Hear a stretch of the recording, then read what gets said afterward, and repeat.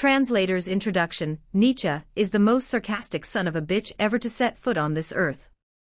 Just say that, then write whatever else you want, like he would. So my friend Werner Timmerman tells me, with a gleam in his eye. He helped with my translation of Thus Spake Zarathustra, a 4-year-long labor of love, so he knows what he is talking about. Zarathustra, 1885, was Nietzsche's magnum opus. Everything before it was preparation, everything after it expatiation and elucidation. But for some the question remains. Why Nietzsche? Friedrich Nietzsche, 1844–1900, was quite simply one of the most original and influential philosophers who ever lived. In addition, his writing style was brilliant, epigrammatic, idiosyncratic. It is my ambition to say in 10 sentences what everyone else says in a book, what everyone else does not say in a book. The language dances, prances, whirls and twirls. It ranges from ghetto verbalizations and vulgarizations to high art, from lyricism to sardonicism, from satyr play to passion play. No one really writes like Nietzsche, though the number of his stylistic apes and imitators is legion, especially in the ranks of academe. Nietzsche, by the way, had nothing but contempt for academics. He considered them sterile mediocrities, puffed-up frogs in need of a pinpricking. So much for professional philosophers and their definitive translations of Nietzsche. Their footnotes are good, and with one glaring exception, Zarathustra, their translations are even pretty good. But pretty good is often not good enough when it comes to Nietzsche. In the new translations that comprise this volume, every sentence, every sentiment is prized, every ellipsis, every parenthesis, every italicized phrase and exclamation point is retained as a part and parcel of his literary notation, his philosophical musical score, if you will. Rhythm and word choice are everything. This brings us to a second question. Why the Antichrist and Ecce Homo? Two of this great German's most germane offerings, they were among his last writings. Although he completed them both by the end of 1888, they were considered to be so inflammatory that they were published only years later, in 1895 and 1908, respectively. Both are products of Nietzsche's last creative year. Yet Ecce Homo is relatively calm and tranquil, while the Antichrist is a Jeremiad full of venom and vitriol. The latter is in fact one of the most devastating condemnations of Christianity ever. Nietzsche calls it the one immortal blemish on mankind, the greatest sin possible against reality, against the spirit of the earth. He goes on to say that the first and last Christian died on the cross. His analysis of Jesus and Paul as superlative Jewish types, and his portrait of Pontius Pilate as a superior Roman type are thought-provoking, to say the least. One is reminded of Swift's remark from Gulliver's Travels. I cannot but conclude the bulk of your natives to be the most pernicious race of odious little vermin that nature ever suffered to crawl upon the surface of the earth. That being said, Swift's satire influenced Nietzsche less than Voltaire's skepticism and Schopenhauer's pessimism. Voltaire, whose celebrated phrase with respect to Christianity was, "Ecre says Ellen fame," invoked at the end of Ecce Homo, and Schopenhauer, whose comment about religion served as the epigraph for H.L. Mencken's early study of Nietzsche. I shall be told, I suppose, that my philosophy is comfortless, because I speak the truth, and people prefer to believe that everything the Lord made is good. If you are one such, go to the priests and leave philosophers in peace. Nietzsche, of course, rejects metaphysics. He regards God as a crude excuse, an impropriety, an easy way out. In Ecce Homo, behold the man, the words used by Pilate when he presented Jesus to the Jews. Nietzsche presents us with an autobiographical tour de force, containing not only some of the finest, most incisive and instructive commentary on his own works, but also his singular comments on the little things, which are to him the fundamental affairs of life itself: nutrition, climate, locality, and recreation. Ecce Homo also includes substantial portions of Zarathustra, a work for which he has boundless praise, praise which strikes some readers as fulsome and tiresome. Yet when one reflects that he had sold only 60-some copies in 5 years, this self-praise is inevitable if not altogether forgivable. On the other hand, Nietzsche claims he wrote the book so as not to get the wrong kind of praise and adulation. I desire no believers, I think I am too malicious even to believe in myself, I never speak to the masses. I have a terrible fear that one day I will be pronounced holy. One can guess why I bring out this book beforehand. it should prevent them from doing mischief with me. I have no wish to be a saint, I would rather be a buffoon. Perhaps I am a buffoon, but oh, what mischief they have done with him anyway. Nietzsche as precursor, prophet, paragon, Nietzsche the proto-Nazi, poet of the Superman. Take your pick, but be careful which translation/interpretation you read. This leads us to a third question. Why this translation? This version is more faithful than any other, thus, I think, better than any other. Every sentence has been weighed and sifted and weighed to reproduce Nietzsche's hybrid style, that style which encompasses the shrill, strident, sarcastic and bombastic as well as the eloquent, impassioned, refined and resplendent. Nietzsche without tears, then, without scholarly excuses or pretentious improvements, Nietzsche without shortcuts, better yet, Nietzsche straight, how odd that sounds. Instead of prigs or bigots I say creeps instead of predilection, or partiality, preference instead of impudent windmaker, insolent braggart. And the list goes on, not mistakes, merely missteps, missed rhythms. Enough, though. At this point I can only point to the remarks of Machado de Assis, the excellent Brazilian novelist. The best prologue is the one that says the fewest things, or which tells them in an obscure or truncated way. The work itself is everything. Indeed. Thomas Wayne Ecce Homo, How One Becomes What One Is. Preface. 1. Seeing that shortly I must confront mankind with the heaviest demand ever put on it, it seems to me indispensable to say who I am. Basically one should know it, for I have not left myself unattested. But the disparity between the greatness of my task and the smallness of my contemporaries has found expression in the fact that one has neither heard nor even seen me. I live on my own credit, it is perhaps merely a prejudice to say that I am alive. I need only speak to one of the cultured people, who come to the Oberengadin in the summer to convince myself that I am not alive. Under these circumstances it is a duty against which my habit, even more so the pride of my instincts, basically rebels, namely to say, hear me. For I am such and such. Above all, do not mistake me for someone else. 2. I am for example no bugbear at all, no moral monster. I am even the opposite in nature to the kind of man who has hitherto been revered as virtuous. Between you and me, it seems to me that precisely this goes along with my pride. I am a disciple of the philosopher Dionysus, I would rather even be a satyr than a saint. But just read this work. Perhaps I have succeeded, perhaps this work has no other meaning at all than to give expression to this opposition in a cheerful and affable manner. The last thing I would promise would be to improve mankind. No new idols will be erected by me, the old may learn what feet of clay they have. To overthrow idols, my word for ideals, that is more like my calling. Reality has been deprived of its value, its meaning, its truthfulness, to the same degree in which an ideal world has been fabricated. The true world and the apparent world, in plain English, the fabricated world and reality. The lie of the ideal has hitherto been the curse on reality through which mankind itself has become mendacious and false down to its most basic instincts, to the point of worshipping the reverse values of those which alone would guarantee its flourishing, its future, its sublime right to a future. 3. He who knows how to breathe the air of my writings knows that it is an air of the heights, a bracing air. One must be made for it, otherwise the danger is no small one of catching cold in it. The ice is near, the loneliness is tremendous, but how peacefully all things lie in the light. How freely one breathes. How much one feels beneath oneself. Philosophy, as I have understood and lived it hitherto, is the voluntary living among ice and high mountains, the seeking out of all things curious and questionable in existence, everything that has been put under a ban by morality hitherto.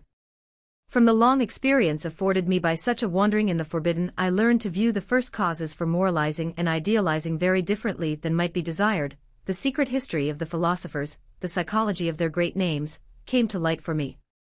How much truth can a spirit endure, how much can it dare? That became for me more and more the actual measure of value. Error, the belief in the ideal, is not blindness, error is cowardice. Every acquisition, every step forward in knowledge results from courage, from hardness towards oneself, from cleanliness towards oneself. I do not refute ideals, I simply put gloves on before them. Nidamur invetitum, in this sign my philosophy shall conquer one day, for hitherto they have basically forbidden nothing but the truth. 4. Among my writings my Zarathustra stands by itself. With this book I have given mankind the greatest gift it has ever been given. This book, with a voice that carries over millennia, is not only the highest book that there is, the true mountain-air book, the whole fact of man lies at a tremendous distance beneath it. It is also the deepest book, born out of the innermost abundance of truth, an inexhaustible well into which no bucket descends without coming up filled with gold and goodness. Here it is not a prophet who speaks, not one of those horrible hybrids of sickness and will to power people call founders of religions. Above all, one must correctly hear the tone that issues from this mouth, this halcyon tone, so as not to do pitiful injustice to the sense of its wisdom. It is the stillest words that bring on the storm. Thoughts that come on dove's feet rule the world. The figs fall from the trees, they are ripe and sweet, and as they fall their red skin splits open. A north wind am I to ripe figs. Thus like figs, my friends, these teachings fall to you, now drink in their juice and sweet flesh. Fall is all around in clear skies and afternoon. Here no fanatic speaks, here nothing is preached, here no belief is demanded, from an endless abundance of light and depth of happiness falls drop after drop, word after word, the tempo of these speeches is a tender adagio. Such things reach only the most select, it is a privilege without equal to be a listener here, no one is simply free to have ears for Zarathustra. So is Zarathustra not a seducer? But what does he himself say when for the first time he again returns to his solitude? Exactly the opposite of what any sage, saint, world savior, and other decadent would say in such a case.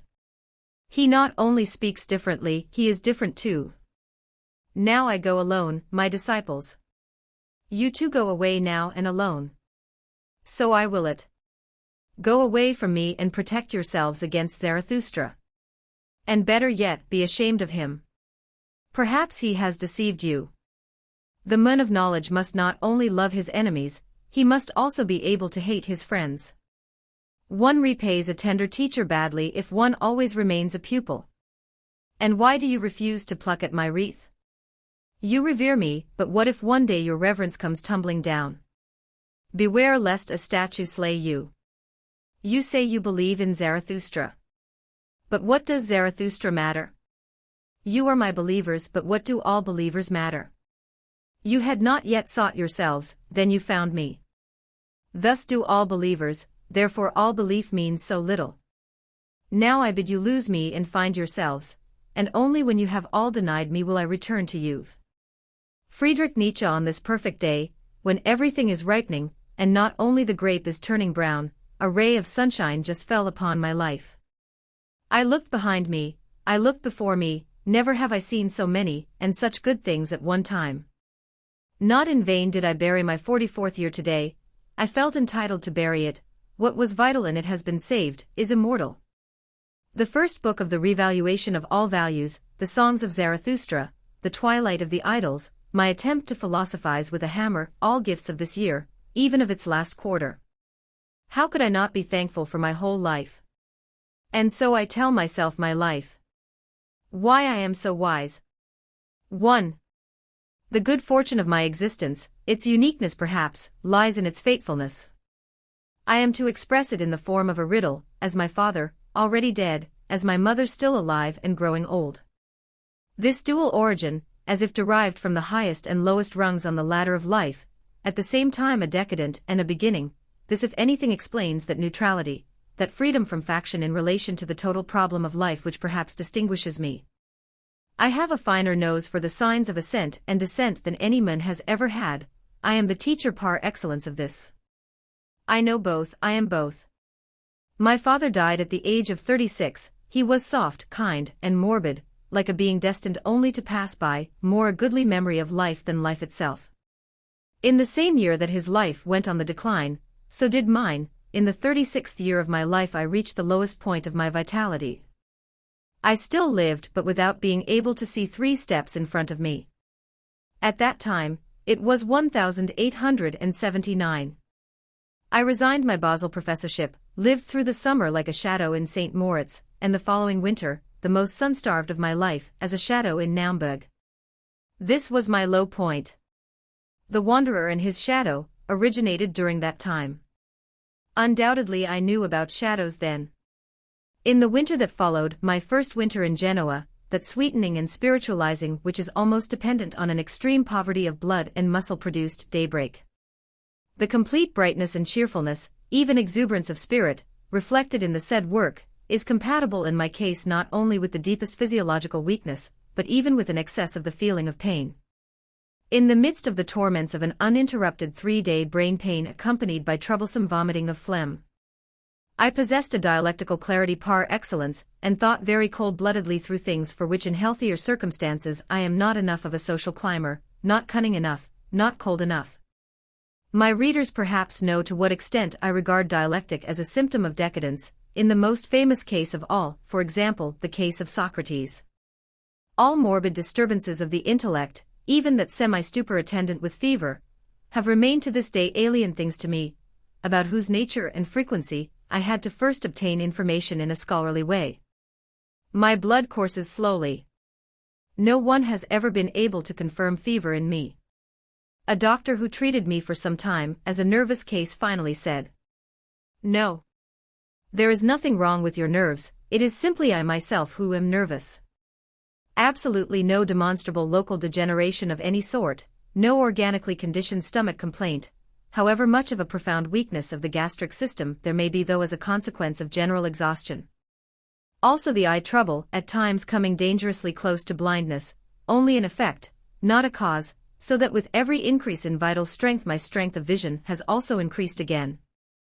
A long, all too long series of years signifies recovery for me. Unfortunately it also signifies at the same time relapse, decline, periods of a kind of decadence.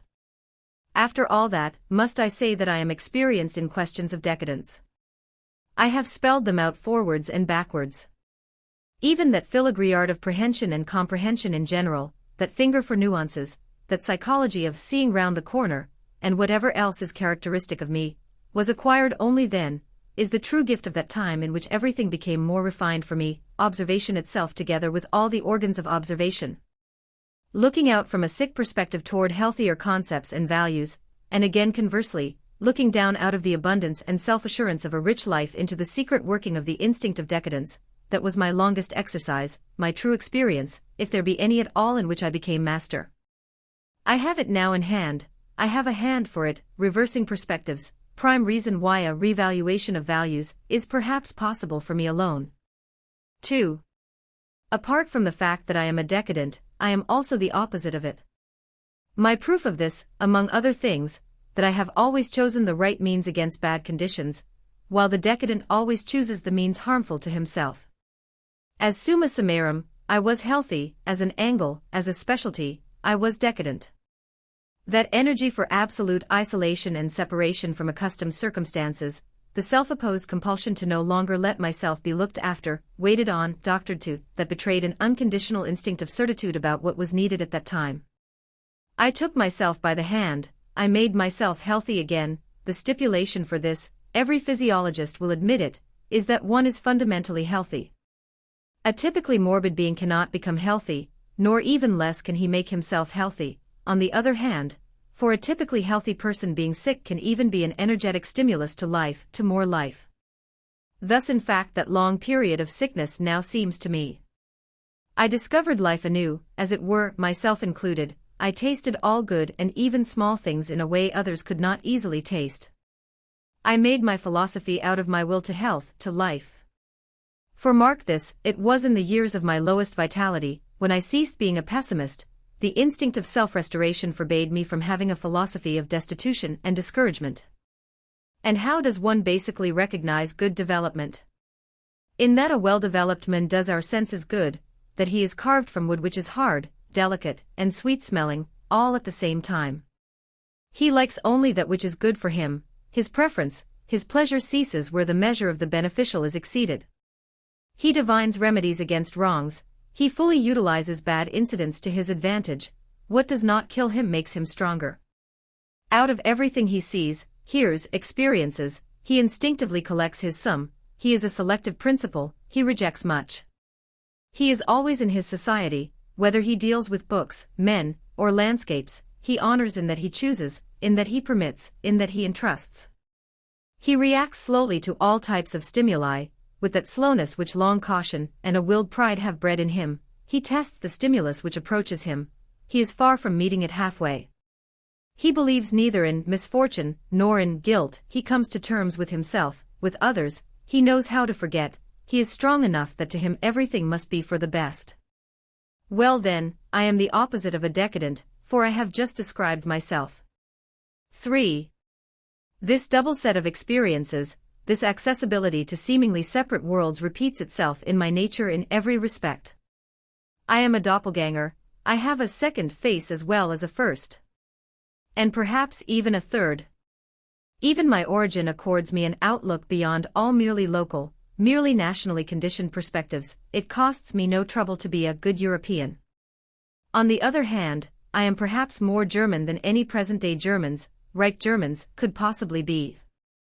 I, the last anti-political German.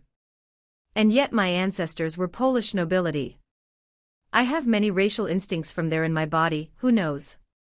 In the end perhaps even the liberum veto. When I think of how often I have been addressed as a Pole while traveling, even by Poles themselves, and how seldom I am taken for a German, then it could appear that German has only been sprinkled on me. But my mother, Franziska Ehler, is at any rate something very German, as is my grandmother on my father's side, Erdmouth Krauss.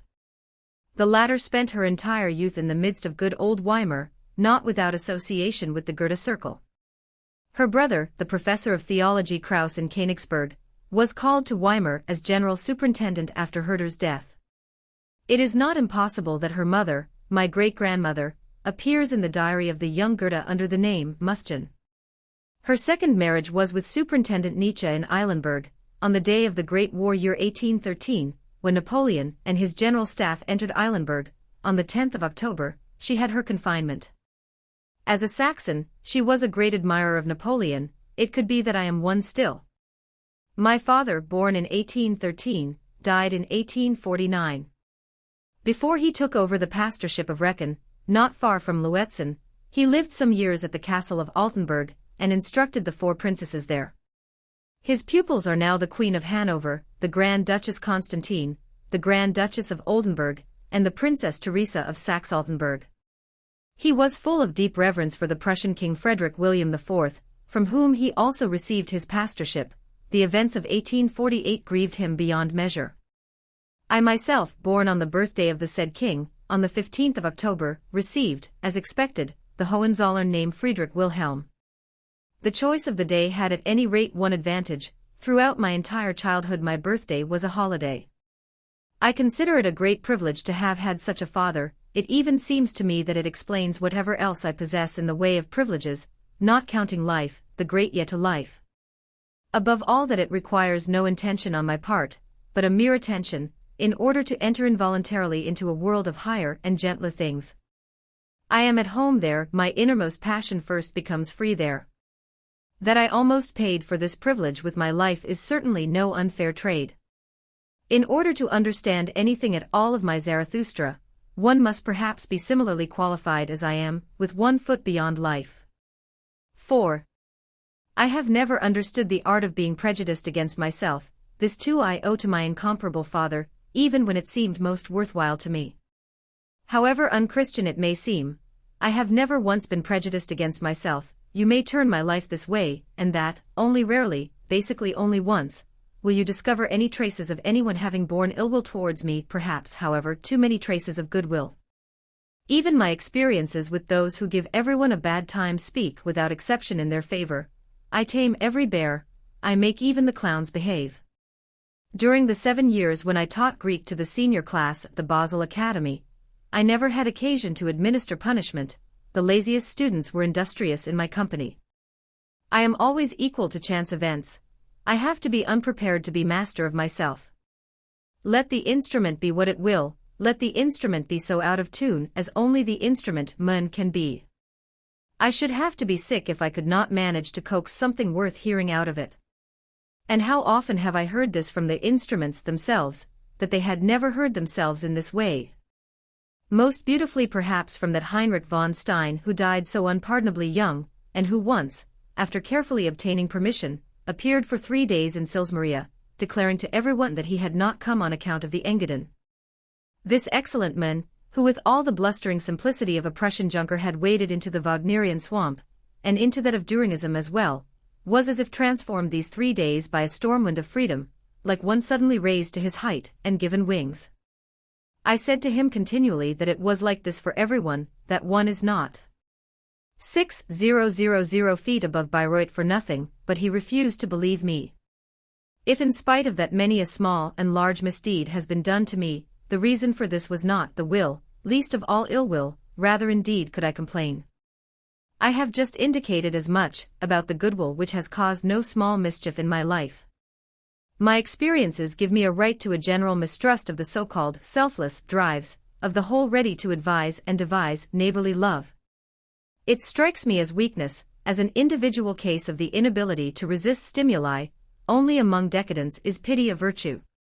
What I cast in the pitying one's teeth is that modesty, reverence, delicacy of feeling easily get lost with them, that pity instantly smells of rabble, that it is the spitting image of bad manners, that under certain circumstances pitying hands can be downright destructive when they reach into a great destiny, into a wounded isolation, into the privilege of heavy guilt.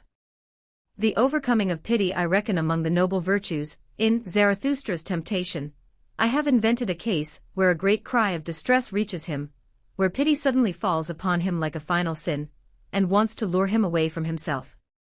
To remain master here, to keep the loftiness of his task pure here of the many baser and more short-sighted impulses which are active in so-called selfless acts, that is the test, the final test perhaps, that a Zarathustra has to pass, his own real proof of strength. 5. In still another point I am simply my father once again, and as it were his continuation of life after an all too early death. Like everyone who has never lived among his equals and to whom the notion of retaliation is just as inaccessible as the notion of equal rights, I forbid myself in cases where a small or a very great folly has been committed against me any countermeasure, any protective measure, as is meet, also any defense, any justification. My kind of retaliation consists in sending after the stupidity some piece of sagacity as quickly as possible. In this way one may yet overtake it. To speak in metaphor, I send a pot of jam to sweeten a sour affair. One need only do me wrong, I repay, of that one may be sure, soon I find an opportunity to express my thanks to the evildoer, even for the misdeed, among other things, or to ask him for something, which can be more obliging than giving something. Also it seems to me that the crudest word, the crudest letter is still more good-natured, more respectable than silence. Those who keep silent are almost always lacking in delicacy and courtesy of the heart. Silence is an objection. Swallowing down necessarily produces a bad character, it even ruins the stomach. All the silent are dyspeptic. One sees, I do not want crudeness to be undervalued, it is by far the most humane form of opposition, and, in the midst of modern overindulgence, one of our foremost virtues. If one is rich enough for it, it is even a matter of good fortune to be in the wrong. A god come down to earth ought to do nothing other than wrong, to take upon himself not the punishment, but the guilt, that alone would be divine. 6. The freedom from resentment, the enlightenment over resentment, who knows how much I am ultimately obliged in this as well to my long sickness.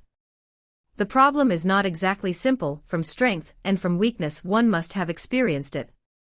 If anything whatsoever it is to be asserted against being sick, against being weak, it is that in such cases the actual curative instinct, the offense and defense instinct in man grows soft. One does not know how to get free of anything, one does not know how to have done with anything, one does not know how to repulse anything, everything offends. Man and thing come obtrusively near, events strike too deeply, memory is a festering wound. Being sick is itself a kind of resentment. Against this the sick man has but one great remedy. I call it Russian fatalism, that fatalism without revolt which the Russian soldier adopts when the campaign becomes too hard for him, and he lies down at last in the snow. To no longer accept anything at all, to no longer take anything on, to no longer take anything in, to not react at all anymore. The great reason of this fatalism, which is not always simply the courage to die, as life-preserving under the most life-threatening conditions, is in the reduction of the metabolism, it's slowing down, a kind of will to hibernation. A few steps further in this logic, and one has the fakir who sleeps for weeks in a tomb. Since one would be used up too quickly if one reacted at all, one does not even react anymore, this is the logic.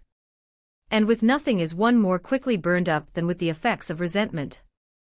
Vexation, mortification, morbid susceptibility, the inability for revenge, the lust, the thirst for revenge, for the exhausted one this is surely the most detrimental sort of reaction, it causes rapid consumption of nervous energy, a morbid rise in harmful secretions, bile in the stomach, for example. For the sick person, resentment is the forbidden in itself, his evil, unfortunately also his most natural inclination. That profound psychologist Buddha grasped this.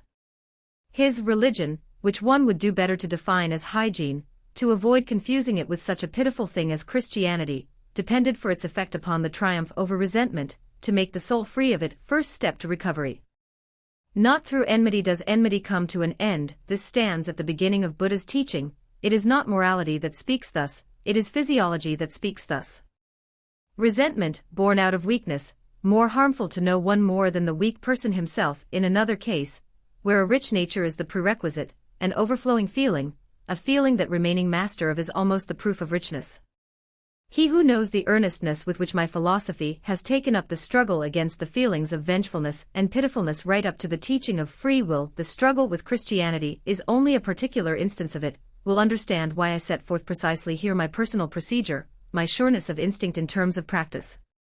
In times of decadence I forbade them to myself as harmful, as soon as life was rich and proud enough again for them, I forbade them to myself as beneath me. That Russian fatalism of which I spoke emerged in me this way, that for years I clung tenaciously to almost intolerable situations, localities, habitations, associations.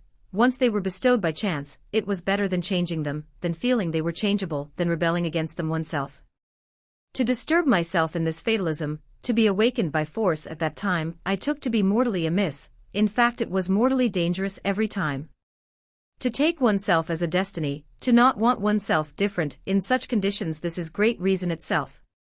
7. War is another thing. I am warlike by nature. To attack is part of my instincts. To be able to be an enemy, perhaps that presupposes a strong nature. It needs resistance, therefore it seeks resistance. The aggressive pathos belongs just as necessarily to strength as the feelings of vengefulness and pitifulness belong to weakness. Woman, for instance, is vengeful, this is a product of her weakness, as is her susceptibility to others' distress. The strength of the attacker has a sort of gauge in the amount of resistance he requires. Every increase reveals itself in the seeking out of a powerful opponent, or problem, for a philosopher who is warlike challenges even problems to a duel. The task is not to become master over opposition in general, but over those against whom one must pit one's entire strength, flexibility, military mastery, over opponents who are our equals. Equality before the enemy, first prerequisite for an honest duel. Where one despises, one cannot wage war. Where one commands, where one sees something beneath oneself, one has no war to wage. My practice of war is comprised of 4 propositions. Firstly, I only attack causes that are victorious, in some cases I wait until they are victorious. Secondly, I only attack causes where I would find no allies, where I stand alone, where I compromise myself alone. I have never taken a single step publicly that did not compromise me, that is my criterion for correct action. Thirdly, I never attack persons. I only employ the person as a strong magnifying glass with which one can make visible a general but creeping and hardly graspable state of distress. Thus I attacked David Strauss, more precisely the success of a decrepit book by the German culture. I caught this culture red-handed thereby. Thus I attacked Wagner, more precisely the falsehood, the mongrel instincts of our culture, which mistakes the artful for the plentiful, the late for the great. Fourthly, I only attack things from which all personal difference is excluded, in which any background of bad experiences is absent. On the contrary, attacking is to me a proof of goodwill, in certain circumstances of gratitude. I honor a thing, I treat it with distinction by connecting my name with that of a cause, a person, for or against, it is all the same to me. If I wage war against Christianity, it suits me to do so, for I have never experienced any calamities and difficulties from that quarter. The most earnest Christians have always been friendly to me. I myself, an adversary of Christianity de rigueur, am far from holding a grudge against the individual for that which is the fate of millennia. 8. May I venture to point out one last trait of my nature which has caused me no small difficulty in my relations with people. I have an utterly uncanny sensitivity to the instinct of cleanliness, so that I can perceive physiologically, smell, the proximity, or, what am I saying? The innermost part, the innards of every soul. I have psychological antennae alongside this sensitivity, with which I touch and hold every secret in my hand, all the hidden filth at the bottom of many a nature, perhaps the product of bad blood but glossed over by education, is already apparent to me almost at first contact.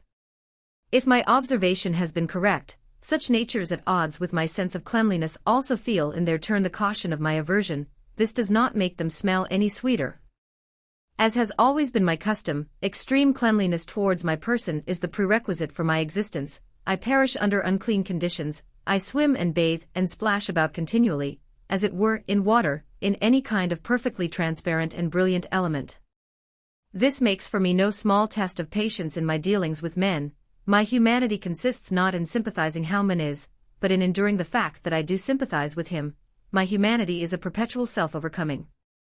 But I find solitude necessary, I mean to say, recovery, return to myself, the breath of a free, light, playful air. My entire Zarathustra is a dithyramb on solitude, or if I have been understood, on cleanliness. Fortunately not on pure folly. He who has an eye for color will call it diamond. Loathing for mankind, for rabble, has always been my greatest danger. Would you like to hear the words in which Zarathustra speaks of the deliverance from loathing? But what happened to me? How did I free myself from nausea? Who rejuvenated my sight? How did I fly to the height where rabble no longer sit at the well? Did my nausea itself create wings for me and spring divining powers? Verily, to the summit I had to fly to find again the fountain of delight. Oh, I found it, my brothers. Here at the summit the fountain of delight gushes forth for me. And it is a life in which no rabble can join in and drink. Almost too furiously you flow for me, spring of delight. And often in wanting to fill it you empty the cup again. And I must still learn to approach you more demurely, all too furiously my heart still flows toward you. My heart, upon which my summer burns, short, hot, melancholy, over-happy, how my summer heart yearns for your coolness. Gone, the lingering misery of my spring. Gone, the snowflakes of my malice in June. Summer have I become entirely, and summer noon. A summer at the summit with cold springs and blissful stillness. Oh come, my friends, that the stillness may be more blissful still. For this our height and our home, here we live too high and steep for the unclean and their thirst. You friends, just cast your pure eyes into the fountain of my delight. How could it be troubled by that? It shall laugh back at you with its purity. On the tree future we build our nest, eagles shall bring us loners food in their beaks. Verily, no food which the unclean could join in and eat. They would think they were feeding on fire, and would burn their mouths. Verily, no homesteads do we keep ready here for the unclean. An ice lair our happiness would be to their bodies and to their spirits. And like strong winds we want to live above them, neighbors to snow, neighbors to the sun, thus do strong winds live. And like a wind will I one day yet blow among them, and take away the breath of their spirit with my spirit, thus my future wills it. Verily, a strong wind is Zarathustra to all the lower ranks, and with such counsel he counsels all those who spit and spew, beware of spitting against the wind. Why I am so clever. 1. Why do I know a thing or two more? Why am I so clever in general? I have never pondered questions which are not really questions. I have not squandered myself. I have no experience of actual religious difficulties, for example. It escapes me completely as to what extent I should be sinful. Similarly, I lack a reliable criterion for judging pangs of conscience. From what one hears of it, a pang of conscience is not anything respectable. I do not wish to leave an action in the lurch afterwards. I would prefer to leave out as a matter of principle the bad outcome, the consequences, from the question of value. With a bad outcome one loses far too easily the correct eye for what one has done. A pang of conscience seems to me a kind of evil eye. To honor something that has failed, all the more so because it has failed, that goes along much better with my morality. God, immortality of the soul, redemption, the next world, all concepts to which I have given no attention, no time either, even as a child perhaps I was not childish enough for them. I am thoroughly unacquainted with atheism as a result, still less with it as an event. I am too curious, too incredulous, too supercilious to put up with a rude and crude answer. God is a rude and crude answer, an indelicacy to us thinkers, basically even a rude and crude prohibition to us, thou shalt not think. A question which interests me quite differently, upon which the salvation of mankind depends more than any theological curiosity, the question of nutrition. For everyday use, one may formulate it thus. How precisely must you nourish yourself in order to attain the maximum of strength, of virtue in the Renaissance style, of moral-free virtue? Here my experiences have been as bad as they possibly can be. I am astonished to have heard this question so late, to have learnt reason from these experiences so late. Only the utter worthlessness of our German culture, its idealism, explains to some degree why precisely here I was backward to the point of saintliness.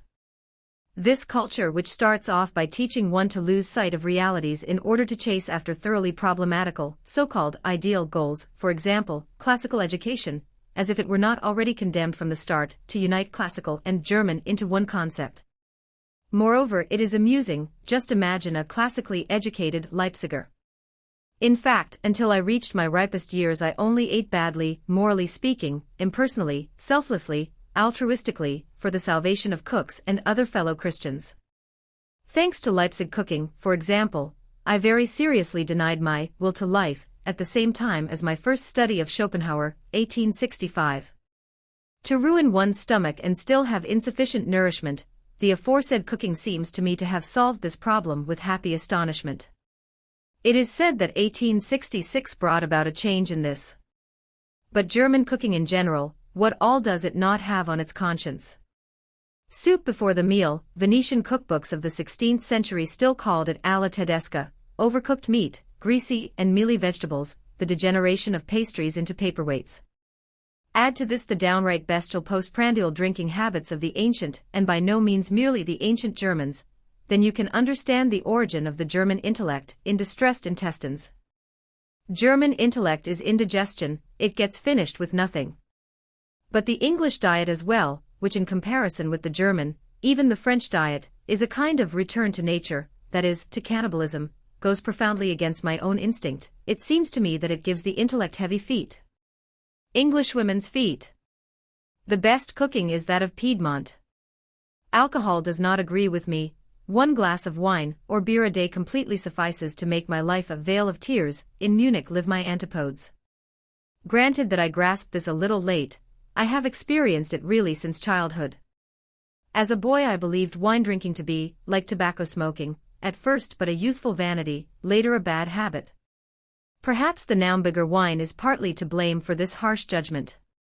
To believe that wine enlivens I should have to be a Christian, namely, believe what precisely for me is an absurdity. Strangely enough, along with this extreme ill humor on account of small, strongly diluted doses of alcohol, I am almost like a sailor when it comes to strong doses. Already as a boy I showed my bravery in this. To write down and even transcribe a long Latin essay in a single night watch, with the ambition in my pen to try and emulate my model Sallust in sternness and terseness, and pour some grog of the heaviest caliber over my Latin. When I was a student at Venerable Schulpforta this was already by no means opposed to my physiology nor perhaps to that of Sallust either, however much it may have been to Venerable Schulpforta.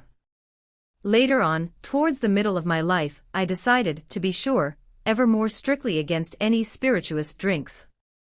I, an opponent of vegetarianism from experience, just like Richard Wagner, who converted me, cannot advise earnestly enough all more spiritual natures to absolutely abstain from alcoholic beverages. Water does the job. I prefer places where one can at all times draw water from flowing fountains, nice, Turin, Sills. A small glass comes with me everywhere I go like a dog.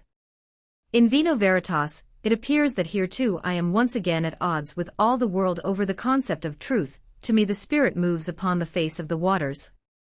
A few more indications of my morality. A hearty meal is easier to digest than one that is too light.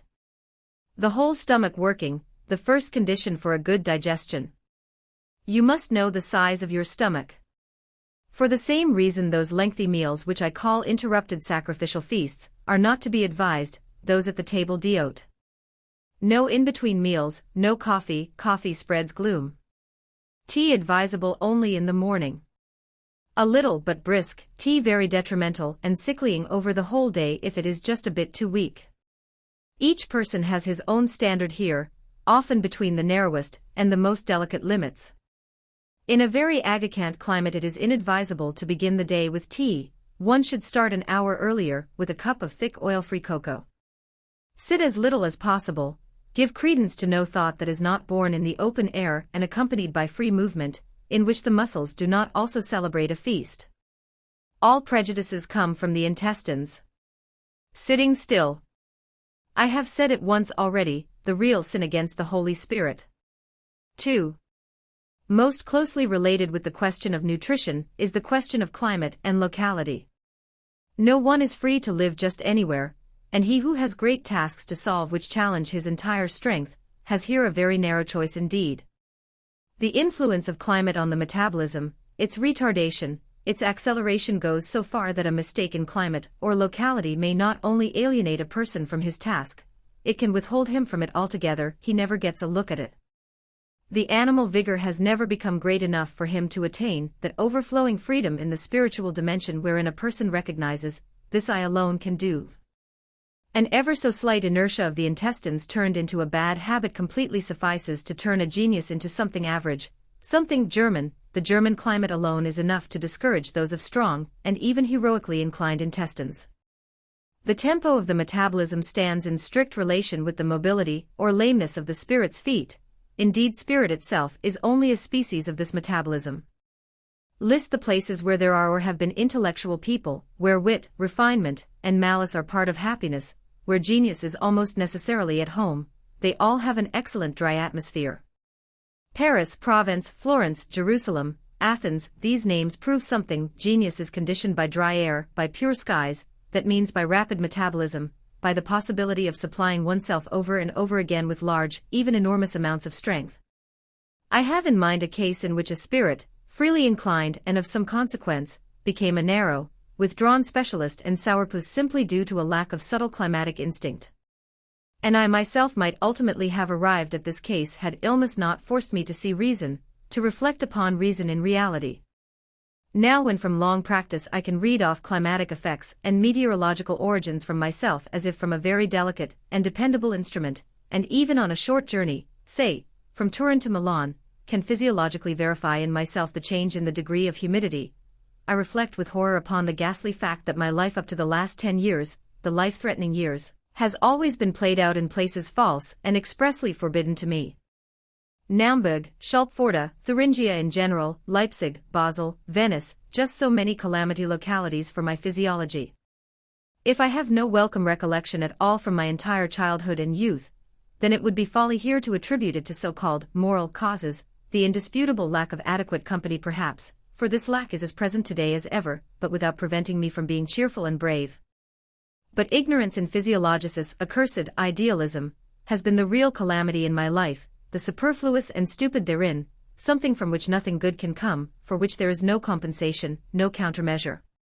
As a consequence of this idealism, I explained to myself all the blunders, all the great deviations in instinct and modesties, which diverted me from my mission in life, for example, that I became a philologist, why not a doctor at least or something else eye-opening. In my Basel period my whole intellectual regimen, including the arrangement of my day, was an entirely senseless misuse of extraordinary powers, without any sort of covering for the loss of strength, without concern even for loss or compensation. Every finer kind of selfishness was lacking, every protection that a domineering instinct provides. It was a setting oneself equal with whomever, a selflessness, a forgetting of one's distance, something for which I will never forgive myself. When I was almost at the end, because I was almost at the end, I began to reflect on this basic unreason of my life. Idealism. It was sickness that first brought me to reason. 3. Choice of nutrition, choice of climate and locality. The third thing wherein one may not make a mistake at any price is in one's kind of recreation. Here, too, according to the degree to which a spirit is sui generis, the limits on what is permitted, what is useful are stricter and stricter. In my case, all reading is part of my recreation, consequently part of that which lets me get away from myself, going for a stroll among strange sciences and souls that I no longer take seriously. Reading simply allows me to recover from my own seriousness. At deeply laborious times no books are to be seen near me. I would beware of letting anyone talk or even think in my vicinity. And that is what reading really is. Has anyone actually observed that during that profound tension to which pregnancy condemns the spirit, and at bottom the whole organism, chance, every kind of outside attraction, acts too vehemently, strikes too deeply? Chance, outside attraction, must be avoided as much as possible. A kind of self-immuring is one of the first acts of instinctive shrewdness having to do with spiritual pregnancy. Shall I allow an alien thought to climb secretly over the wall? And that is what reading really is. The periods of labor and fruitfulness are followed by a period of recreation. Hither, you pleasant, you witty, you wise books. Shall it be German books? I have to go back 6 months before I catch myself with a book in my hand. But what was it? An excellent study by Victor Brochard, Les Sceptiques Grecs, in which my Lardiana are also put to good use. The skeptics, the only honorable sort among the double to quintuple dealing tribe of philosophers. Otherwise I almost always seek refuge in the same books, a small number basically, those books precisely proven to me. Perhaps it is not in my nature to read many and many kinds of books, a reading room makes me sick. Nor is it in my nature to love many and many kinds of things. Caution, hostility even, toward new books is rather closer to my instinct than tolerance, largeur du cœur, and other good neighborliness. Basically it is a small number of the older Frenchmen to whom I return again and again. I believe only in French culture and regard everything else in Europe that calls itself culture as a misunderstanding, not to mention German culture. The few cases of higher culture that I did come across were all of French extraction, above all Frau Cosima Wagner, by far the foremost voice I have heard in questions of taste. That I do not read Pascal but love him as the most instructive sacrifice of Christianity, slowly murdered, first physically, then psychologically, the whole logic of this most atrocious form of human cruelty, that I have something of Montaigne's mischievousness in my spirit, who knows? Perhaps also in my body, that my artist's taste takes into safekeeping the names Molière, Corneille, and Racine not without wrath, against a wild genius like Shakespeare. In the end this does not preclude my also finding the most recent Frenchmen to be charming company. I absolutely cannot imagine in which century in history one could haul in such a catch of curious, and at the same time delicate psychologists as in present-day Paris. I name, by way of experiment, for this number is by no means small, the Messrs. Paul Bourget, Pierre Lodi, Gyp, Mailhac, Anatole France, Jules Lemaitre, or to single out one of a stronger race, a true Latin to whom I am especially attached, Guy de Maupassant.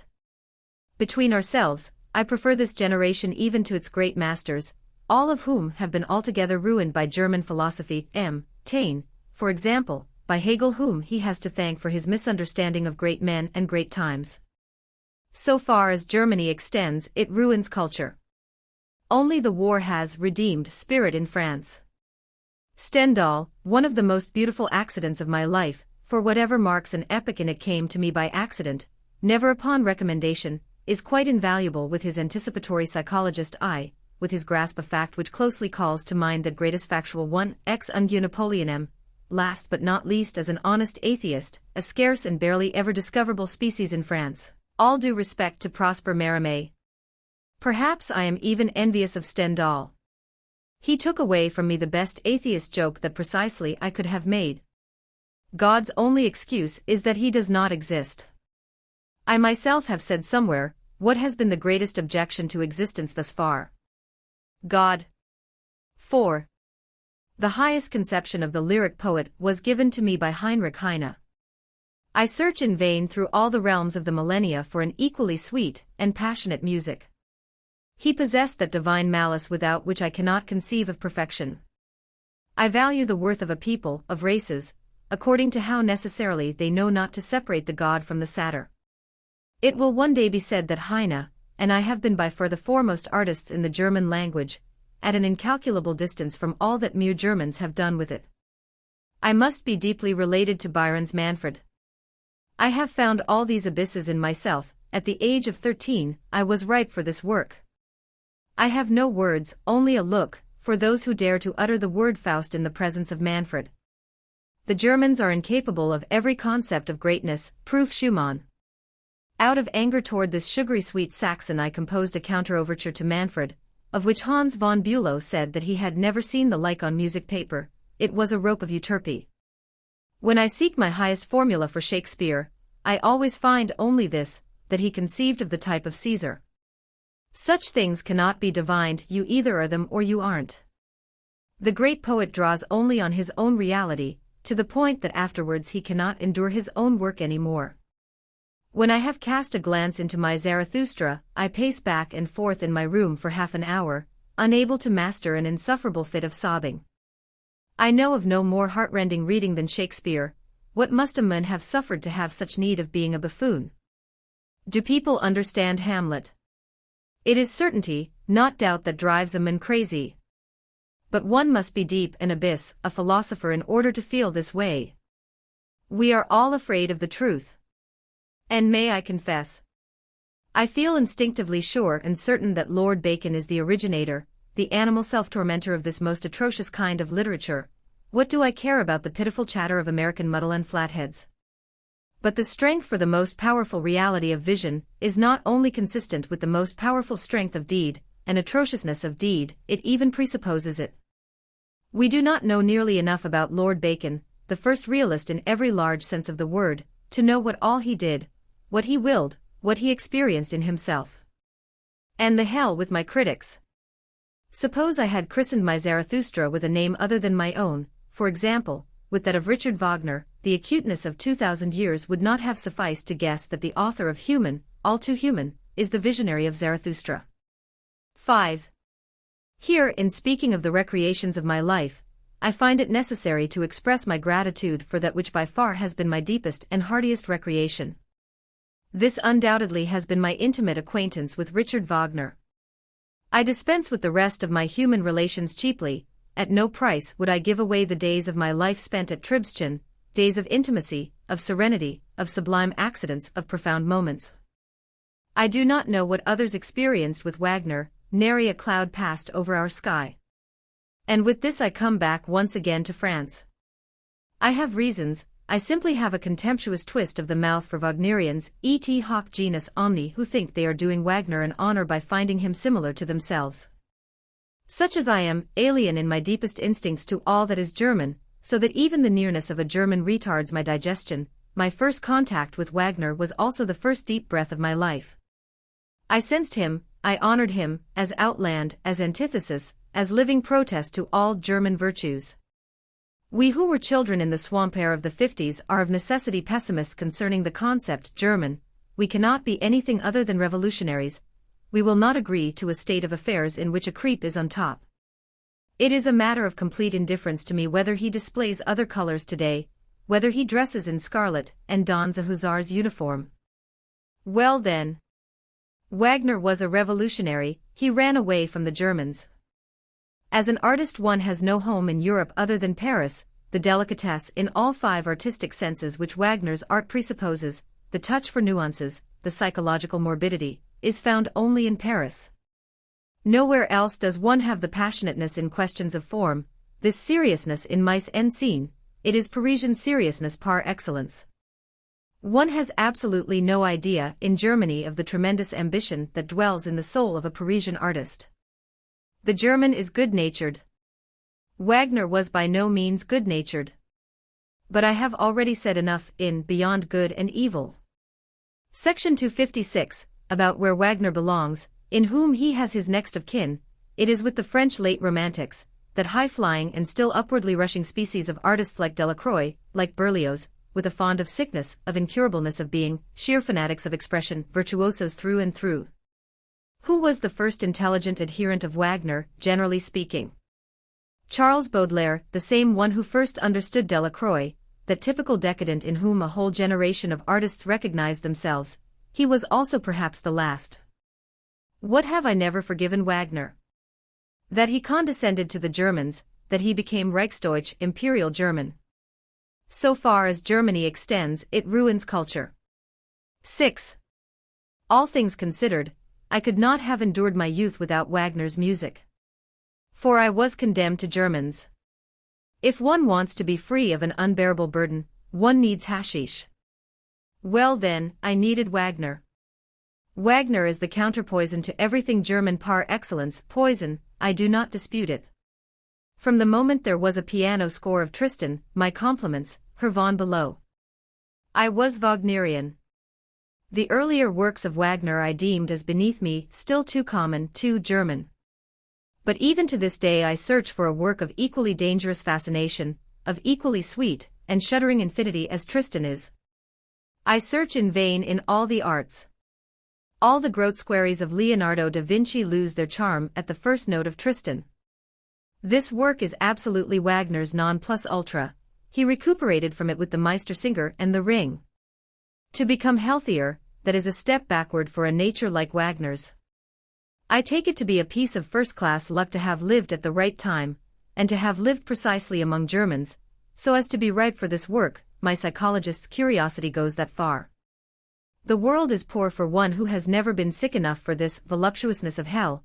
It is permissible, it is almost imperative to employ a mystic formula here. I think I know better than anyone else the enormities Wagner was capable of, the 50 worlds of strange delights, for which no one outside of him had wings, and such as I am, strong enough to turn even the most questionable and dangerous things to my advantage and become stronger thereby. I call Wagner the great benefactor of my life. The manner in which we are related, that we have suffered more deeply, also from each other, than men of this century could possibly suffer, will bring our names together again and again eternally, and as surely as Wagner is merely a misunderstanding among the Germans, so surely I am and will always be. 2,000 years of psychological and artistic discipline first, my dear Teutons. But that is not easy to make up. 7. I still have a word to say for the choicest ears, what I actually want from music. That it is cheerful and profound, like an afternoon in October. That it is one of a kind, lively, tender, a sweet little woman of malice and grace. I will never admit that a German could know what music is. Those who are called German musicians, the greatest above all, are foreigners, Slavs, Croats, Italians, Netherlanders, or Jews, otherwise Germans of a strong race, extinct Germans, like Heinrich Schultz, Bach and Handel. I myself am still enough of a Pole to sacrifice the rest of music in exchange for Chopin. I exempt for 3 reasons. Wagner's Siegfried Idol, perhaps also a few things from Liszt, who excels all other musicians in his noble orchestral tones, finally, all that which has grown up beyond the Alps this side.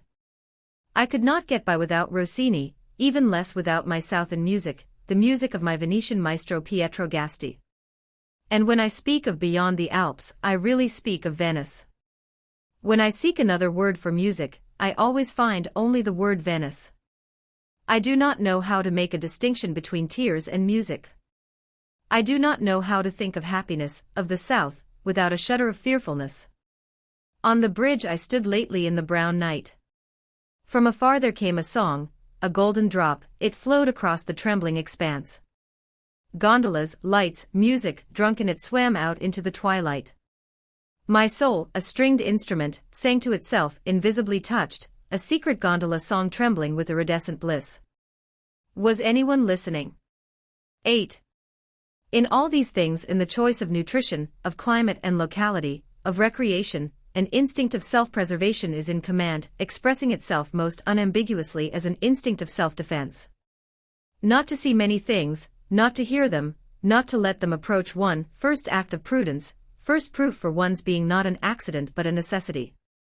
The customary word for this self-defense instinct is taste. Its imperative commands not only to say no when yes would be an act of selflessness, but also to say no as little as possible. To separate oneself, to detach oneself from that which would necessitate saying no over and over again. The reason in this is that once defensive measures, be they ever so small, become rule, become custom, they involve an extraordinary and completely superfluous impoverishment. Our large expenditures are our most frequent small ones. The warding off, the letting things come close is an expenditure, one must not be deluded here, a wasted strength devoted to negative ends. Simply through the perpetual need to ward off, one can become weak enough to no longer be able to defend oneself any longer. Suppose I were to step out of my house and find, instead of quiet and aristocratic Turin, a German provincial town, my instinct would have to blockade itself in order to push back everything that pressed upon it from this compressed and cowardly world. Or suppose I found a German metropolis, this built-up vice where nothing grows, where everything, good and bad, gets dragged in. Would I not have to become a hedgehog over it? But to have spines is an extravagance, a double luxury even, when one is free not to have spines but open hands. Another act of prudence and self-defense consists in reacting as seldom as possible and evading situations and relations where one would be condemned, as it were, to suspend one's freedom, one's initiative, and become a mere reagent. I take as a metaphor the traffic with books. The scholar who basically does nothing but pore over books, the philologist with a modest daily rate of about 200, utterly loses at last the ability to think for himself. If he doesn't pore, he doesn't think. He responds to a stimulus, a thought he has read. When he thinks, in the end he merely reacts.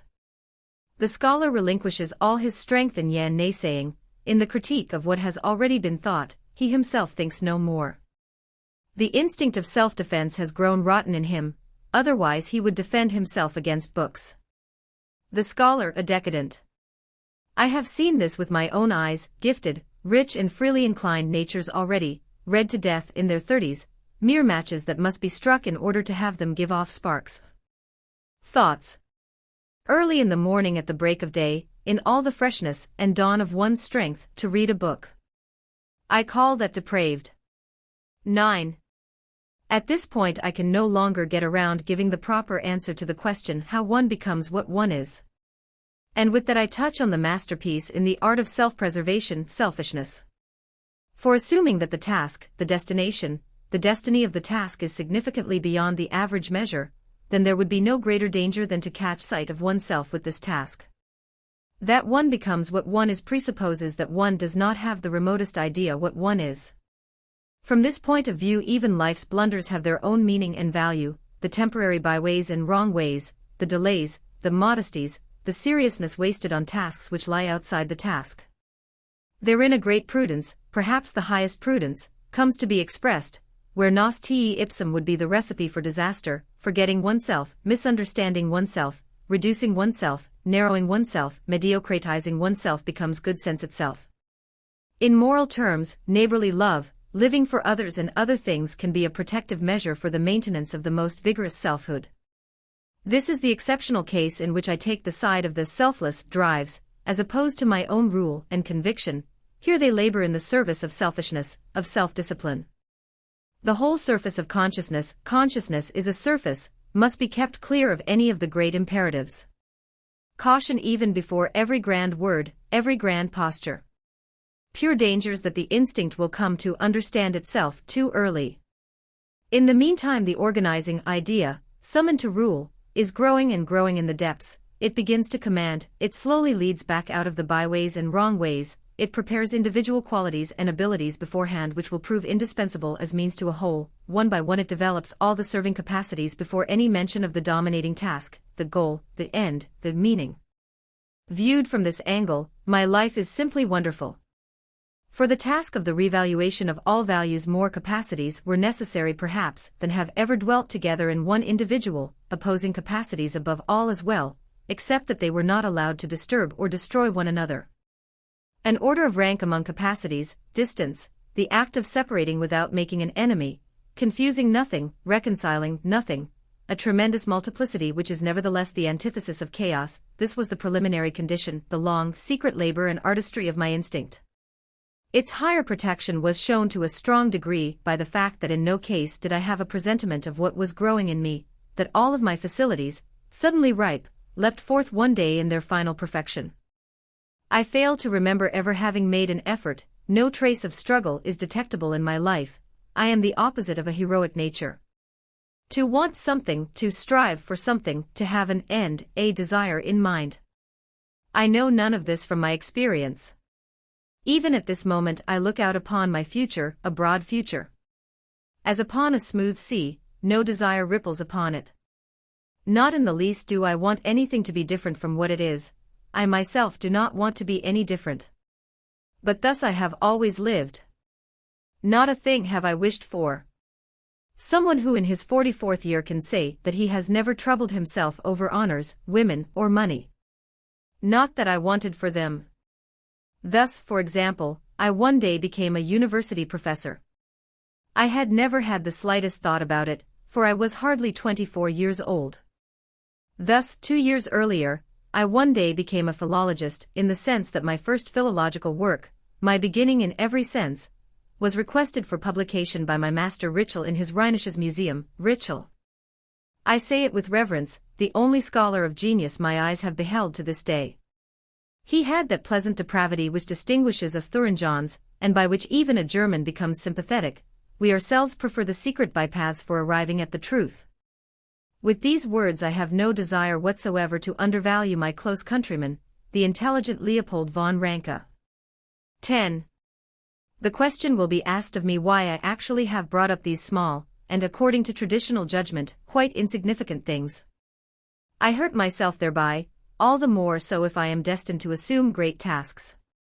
Answer: these small things, nutrition, locality, climate, recreation, the entire casuistry of selfishness, are inconceivably more important than everything that has hitherto been considered important.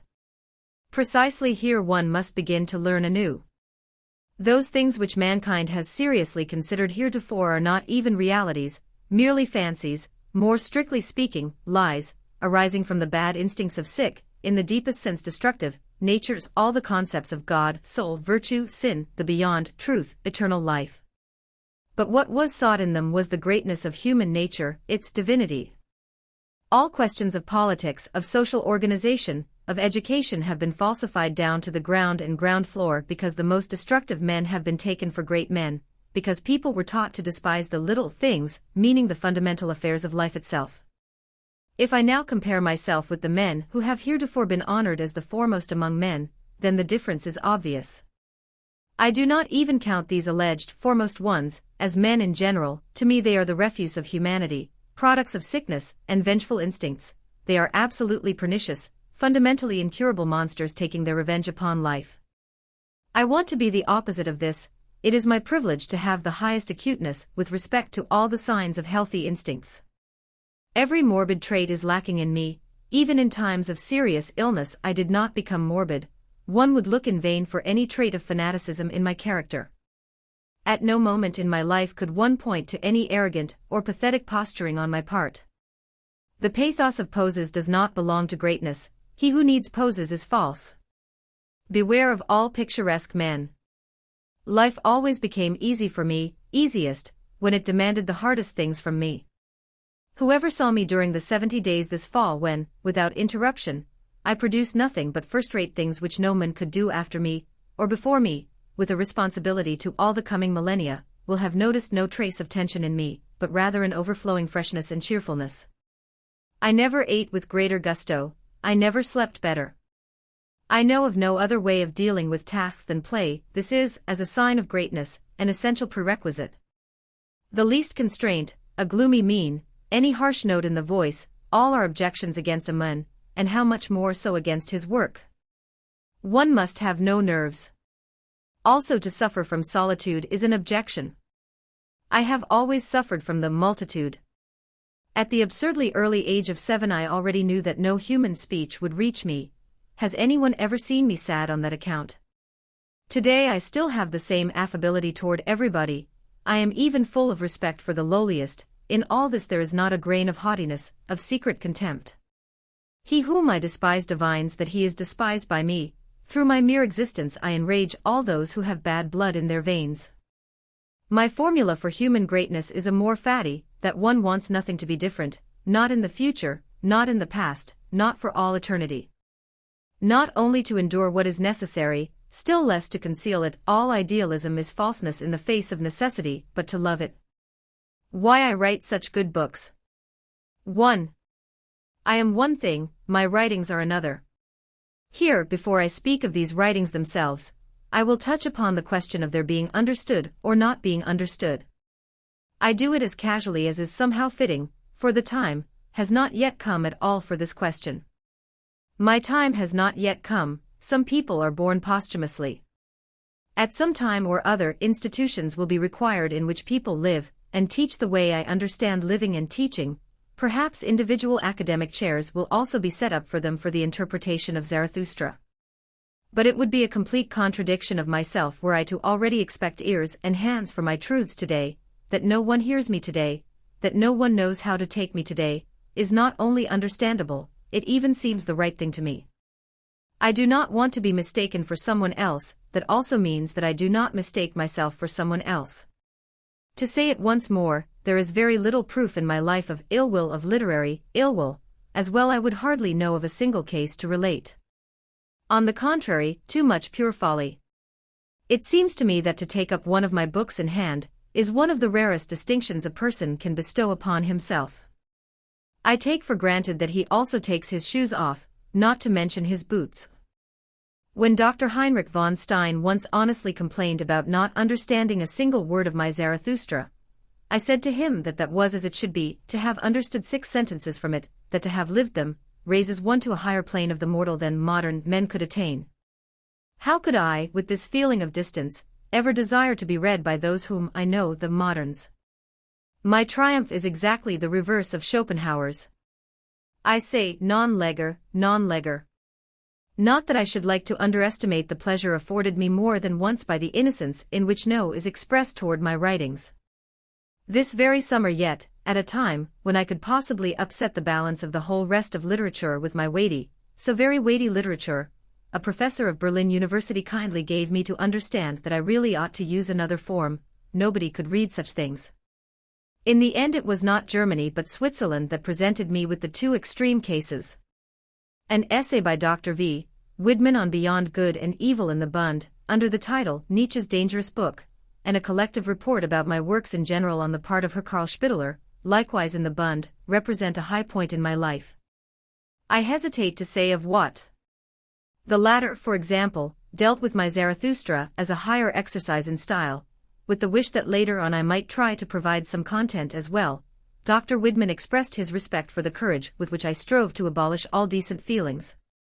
Through a little trick of fate, every sentence here was, with a logical consistency I had to admire, a truth stood on its head.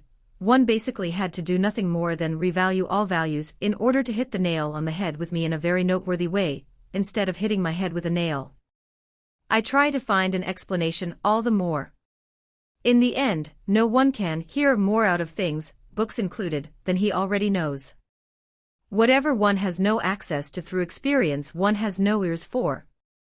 Now let us imagine an extreme case, that a book speaks of nothing but events which lie entirely outside the possibility of a frequent or even rare experience, that it is the first utterance for a new range of experiences. In this case simply nothing will be heard, along with the acoustical delusion that where nothing is heard there is nothing there either.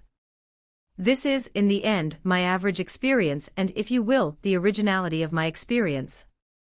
Whoever believed he had understood something of me had made me up out of me something after his own image, not infrequently the antithesis of me. For instance, an idealist, whoever had understood nothing of me denied me any consideration whatsoever. The word Superman, as the designation for a type of the highest successfulness as opposed to modern men, to good men, to Christians and other nihilists, a word that in the mouth of a Zarathustra, the annihilation of morality, becomes a very thought-provoking word, has been understood almost everywhere with complete innocence in the sense of those values whose antithesis the figure of Zarathustra was meant to represent, that is to say, as the idealistic type of a higher kind of man, half-saint, half-genius. Other learned dolts have suspected me of Darwinism on that account. Even the hero worship of that great unwilling and unknowing swindler Carlyle, which I maliciously dismissed, was recognized in it. Whosoever's ears I whispered into that he had better look around for a Cesare Borgia rather than a Parsifal would not believe his ears. That I am without any curiosity about reviews of my books, especially in the newspapers, will have to be forgiven me. My friends, my publishers, know this and do not speak to me of such things. In one particular case I once came to see all the sins that were committed against a single book. It was beyond good and evil. I could tell a nice story about that.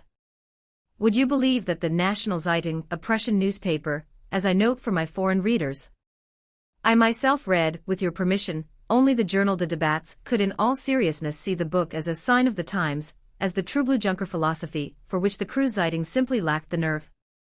2. This was said for Germans, for everywhere else I have readers, none other than choice intelligences, tried and tested in high positions and duties. I even have actual geniuses among my readers. In Vienna, in St. Petersburg, in Stockholm, in Copenhagen, in Paris and New York, everywhere I have been discovered, not in Europe's flatland Germany. And to confess it, I rejoice even more over my non-readers, those who have heard neither my name nor a word of my philosophy, but wherever I go, here in Turin for instance, every face becomes bright and right at the sight of me. What has flattered me most thus far is that old market women cannot rest easy until they have picked out the sweetest of their grapes for me. To this extent one must be a philosopher. The Poles are not called the French among the Slavs for nothing. A charming Russian lady would not mistake for a moment where I belong. I cannot be solemn, the best I can do is appear embarrassed. To think German, to feel German. I can do anything, but that is beyond my powers. My old master, Ritschl, even maintained that I conceived my very philological treatises like a Parisian romancier, absurdly exciting. In Paris itself they are astounded over Taut's mes audaces et finesses, the expression is from Monsieur Taine. I fear that even into the highest forms of the dithyramb one will find in me an admixture of that salt which never goes flat, goes German, esprit, that is what I mean. I cannot do otherwise. So help me God. Amen. We all know, some of us even know it from experience, what a long ears is. Well then, I dare to assent that I have the smallest ears. This interests the ladies not just a little, it seems to me they feel themselves better understood by me. I am the anti-ass par excellence, and with that a world historical monster. I am in Greek and not only in Greek the Antichrist. 3. I pretty well know my privileges as a writer. In some cases it has even been made plain to me how much getting used to my writings spoils one's taste. One simply cannot stand other books, least of all philosophical books. It is a distinction without equal to enter this noble and subtle world. One must absolutely not be a German. It is in the end a distinction one must have earned. He, however, who is related to me through loftiness of will experiences true ecstasies of learning thereby, for I come from heights to which no bird has ever flown. I know abysses into which no foot has ever gone astray. People have told me that once they begin it is impossible to put down a book of mine. I even disturb a peaceful night's sleep. There is absolutely no prouder, and at the same time more refined kind of book than mine are. They attain here, and they're the highest that can be attained on earth, namely, cynicism. Even so, to conquer them one must have the softest fingers as well as the bravest fists. Every infirmity of the soul excludes one from them, once and for all. Every form of dyspepsia, one must have no nerves, one must have a joyful belly. Not only the poverty, the crooked air of a soul excludes one, even more so the cowardly, the unclean, the secret vengefulness in the innards. A word from me brings all these bad instincts to the surface. I have among my acquaintances many guinea pigs through whom is brought home to me the various, very instructive various, reactions to my writings. Those who want to have nothing to do with their contest, my so-called friends, for example, become impersonal. They congratulate me on pulling it off again, and give out that progress has been made in a greater cheerfulness of tone.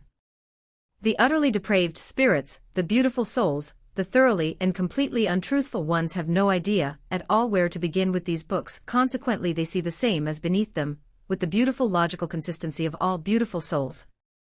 The dolts among my acquaintances, mere Germans if I may say so, have given me to understand that they are not always of my opinion, but nevertheless now and then. I have heard this about my Zarathustra. Likewise all feminism in people, in men as well, a shutting of the gates to me. One will never enter this labyrinth of daring perceptions. One must never have spared oneself, one must have hardness in his habits, to be good-humored and gay among nothing but harsh truths. When I make a mental image of the perfect reader, it always turns out to be a monster of courage and curiosity, not to mention someone supple, wily, wary, a born adventurer and discoverer. Finally, I would not know how to say better to whom alone I basically speak than Zarathustra has said it, to whom alone will he reveal his riddle? To you, the daring searchers, researchers, and whoever has set sail with subtle sails on frightful seas. To you, the riddle intoxicated, the twilight delighted, whose souls are lured by flutes to every misabyss. For you refuse to grope along a thread with a cowardly hand, and where you can divine you hate to deduce. 4. At the same time, I want to say a word in general about my art of style. To communicate a state, an inner tension of pathos through signs, including the tempo of these signs, that is the point of every style, and considering that in my case the multiplicity of inner states is extraordinary, there exist many stylistic possibilities for me, the most manifold art of style upon the whole than any man has ever had at his disposal.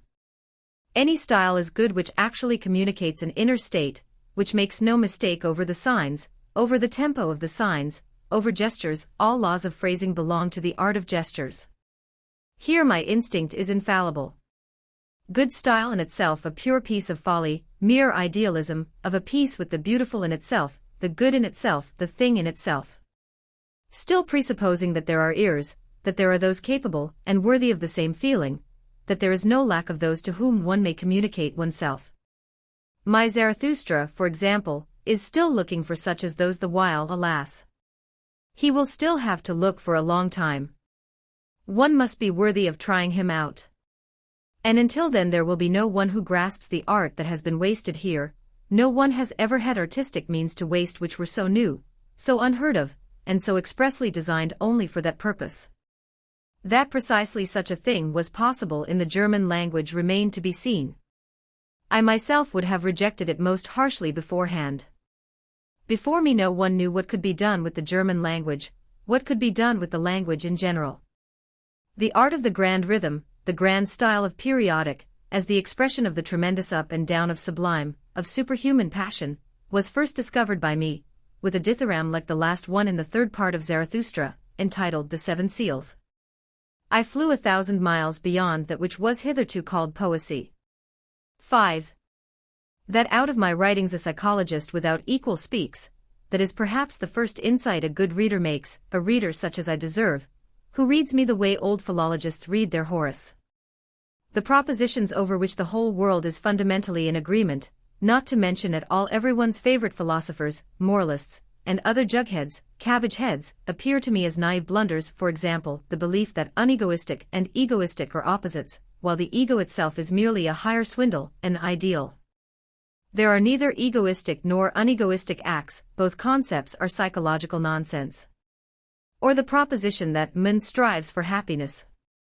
Or the proposition that happiness is the reward of virtue. Or the proposition that pleasure and pain are opposites. Morality, the Circe of humanity, has utterly falsified all psychologica. Demoralized them, down to that frightful nonsense that love is supposed to be something unegoistic. One must be firmly set with oneself, one must stand bravely upon one's own 2 feet, otherwise one cannot love at all. In the end the little women know that all too well. They don't give a hoot in hell about selfless, merely objective men. May I venture the conjecture, by the way, that I know women? That is part of my Dionysian inheritance. Who knows? Perhaps I am the first psychologist of the eternal feminine. They all love me, an old story, with the exception of the failed women, the emancipated, ones unable to have children. Fortunately I am not willing to have myself torn to pieces, the perfect female tears to pieces when she loves. I know these amiable maenads. Ah, what a dangerous, creeping, subterranean little beast of prey she is. And so agreeable at the same time. A little woman, bent on revenge, would run over destiny itself. Woman is unspeakably more evil than man, more clever also. Goodness in a woman is already a form of degeneration. All so-called beautiful souls have a physiological ill as their basis. I do not say all there is to say, lest I become medicynical. The struggle for equal rights is in fact a symptom of illness, every doctor knows this.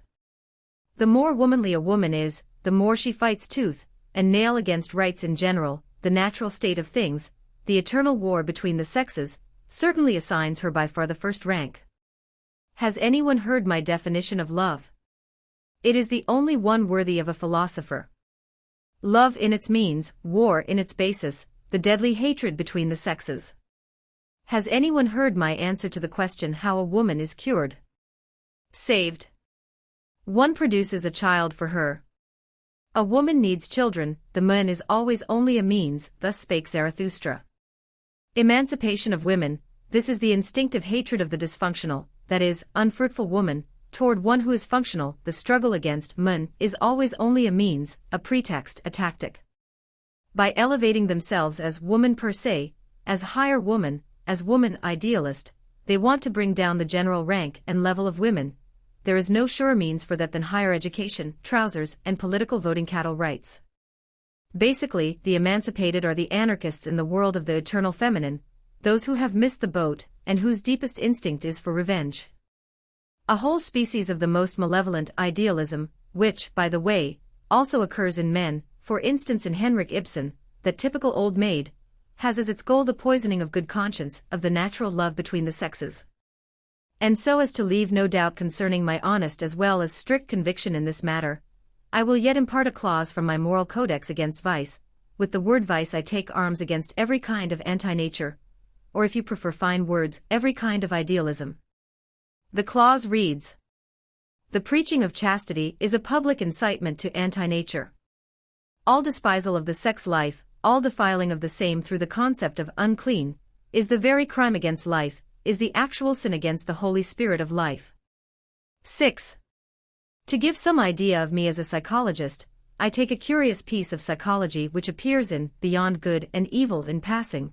I forbid any conjecture about whom I may be describing in this passage. The genius of the heart, as that great mysterious one possesses it, the tempter god and born rat-catcher of consciences, whose voice knows how to descend to the netherworld of every soul, who says not a word nor casts a glance in which there might not be a note and notice of allurement, whose mastery includes knowing how to appear, not as he is, but as one constraint for those who follow him to crowd themselves ever closer upon him, to follow him ever more inwardly and profoundly. The genius of the heart, who imposes silence and obedience on everything loud and self-conceited, who smooths out the rough souls and makes them taste a new longing to lie still, like a mirror, that the deep heavens may be reflected in them. The genius of the heart, who teaches the clumsy and over-hasty hand to tarry and grasp more delicately, who divines the hidden and forgotten treasure, the drops of goodness and sweet spirituality under the thick dark ice, and is a divining rod for every speck of gold long buried in the dungeon of much mud and sand. The genius of the heart, from whose touch everyone goes away richer, not divinely favored and taken by surprise, not blessed and oppressed by an alien commodity, but richer in oneself, newer to oneself than before, broken loose, blown upon and sounded at by a thawing wind, more uncertain perhaps, more breakable, more brittle, more broken, but full of a new will and current, full of a new ill will and countercurrent. The birth of tragedy. 1. In order to be fair to The Birth of Tragedy, 1872, a few things will have to be forgotten. Where it failed it also achieved its effect and even fascinated, with its practical application to Wagnerism, as if the latter were a symptom of assent. Even with that his essay was an event in Wagner's life, from then on there were high hopes associated with the name Wagner. Even today I am reminded of it, possibly in connection with Parsifal, how I am actually the one morally responsible for the fact that such a high opinion of the cultural values of this movement has come to prevail. More than once I found the book referred to as The Rebirth of Tragedy out of the spirit of music. People only had ears for a new formula for Wagner's art, aim, mission. What was of hidden yet fundamental value was thus overlooked in the book. Hellenism and Pessimism, that would have been an unambiguous title, namely as the first lecture on how the Greeks managed their pessimism, how they overcame it. Tragedy is precisely the proof that the Greeks were not pessimists. Schopenhauer was in error here, as he was in error everywhere. Viewed with some neutrality, The Birth of Tragedy appears very untimely. No one would ever dream that it was begun amid the thunder of the Battle of Worth. I thought through these problems on cold September nights beneath the walls of Metz, while on duty as a medical orderly. One would much sooner believe that the work was 50 years older. It is politically indifferent. Un-German, one would say nowadays, it smells offensively Hegelian, only a few formulas are infected with that old person at a funeral smell of Schopenhauer. An idea, the Dionysian/Apollonian antithesis, translated into metaphysics, history itself as the development of this idea, in tragedy this antithesis sublimated into a unity, from this perspective, things which had never faced each other before suddenly juxtaposed, illuminating and clarifying each other, opera, for example, and revolution. The two decisive innovations are firstly, the comprehension of the Dionysian phenomenon among the Greeks. It presents the first psychology of this phenomenon, it sees in the latter the one root in the whole of Greek art. Secondly is the comprehension of Socratism. Socrates recognized for the first time as the tool of Greek dissolution, as the typical decadent. Reason versus instinct. Reason at any price as a dangerous, as a life-undermining force. A deeply hostile silence toward Christianity throughout the book. Christianity is neither Apollonian nor Dionysian, it negates all aesthetic values, the only values acknowledged by the birth of tragedy, it is in the deepest sense nihilistic, whereas in the Dionysian symbol the utmost limit of affirmation is attained. At one point the Christian priesthood is alluded to as a malicious species of dwarves, of underground ones. 2. This beginning is remarkable beyond all measure. I had discovered the only parable and parallel that history has to my own innermost experience, and so with that I was the first to grasp the wonderful phenomenon of the Dionysian. At the same time, by my recognizing Socrates as a decadent, I gave a completely unequivocal proof how little danger the sureness of my psychological grasp would encounter at the hands of some moral idiosyncrasy. To see morality itself as a symptom of decadence is an innovation, a unique event of the first order in the history of knowledge. How high I had leaped with both above and away from the wretched flathead chatter of optimism versus pessimism. I was the first to see the essential contrast, the degenerative instinct, which turns itself against life with a subterranean vengefulness. Christianity, the philosophy of Schopenhauer, in a certain sense even the philosophy of Plato, all idealism in its typical forms, as opposed to a formula of the highest affirmation, one born out of abundance, out of superabundance, a yesying without reserve to suffering itself, to guilt itself, to everything questionable and alien in existence itself. This final, most joyful, most excessively exuberant yes to life is not only the highest insight, it is also the deepest, the one most strictly confirmed and supported by truth and science. Nothing is to be neglected, nothing is to be dispensed with. Those aspects of life which Christians and other nihilists reject are of an even higher order in the ranking order of values than those which the decadence instinct might think good and call good. To grasp this requires courage and, as a condition of that, an excess of strength, for exactly as far as courage dares to venture forward, exactly to that degree one approaches the truth. Knowledge, the yesying to reality, is just as much a necessity to the strong as cowardice, and the flight from reality, the ideal, is to the weak, inspired by weakness. They are not free to perceive, decadents find the lie necessary, it is one of their conditions of self-preservation. He who not only understands the word Dionysian, but understands himself in the word Dionysian, needs no refutation of Plato or Christianity, he smells the putrefaction. 3. To what extent I discovered the concept of tragic, and with it precisely the final knowledge about the psychology of tragedy, I have last expressed in the Twilight of the Idols. The yesying to life, even to its strangest and hardest problems, the will to life, rejoicing over its own inexhaustibility in the sacrifice of its highest types, that is what I called Dionysian, that is what I understood as the bridge to the psychology of the tragic poet. Not to be free of fear and pity, not to purge oneself of a dangerous emotion through a vehement discharge, thus Aristotle misunderstood it, but to be above and beyond fear and pity, to be oneself the eternal joy of becoming itself, that joy which also includes the joy in destroying. In this sense I have the right to regard myself as the first tragic philosopher, that is to say, the ultimate antithesis and antipode to a pessimistic philosopher. Before me this transposition of the Dionysian into a philosophical pathos did not exist, the tragic wisdom was absent. I have searched in vain for signs of it even among the great Greek philosophers, those who lived in the 2 centuries before Socrates. I still had some doubt about Heraclitus, in whose presence I feel warmer and happier in general than anywhere else. The affirmation of flux and destruction, the decisive element in a Dionysian philosophy, the yesying to contradiction and strife, the notion of becoming, along with the radical rejection of even the concept being, therein I am forced to recognize in any event that which is closest to me of all that has previously been thought. The doctrine of the eternal recurrence, that is, of the unconditional and endlessly repeating circulation of all things, this doctrine of Zarathustra's could possibly in the end also have been taught by Heraclitus. At least the Stoics, who derived all their fundamental ideas from Heraclitus, possessed traces of it. 4. Out of this book speaks a tremendous hope. In the end I lack every reason for taking back the hope of a Dionysian future for music. Let us look a century ahead. Let us suppose that my attempt on 2,000 years of anti-nature and human defilement were to succeed.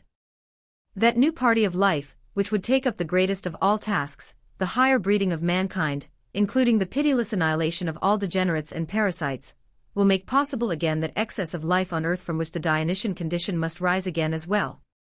I give promise of a tragic age, the highest art in life affirmation, the tragedy, will be reborn when mankind has put behind it the consciousness of the hardest but most necessary wars without suffering from it. A psychologist might yet add that what I heard of Wagner's music had nothing whatsoever to do with Wagner, that when I described Dionysian music I described that which I had heard, that instinctively I had to translate and transfigure everything into the new spirit I carried within me. The proof for that, as strong as any proof can be, is my essay, Wagner in Bayreuth. In all the psychologically decisive passages the conversation is only about me. One may unhesitantly put down my name or the word Zarathustra, wherever the text has the word Wagner. The whole picture of the dithyrambic artist is a picture of the pre-existent poet of Zarathustra, sketched with abysmal profundity, and without even touching for a moment on the Wagnerian reality. Wagner himself had an inkling of this. He did not recognize himself in the essay. In the same way, the idea of Bayreuth was transformed into something which may not be a puzzling idea to those who know my Zarathustra, into that great noontide, when the most select ones dedicate themselves to the greatest of all tasks, who knows? The vision of a festival which I will yet live to see. The pathos of the first pages is world historical. The look spoken of on page 7 is the true Zarathustra look. Wagner, Bayreuth, the whole little German miserableness is a cloud in which an endless fata morgana of the future is reflected. Even psychologically all the decisive traits of my own character enter into that of Wagner, the juxtaposition of the most luminous and most ominous forces, the will to power as no man has ever possessed it before, the reckless bravery in matters of the spirit, the boundless strength to learn without the will to action being crushed by it. Everything in this essay is prophetic, the imminent return of the Greek spirit, the necessity of counter-Alexanders who will retie the Gordian knot of Greek culture after it has been cut. Listen to the world historical accent with which, in section 4, the concept of tragic disposition is introduced. There is nothing but world historical accents in this essay. This is the oddest objectivity there can be. The absolute certainty over what I am has projected itself onto casual reality. The truth about me speaks from a dreadful depth. In section 9, the style of Zarathustra is described and anticipated with incisive certainty, and never will one find a more magnificent expression of the Zarathustra event, the act of a tremendous purification and consecration of mankind's, than is found in section 6. The untimely essays. The 4 untimely essays are thoroughly warlike. They prove that I was no John o'Dreams, that it gives me pleasure to draw the sword, perhaps also that I am dangerously quick on the draw. The first attack, 1873, was directed at German culture, which even at that time I looked down upon with pitiless contempt. Without sense, without substance, without scope. Simply public opinion. There is no more vicious misunderstanding than to believe that the great military success of the Germans proved anything in favor of this culture, or, of all things, its triumph over France. The second untimely essay, 1874, throws light on the dangerous life-corroding and life-poisoning in our method of scientific pursuit, life-sick on account of this inhuman machinery and mechanism, this impersonality of the worker, this false economy of the division of labor. The aim is lost, the culture, the means of modern scientific pursuit, barbarized. In this essay the historical sense, of which this century is so proud, is recognized as a typical sign of decay.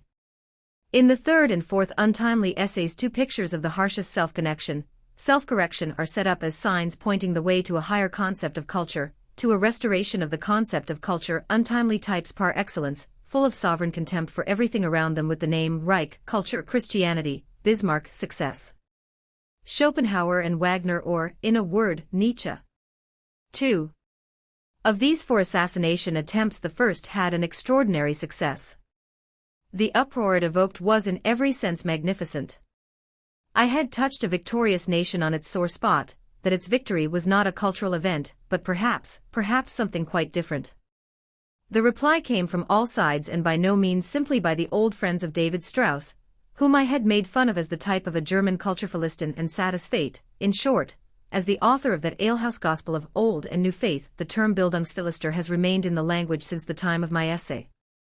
Those old friends, Württembergers and Swabians, whom I had stung deeply when I found their prodigy, their Strauss comical, replied as loyally and rudely as I could possibly have desired. The Prussian responses were shrewder, they had more Berliner Blue in them.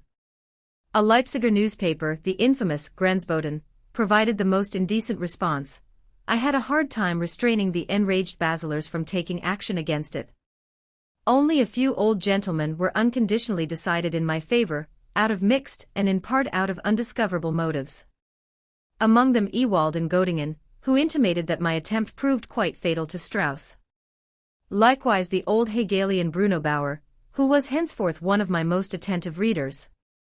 In his later years he loved to refer to me, when giving a hint to Heinrich von Treitschke, for example, the Prussian historiographer, as to where he, von Treitschke, might find information about the concept of culture which had eluded him. The longest and most thoughtful response to the essay was that of an old pupil of the philosopher von Bader, a Professor Hoffmann in Würzburg. From the essay he foresaw a great destiny for me, to bring about a kind of crisis and utmost decision in the problem of atheism, the most instinctive and ruthless type of which he divined in me. It was atheism that led me to Schopenhauer. Best heard by far and most bitterly felt was an extraordinarily vigorous and courageous defense by the otherwise so mild Karl Hillebrand, this last humane German capable of wielding a pen. His piece appeared in the Augsburger Zeitung. Today it can be read, in a somewhat more discreet form, in his collected writings. Here my essay was represented as an event, as a turning point, as a first self-realization, as the best of all signs, as an actual return of German seriousness and German passion in matters of the spirit. Hillebrand was full of great respect for the form of the essay, for its mature taste, for its perfect tact in distinguishing between the person and the thing. He treated it with distinction as the best polemic written in German, in the act of polemics which is so dangerous, so inadvisable precisely for Germans. Unconditionally affirmative, rendered more sharply than even I had ventured to say about the going to the dogs of language in Germany. Today they play the purist and cannot construct a sentence any more, equally contemptuous of the leading writers of this nation. He ended up by expressing his admiration for my courage, that supreme courage which brings charges precisely against the darlings of a nation. The influence of this essay upon my life has been downright inestimable. Since then no one has picked a quarrel with me. People are silent, people treat me in Germany with a gloomy caution. For years I have employed an unconditional freedom of speech, for which no one today, least of all in the Reich, has a hand sufficiently free. My paradise lies under the shadow of my sword. Basically I put into practice a maxim of Stendhal's. He advised making one's entry into society with a duel. And what an adversary I had chosen for myself. The foremost German freethinker. In fact, a completely new kind of freethinking came about as a result. To this day nothing is more alien and unrelated to me than the entire European and American species of libre penseurs. As incorrigible blockheads and buffoons of modern ideas, I find myself in even deeper conflict with them than with any of their adversaries. They also want in their own way to improve mankind in their own image. Against what I am, what I want, they would wage an implacable war. Assuming they could understand it, they all still believe in the ideal. I am the first immoralist. 3. That the untimely essays designated with the names of Schopenhauer and Wagner could particularly serve in understanding or even in posing psychological questions about the two cases, I should not like to avouch, with some exceptions, as is meet. Thus, for example, the elementary principle in Wagner's nature is already shown here, with a deep instinct of certainty as a theatrical talent of which his means and intentions are simply the consequences. With this essay I really wanted to do something completely different from the pursuit of psychology, a problem of upbringing without equal, a new concept of self-discipline, self-defense to the point of hardness, a path to greatness, and to world historical tasks clamored for its first expression. By and large I took two famous and still utterly indeterminate types by the forelock, to express something, to have a few more formulas, signs, means of expression at my disposal. In the end this is also indicated with utterly uncanny sagacity in section 7 of the third untimely essay. Plato made use of Socrates in the same way, as a semiotic for Plato. Now when I look back from a certain distance on that situation to which these writings bear witness, I should not wish to deny that they basically speak only to me. The essay Wagner in Bayreuth is a vision of my future, conversely, my innermost history, my evolution is inscribed in Schopenhauer as educator. Above all my solemn promise. What I am today, where I am today, at a height, where I no longer speak with words but with lightning bolts, oh, how far I still was from this back then. But I sighted land. I did not deceive myself for a moment about path, sea, peril, and success. The great tranquility in the promising, the happy looking out on a future which shall not remain only a promise. Here every word is experienced, profound, inward, it is not lacking in what is most painful, there are words in it that are actually bleeding. But a wind of great freedom blows through it all, wounds themselves make for no objection. The way I understand the philosopher, as a terrible explosive before which all is in danger, the way I separate my concept of the philosopher miles and miles from a concept which still includes even a Kant, not to speak of academic ruminants and other professors of philosophy, this essay gives an invaluable lesson therein, even granted that what is basically expressed here is not Schopenhauer as educator, but rather its opposite, Nietzsche as educator. Considering that at that time my trade was that of a scholar, and that perhaps I also knew my trade, the harsh piece of scholarly psychology which appears suddenly in this essay is not without significance, it expresses the feeling of distance, the profound certainty about what my task would be, and what would simply be means, interlude, and side work. It is my wisdom to have been many things, and many places in order to be able to be one thing, in order to be able to come to one thing. For a time I also had to be a scholar. Human, all too human with two supplements. 1. Human, all too human, is the monument of a crisis. It calls itself a book for free spirits, almost every sentence in it expresses a victory. With this same book I freed myself of that which did not belong to my nature. Idealism does not belong to me, the title says, where you see ideal things, I see things human, alas all too human. I know humanity better. In no other sense is the term free spirit to be understood here, a spirit that has become free, that has once again taken possession of itself. The tone, the sound of the voice has changed completely, one will find the book clever, cool, at times harsh and scornful. A certain spirituality of noble taste seems to be engaged in a perpetual struggle to keep its head above a more passionate current. In this connection there is significance in the fact that it is actually the 100th anniversary of Voltaire's death which provides the excuse, as it were, for the book's publication already by the year 1878. For Voltaire is, in contrast to all who wrote after him, above all a grand seigneur of the spirit, which is exactly what I am too. The name of Voltaire on an essay of mine, that was really progress toward myself. If one looks more closely, one discovers a merciless spirit that knows all the hideouts where the ideal is at home, where it has its castle keeps and final security, as it were. With a torch in hand that gives off absolutely no torch and go light, with a penetrating brightness this nether world of the ideal is brought to light. It is war, but war without powder and smoke, without warlike poses, without pathos and dislocated limbs, all this would itself still be idealism. One error after another is put on ice, the ideal is no longer opposed, it freezes. Here, for example, the genius freezes, a little ways further the saint freezes, beneath a thick icicle the hero freezes, in conclusion faith freezes, so-called conviction freezes, pity also cools down considerably, almost everywhere the thing in itself freezes. 2. The beginnings of this book belong smack in the middle of the weeks of the first Bayreuth festival, a deep alienation toward everything that surrounded me. There is one of its preconditions. He who has any notions of the kind of visions which had already crossed my path at that time can guess how I felt when I woke up one day in Bayreuth. Just as if I were dreaming. Where was I then? I recognized nothing, I hardly recognized Wagner at all. In vain I leafed through the book of my recollections. Tribschen, a distant isle of the blissful, not a shadow of resemblance. The incomparable days of the cornerstone laying, the small affiliated band which had celebrated them with a delicate touch not only to be wished for, not a shadow of resemblance. What had happened? Wagner had been translated into German. The Wagnerian had become master over Wagner.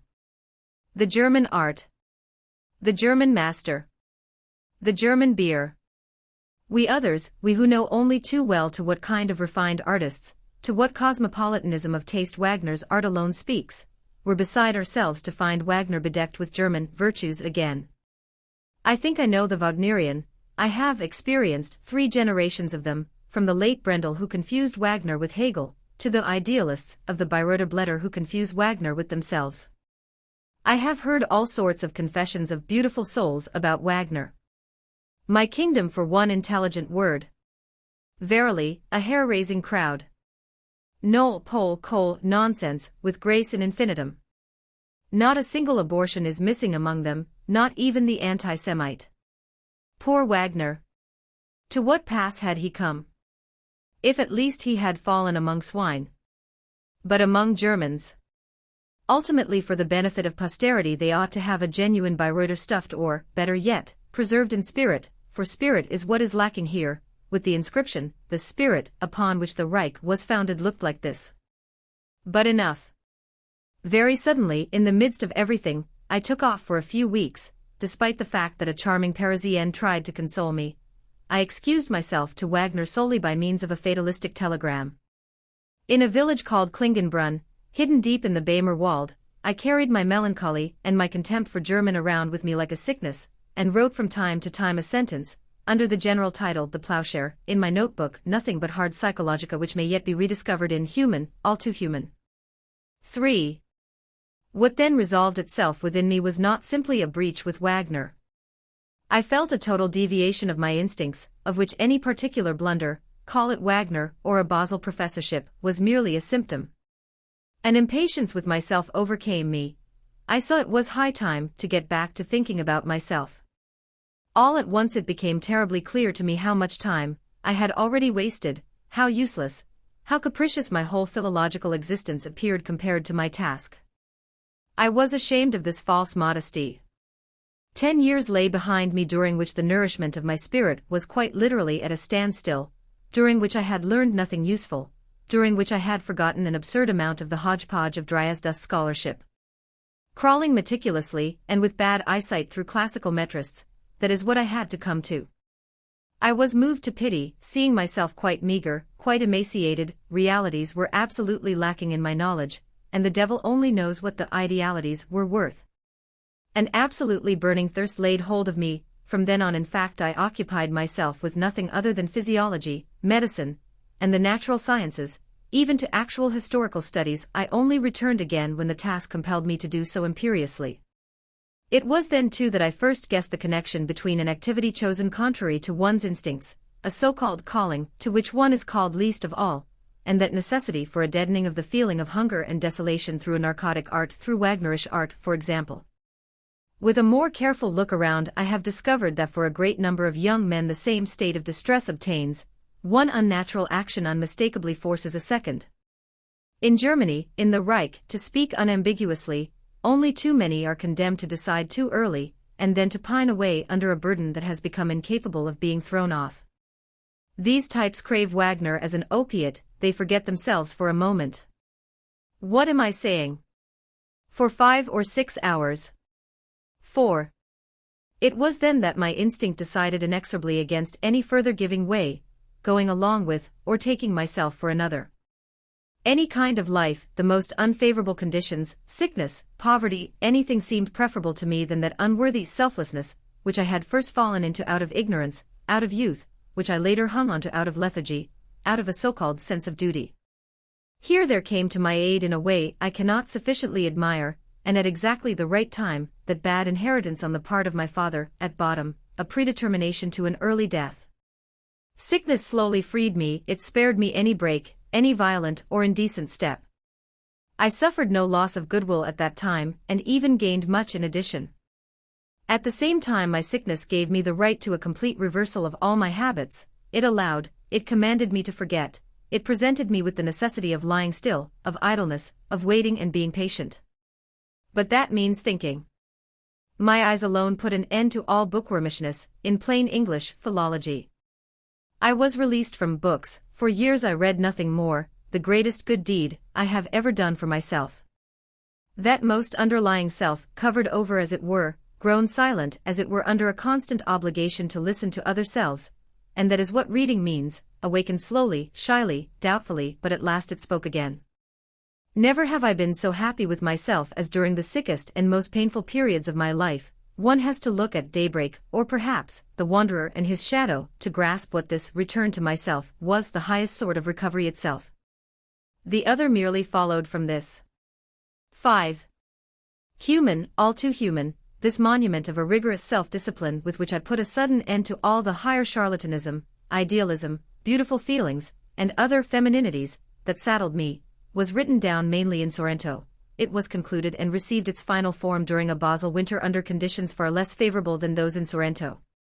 It is really Herr Peter Gast, at that time a student at the University of Basel and very attached to me, who is responsible for the book. I dictated, my head bandaged and in pain, he wrote it out, he also corrected it, he was really the actual writer, while I was merely the author. When I finally had the finished product in my hand, to the profound astonishment of a seriously ill person, I also sent 2 copies, among other things, to Bayreuth. Through a miraculously meaningful accident I received at the same time a handsome copy of the Parsifal text, with Wagner's dedication to me, his dear friend Friedrich Nietzsche, from Richard Wagner, ecclesiastical counselor. This crossing of the 2 books, it seemed to me as if I heard an ominous tone with it. Did it not sound as if 2 swords had crossed? In any case we both felt it to be so, for we were both silent. About this time the first Bayreuther Blätter appeared. I grasped for what it was high time. Incredible. Wagner had become pious. 6.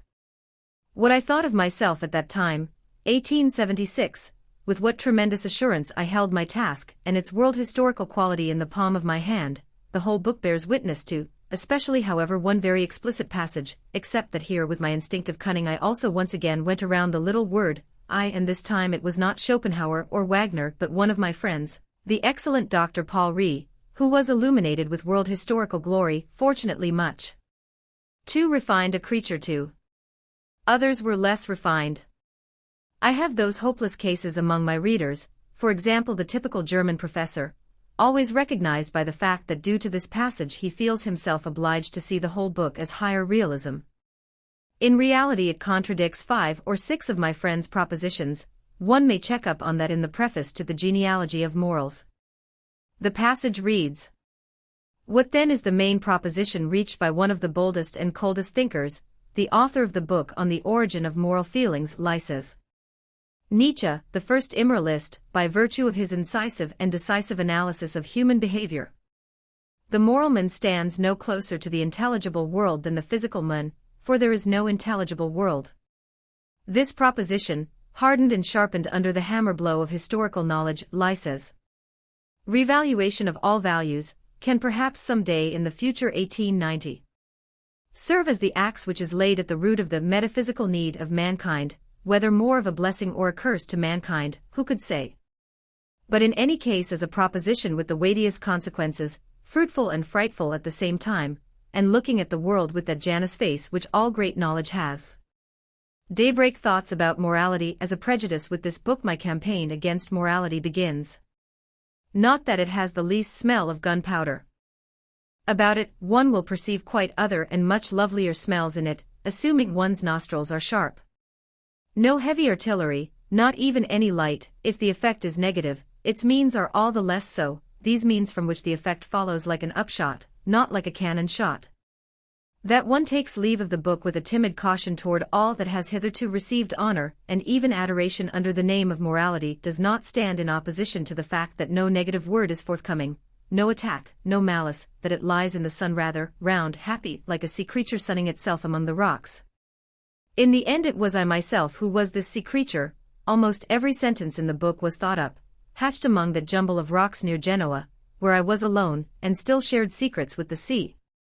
Even now, upon casual contact with this book, almost every sentence becomes for me a sharp point upon which I pull up something incomparable from the depths again. Its entire skin quivers with the tender shudders of recollection. The art in which it has preeminence is no small one, lending a little stability to things which flit by lightly and without a sound, moments I call divine lizards, perhaps not with the cruelty of that young Greek god who simply impaled the poor little lizard, but still nevertheless with something pointed, with the pen. There are so many dawns that have not yet broken. This Indian inscription stands at the doorway to this book. Where does its author seek that new morn, that as yet undiscovered tender redness with which another day, a whole row, a whole world of new days, begins? In a revaluation of all values, in a getting free of all moral values, in being yes-saying, and having confidence with all that has hitherto been forbidden, despised, damned. This yes-saying book sends forth its light, its love, its tenderness upon bad things one and all. It gives them back again their soul, a good conscience, the lofty right and privilege of existence. Morality is not attacked, it is implied no longer considered. This book closes with an or. It is the only book that closes with an or. 2. My task, to prepare mankind for a moment of the highest self-contemplation, a great noontide when it looks back and forward, when it emerges from the domain of chance and priest and poses the question of why, what for. For the first time as a whole, this task follows of necessity from the insight that mankind is not itself on the right path, that it is definitely not ruled divinely, that on the contrary, precisely among its holiest value concepts the instinct of denial, of depravity, the decadence instinct, has seductively reigned. The question of the origin of moral values is therefore for me a question of the first rank, because it stipulates the future of mankind. The demand that we should believe that all is fundamentally in the best hands, that a book, the Bible, provides conclusive reassurance about divine guidance and wisdom in the destiny of mankind is, translated back into reality, the will not to let the truth be told about its pitiful opposite, namely that mankind has hitherto been in the worst hands, that it has been governed by those who have turned out badly, the guileful vengeful, the so-called saints, those world-slanderers and men-defilers. The decisive sign which reveals that the priest, including the crypto-priest, the philosopher, has become master, not only within a certain religious community but in general, that decadence morality, the will towards the end passes for morality in itself, is the unconditional value assigned to the unegoistic everywhere and the hostility assigned to the egoistic. Whoever is at odds with me on this point I consider to be infected. But the whole world is at odds with me. For a physiologist, such an opposition in values leaves absolutely no room for doubt. When within an organism the least little organ neglects, however slightly, to carry out with utter certainty its self-preservation, its strength compensation, its egoism, then the whole degenerates. The philologist demands a cutting out of the degenerate part, he wants no part of it, pity for it is the furthest thing from his mind. But the priest precisely desires the degeneration of the whole, of mankind, therefore he conserves the degenerate part, at this price he rules over it. What sense is there in those lying concepts, the helping concepts of morality such as soul, spirit, free will, God, if not to ruin men physiologically?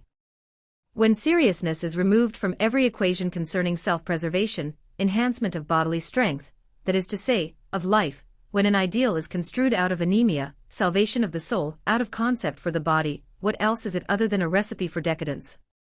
Loss of main focus, resistance to natural instincts, in a word, selflessness, that is what morality has meant thus far. With daybreak I first took up the fight against the self-negating morality. The Gay Science, La Gaia Scienza Daybreak, is a yes-saying book, deep but bright and kind. The same applies once more and in the highest degree to the Gaia Scienza. In almost every sentence of this book profoundness and playfulness go softly hand in hand. A verse which expresses my thankfulness for the most wonderful month of January I have ever experienced. The whole book is a gift, sufficiently reveals from out of what depths the science here has become gay. You who with a fiery spear melt the ice of my soul, so that it roars down to the sea rushing toward its highest hope. Ever brighter and even healthier, free in most loving necessity. Thus it praises your wonders fairest January. What is termed highest hope here, who could be in any doubt about it once he sees glittering at the conclusion of the fourth book the diamond beauty of the first words of Zarathustra? Or when at the end of the third book he reads the granite sentences with which a destiny for all time formulates itself for the first time. The songs of Prince Friazabird, composed for the most part in Sicily, call to mind quite expressly the Provençal concept of Gaia Scienza, that unity of singer, knight, and free spirit which distinguishes that marvelous early culture of the Provençals from all ambiguous cultures. The last poem of all, especially to the Mistral, in which morality is danced right over, is a perfect Provençalism.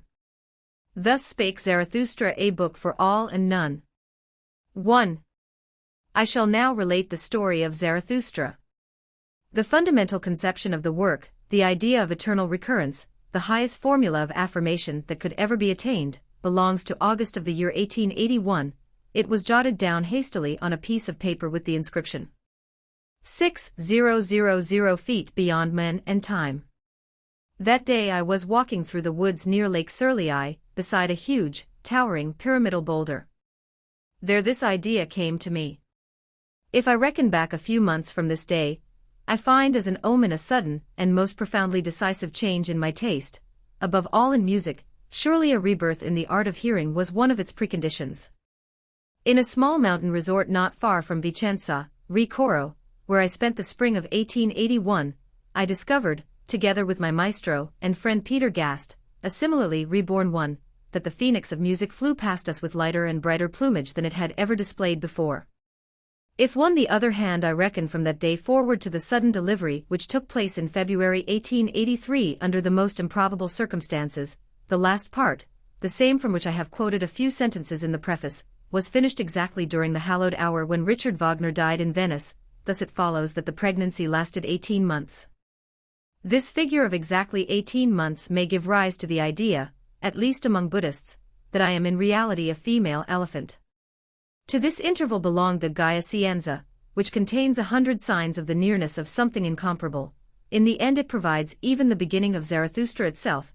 It provides in the next to last section of the fourth book the fundamental idea of Zarathustra. Also belonging to this interval is that Hymn to Life, for mixed chorus and orchestra, the score of which was published 2 years ago by E. W. Fritz in Leipzig, a perhaps not insignificant symptom of the condition of this year, when the Yasane pathos par excellence, which I call the tragic pathos, dwelt within me to the highest degree. At some later day people will sing it in my memory. The text, I expressly note since a misunderstanding about it is in circulation, is not by me. It is the amazing inspiration of a young Russian woman whom I was friends with at the time, Fräulein Louvain Salome.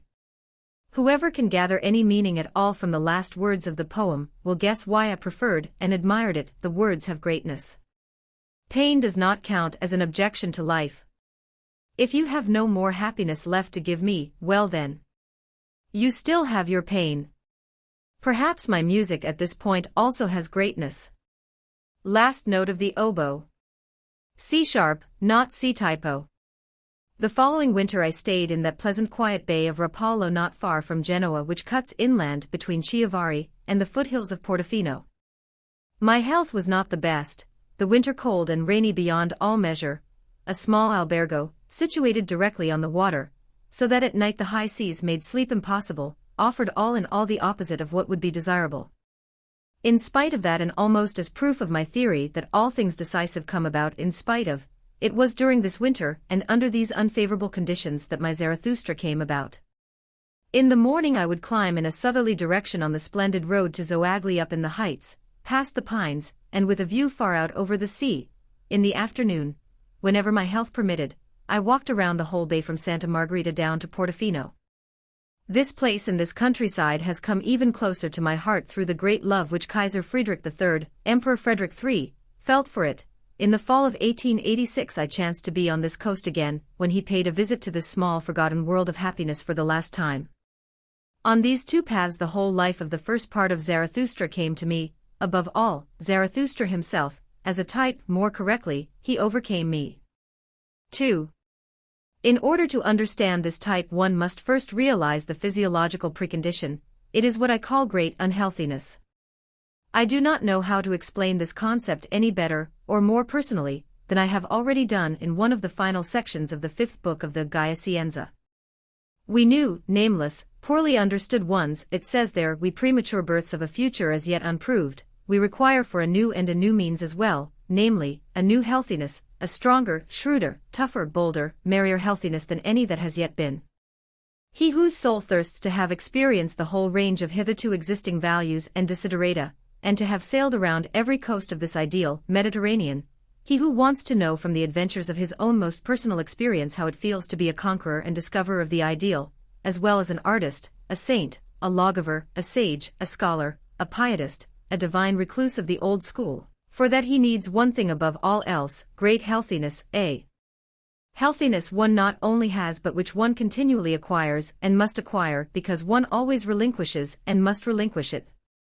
And now, after having been long underway in this way, we Argonauts of the ideal, more valiant perhaps than is prudent, and often enough shipwrecked and come to grief, but as remarked, healthier than some would like to admit, dangerously healthy over and over again, it would seem to us as if we have as a reward therefore a still undiscovered country before us, whose boundaries no one has yet seen, a land beyond all hitherto existing lands and cubbyholes of the ideal, a world so overly rich in things beautiful, unusual, questionable, terrible, and divine that our curiosity as well as our thirst for possession has gotten out of hand. Alas, now nothing can satisfy us any more.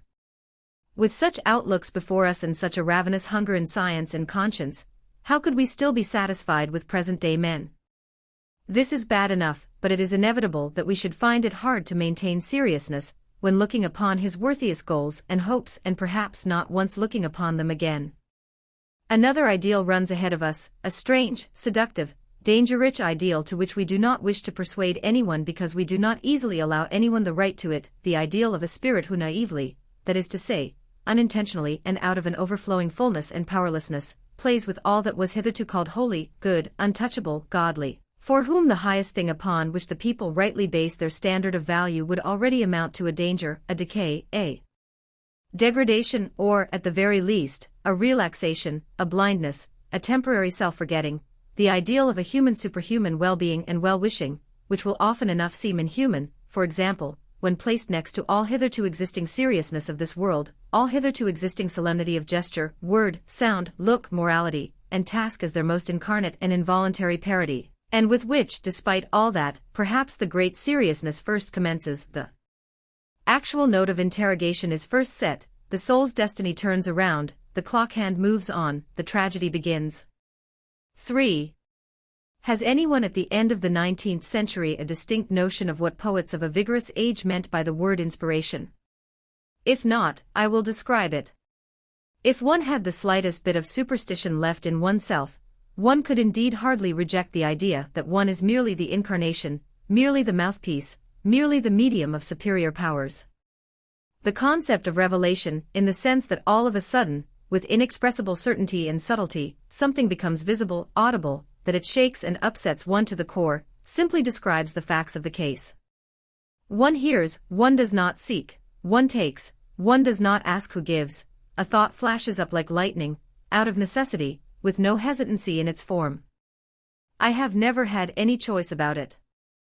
A delight whose tremendous tension releases itself now and then in a torrent of tears, the pace now storming involuntarily, now becoming leisurely, a complete sense of being outside oneself with the most distinctive consciousness of an endless number of delicate shudders and shivers down to one's toes, a depth of happiness in which the most painful and dismal things do not act in contradiction but as a condition, as a positive demand, as a necessary color within such an abundance of light, an instinct for rhythmical relationships that stretches over wide spaces in terms of forms, the length, the need for a widely stretched rhythm is practically the measure of the power of inspiration, a kind of compromise between push and pull.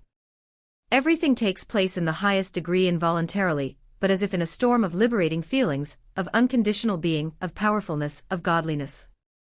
The involuntary quality of the image, of the simile is most strange. One no longer has any idea what is image, what is simile, everything offers itself as the next, the truest, the simplest expression. It actually seems, to recall a phrase of Zarathustra's, as if of themselves things came to one and offered themselves as similes. Here all things come caressingly to your speech and flatter you, for they want to ride upon your back. Here on every simile you ride to every truth. Here the words and word coffers of all being spring open for you. Here all being wants to become word, here all being wants to learn speech from you. This is my experience of inspiration. I have no doubt that one must go back thousands of years to find someone who could say to me, "It is mine also." 4. For a few weeks afterward I lay ill in Genoa. There followed a depressing spring in Rome, where I simply put up with life. It was not easy. Basically, I was exceedingly vexed with this place, which is the most unseemly on earth for the author of Zarathustra, and which I had not chosen voluntarily. I tried to get away. I wanted to go to Aquila, the counter-concept of Rome, founded out of hostility toward Rome, as I shall one day found a place in memory of an atheist and enemy of the Church cum il foe, one of my closest relations, the great Hohenstaufen Emperor Friedrich III. But destiny had a hand in it all. I had to go back again. In the end I resigned myself to the Piazza Barberini, after my efforts to find an anti-Christian quarter wore me out. I fear that in order to avoid bad smells as much as possible, I once asked at the Palazzo del Quirinal itself whether there was not a quiet room available for a philosopher. On a loggia high above the said piazza, from which one can look far out over Rome, and hear the fontana murmuring far below, there was composed that loveliest song that has ever been composed, the Night Song. At this time a melody of inexpressible melancholy surrounded me continually, whose refrain I found again in the words "dead from immortality."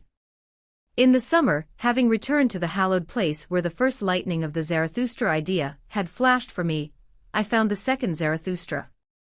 10 days sufficed, in no case, neither in the first nor in the third and last, did I require more. The following winter, beneath the halcyon sky of Nice, which shone into my life at that time for the first time, I found the third Zarathustra, and was finished. Hardly a year for the whole thing. Many hidden spots and heights on the countryside around Nice have been sanctified for me through unforgettable moments. The decisive section which bears the title, On Old and New Tables, was composed during the arduous ascent from the station to the marvelous Moorish rocky haunt of Azza. My muscular dexterity was always greatest when the creative force flowed most freely. The body is inspired, let us leave the soul out of it. I might often have been seen dancing. At that time I could be on the go for 7 or 8 hours in the mountains without a hint of fatigue. I slept well, I laughed a great deal, I had perfect vigor and endurance. 5. Apart from these 10-day works, the years during and above all after were a state of distress without equal. One pays dearly for being immortal, one dies many times in one's lifetime for it. There is something which I call the rancune of greatness. Everything great, a work, a deed, once it is completed, turns immediately against the one who did it. Precisely because he did it, he is now weak, he can no longer endure his deed, he can no longer look it in the eye. To have something behind one which one could never have willed, something in which the knot of mankind's destiny is bound up, and from now on to have it upon one. It is almost crushing. The rancune of greatness. Another thing is the awful silence one hears around oneself. Solitude has 7 skins, nothing penetrates them any more. One comes up to men, one greets friends, a new wasteland, no glimpse of recognition greets one any more. At best a kind of revulsion.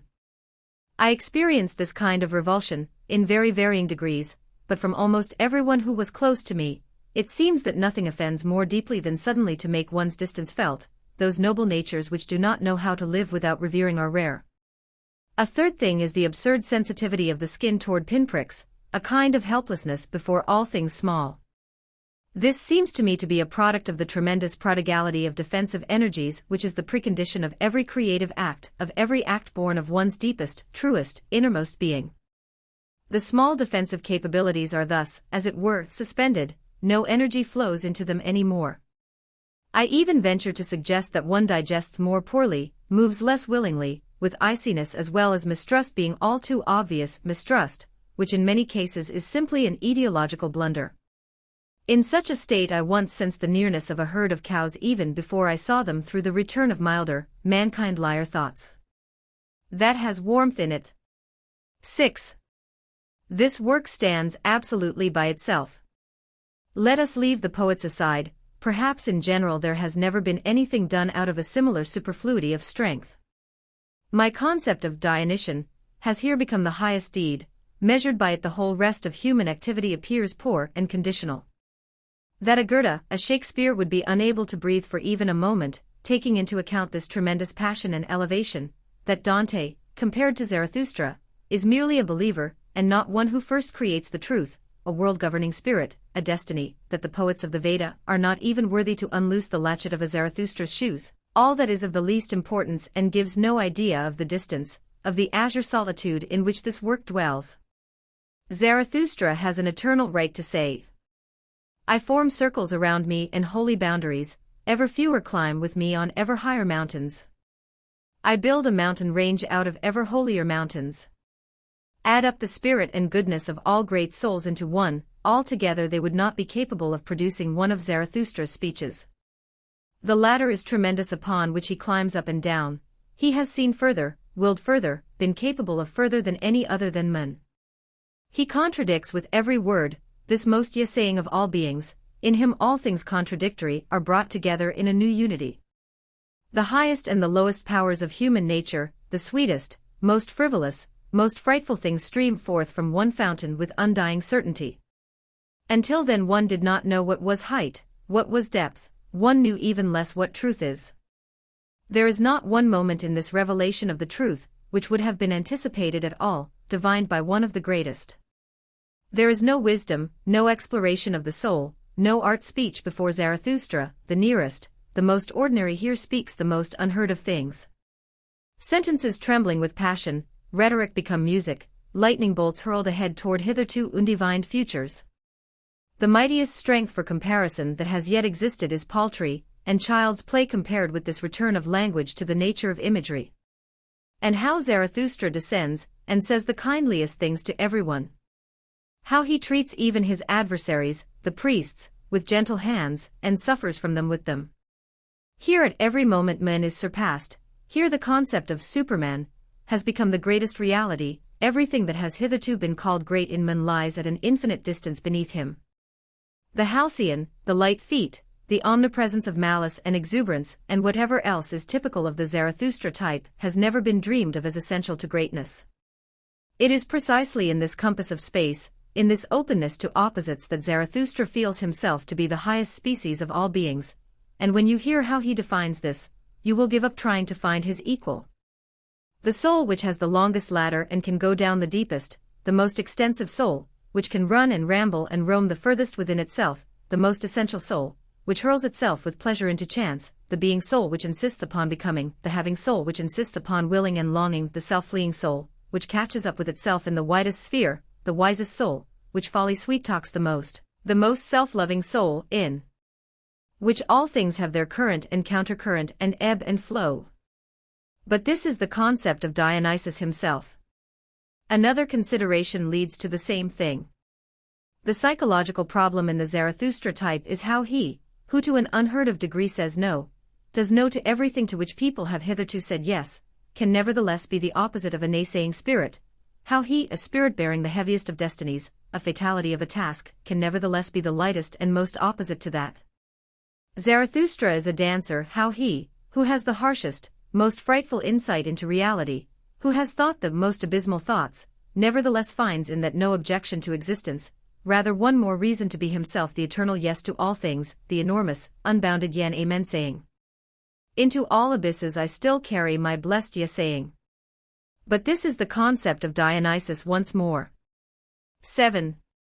What language will such a spirit speak when he speaks to himself alone? The language of the dithyramb. I am the inventor of the dithyramb.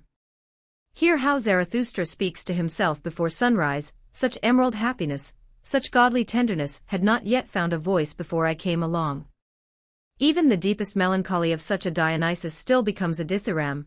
I pick, as testimony, the night song, the immortal lament of one condemned not to love because of his superabundant light and might, because of his sun-like nature. It is night, now all gushing fountains speak louder. And my soul too is a gushing fountain.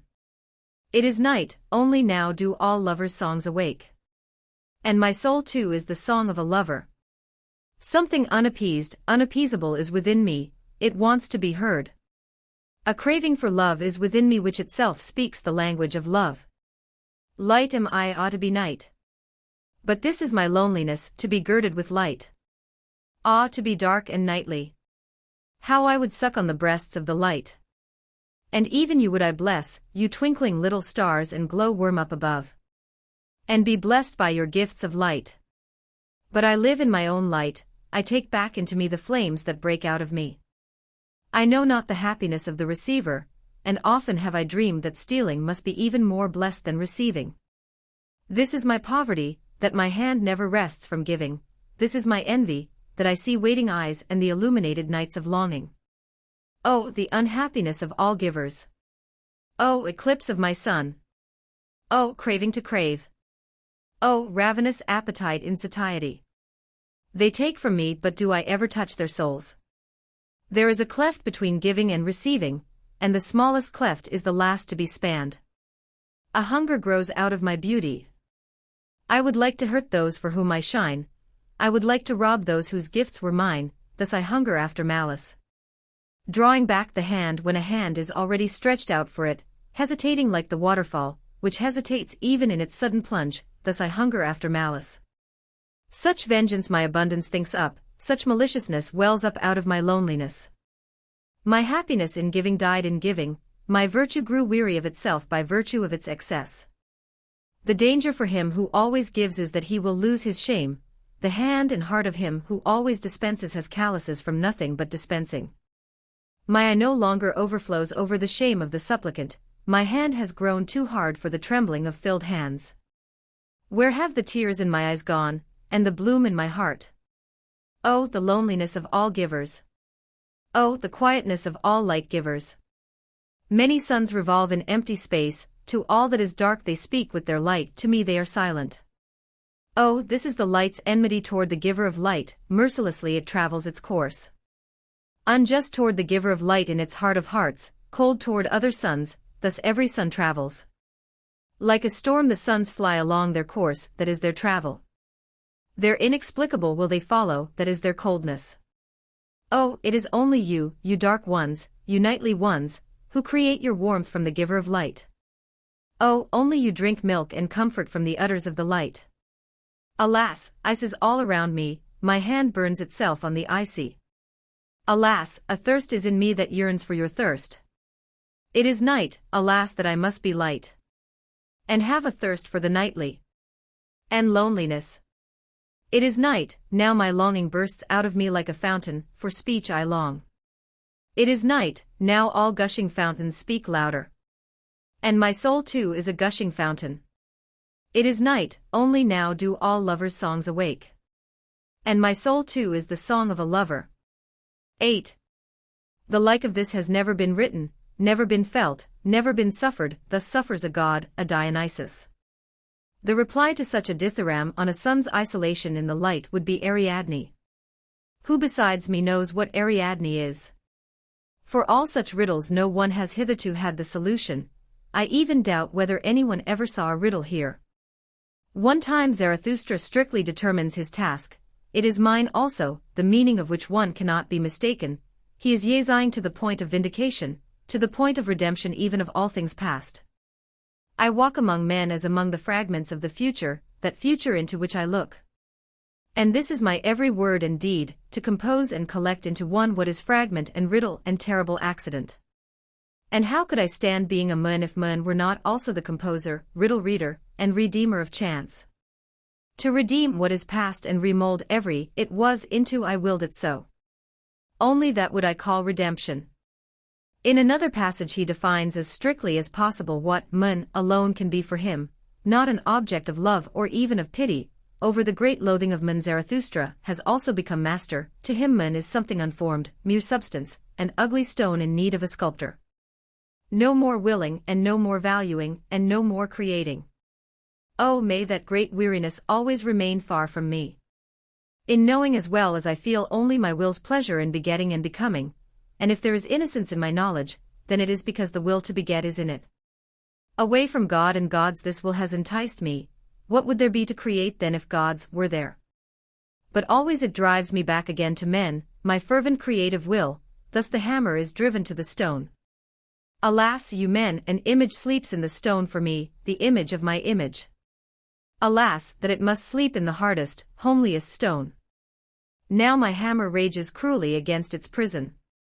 From the stone pieces scatter, what does that matter to me?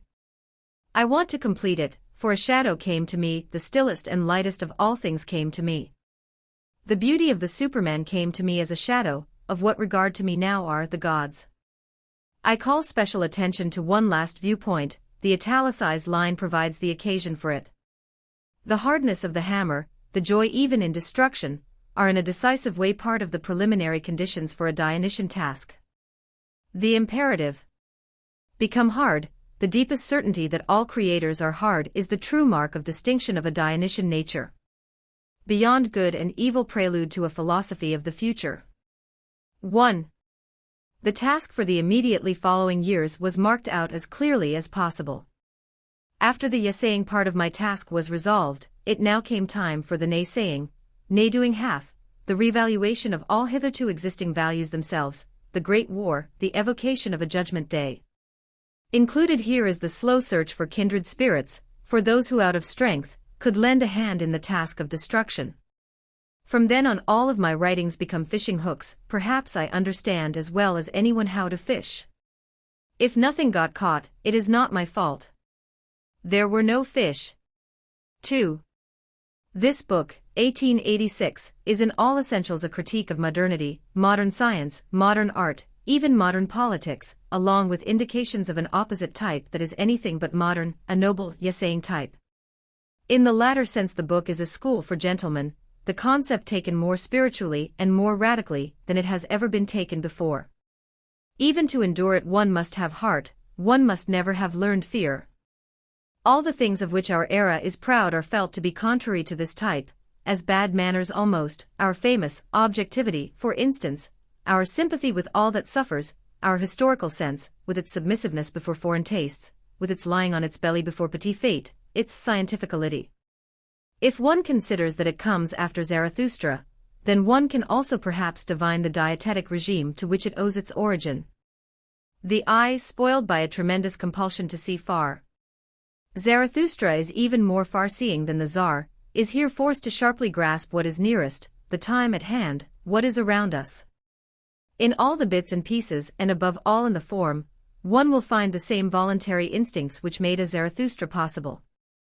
The refinement in form, in design, in the art of keeping silent is in the foreground. Psychology is handled with an admitted hardness and cruelty, the book dispenses with every good-natured word. All this is refreshing. Who could ultimately guess what kind of refreshment is necessitated by such an expenditure of goodness as is found in Zarathustra? Theologically speaking, listen, for I rarely speak as a theologian, it was God himself who at the end of his day's work lay down as a serpent under the tree of knowledge, thus he rested from being God. He had made everything too beautiful. The devil is merely God's idleness on that seventh day. Genealogy of Morals, a polemic. The three essays of which this genealogy consists, are with regard to expression, purpose, and the art of surprise perhaps the uncanniest that have ever been written. Dionysus is, as you know, also the god of darkness. Each time a beginning that is meant to mislead, cool, scientific, ironic, purposely foreground, purposely keeping one in suspense. Gradually more unrest, scattered summer lightning, very unpleasant truths making themselves heard from afar with dull rumbling sounds, until finally a tempo ferris is attained in which everything rushes forward with tremendous tension. In conclusion, each time amid utterly horrible detonations, a new truth visible between thick clouds. The truth of the first essay is the psychology of Christianity, the birth of Christianity out of the spirit of resentment, not, as is generally believed, out of this spirit, a countermovement essentially, the great rebellion against the dominion of noble values. The second essay presents the psychology of conscience. It is not, as is generally believed, the voice of God in men, it is the instinct of cruelty turned back upon itself after it can no longer discharge itself outside. Cruelty as one of the oldest and most unrationalizable cultural substrata brought here to light for the first time. The third essay provides the answer to the question where the tremendous power of the ascetic ideal, the priestly ideal, comes from, although it is the pernicious ideal par excellence, a will to the end, an ideal of decadence. Answer: not because God is busy at work behind the priests, as is generally believed, but faute de mieux, because it has been the only ideal thus far, because it has had no rivals. For men would rather will even nothing than not will at all. What was lacking above all was a counter-ideal, until the coming of Zarathustra. I have been understood. 3 decisive preliminary studies by a psychologist for a revaluation of all values. This book contains the first psychology of the priest. Twilight of the Idols: How One Philosophizes with a Hammer. 1. This work of not quite 150 pages, cheerful and fateful in tone, a demon that laughs, the work of so few days that I hesitate to mention the number is among books in general the exception. There is nothing more rich in substance, more independent, more subversive, more wicked. If you would like to get a brief idea of how before me everything was standing on its head, then start with this work. That which is called idols on the title page is quite simply that which has hitherto been termed truth. Twilight of the Idols: in plain English, the old truth is on its way out. 2.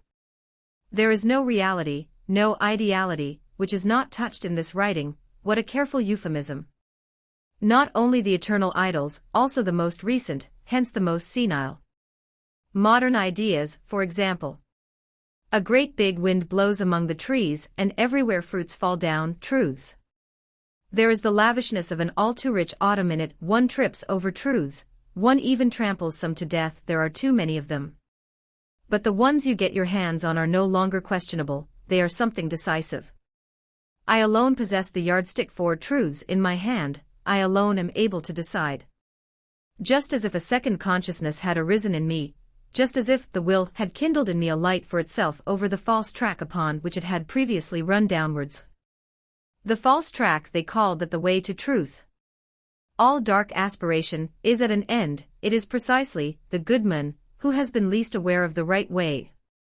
And in all seriousness, before me no one knew the right way, the way upwards. Only beginning with me are there once again hopes, tasks, perceivable cultural paths. I am the bringer of these glad tidings.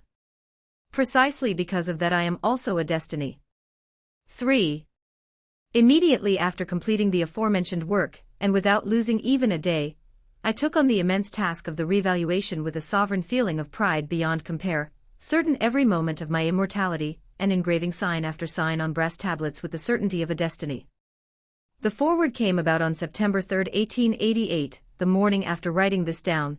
When I stepped outside, I found before me the finest day the Oberengadin had ever shown me, clear, glowing with colors, including all the contrasts, all the middle states between ice and south. Only on September 20th did I leave Sils Maria, detained there by floods, in the end the sole guest by far of this wonderful place upon which my gratitude wishes to bestow the gift of an immortal name. After an incident-filled journey, with even life-threatening danger at flooded Como, which I only reached in the dead of night, I arrived on the afternoon of the 21st in Turin, my proven place, my residence from now on. I took again the same lodgings I had occupied in the spring, via Carlo Alberto. 6-3, opposite the mighty Palazzo Carignano, in which Vittorio Emanuele was born, with a view of the Piazza Carlo Alberto, and of the hill country beyond. Without hesitation and without allowing myself a moment's rest, I went back to work. Only the last quarter of the book was still waiting to be done. On the 30th of September, great victory, 7th day, idleness of a god along the banks of the Pa. On the same day I also wrote the foreword to Twilight of the Idols, the correction of whose proofs had been my recreation in September. I have never experienced such an autumn, nor deemed anything of the sort possible on earth, a Claude Lorraine imagined into infinity, with every day composed of the same boundless perfection. The case of Wagner, a musician's problem. 1. In order to be fair to this work one must suffer from the fate of music as from an open wound. From what do I suffer when I suffer from the fate of music? From this, that music has been robbed of its world-transfiguring, Yesaying character, that it is decadence music, and no longer the flute of Dionysus. Supposing, however, that a person thus feels the cause of music as his own cause, as his own passion play, then he will find this work full of deference and mild beyond measure. To be cheerful under such circumstances and jeer at oneself good-naturedly, ridendo dicere severum, when the verum dicere would justify any degree of hardness, is humanity itself. Who really doubts that I, old artillerist that I am, have the capacity to bring up my heavy guns against Wagner? I held back on everything decisive in this matter. I have loved Wagner.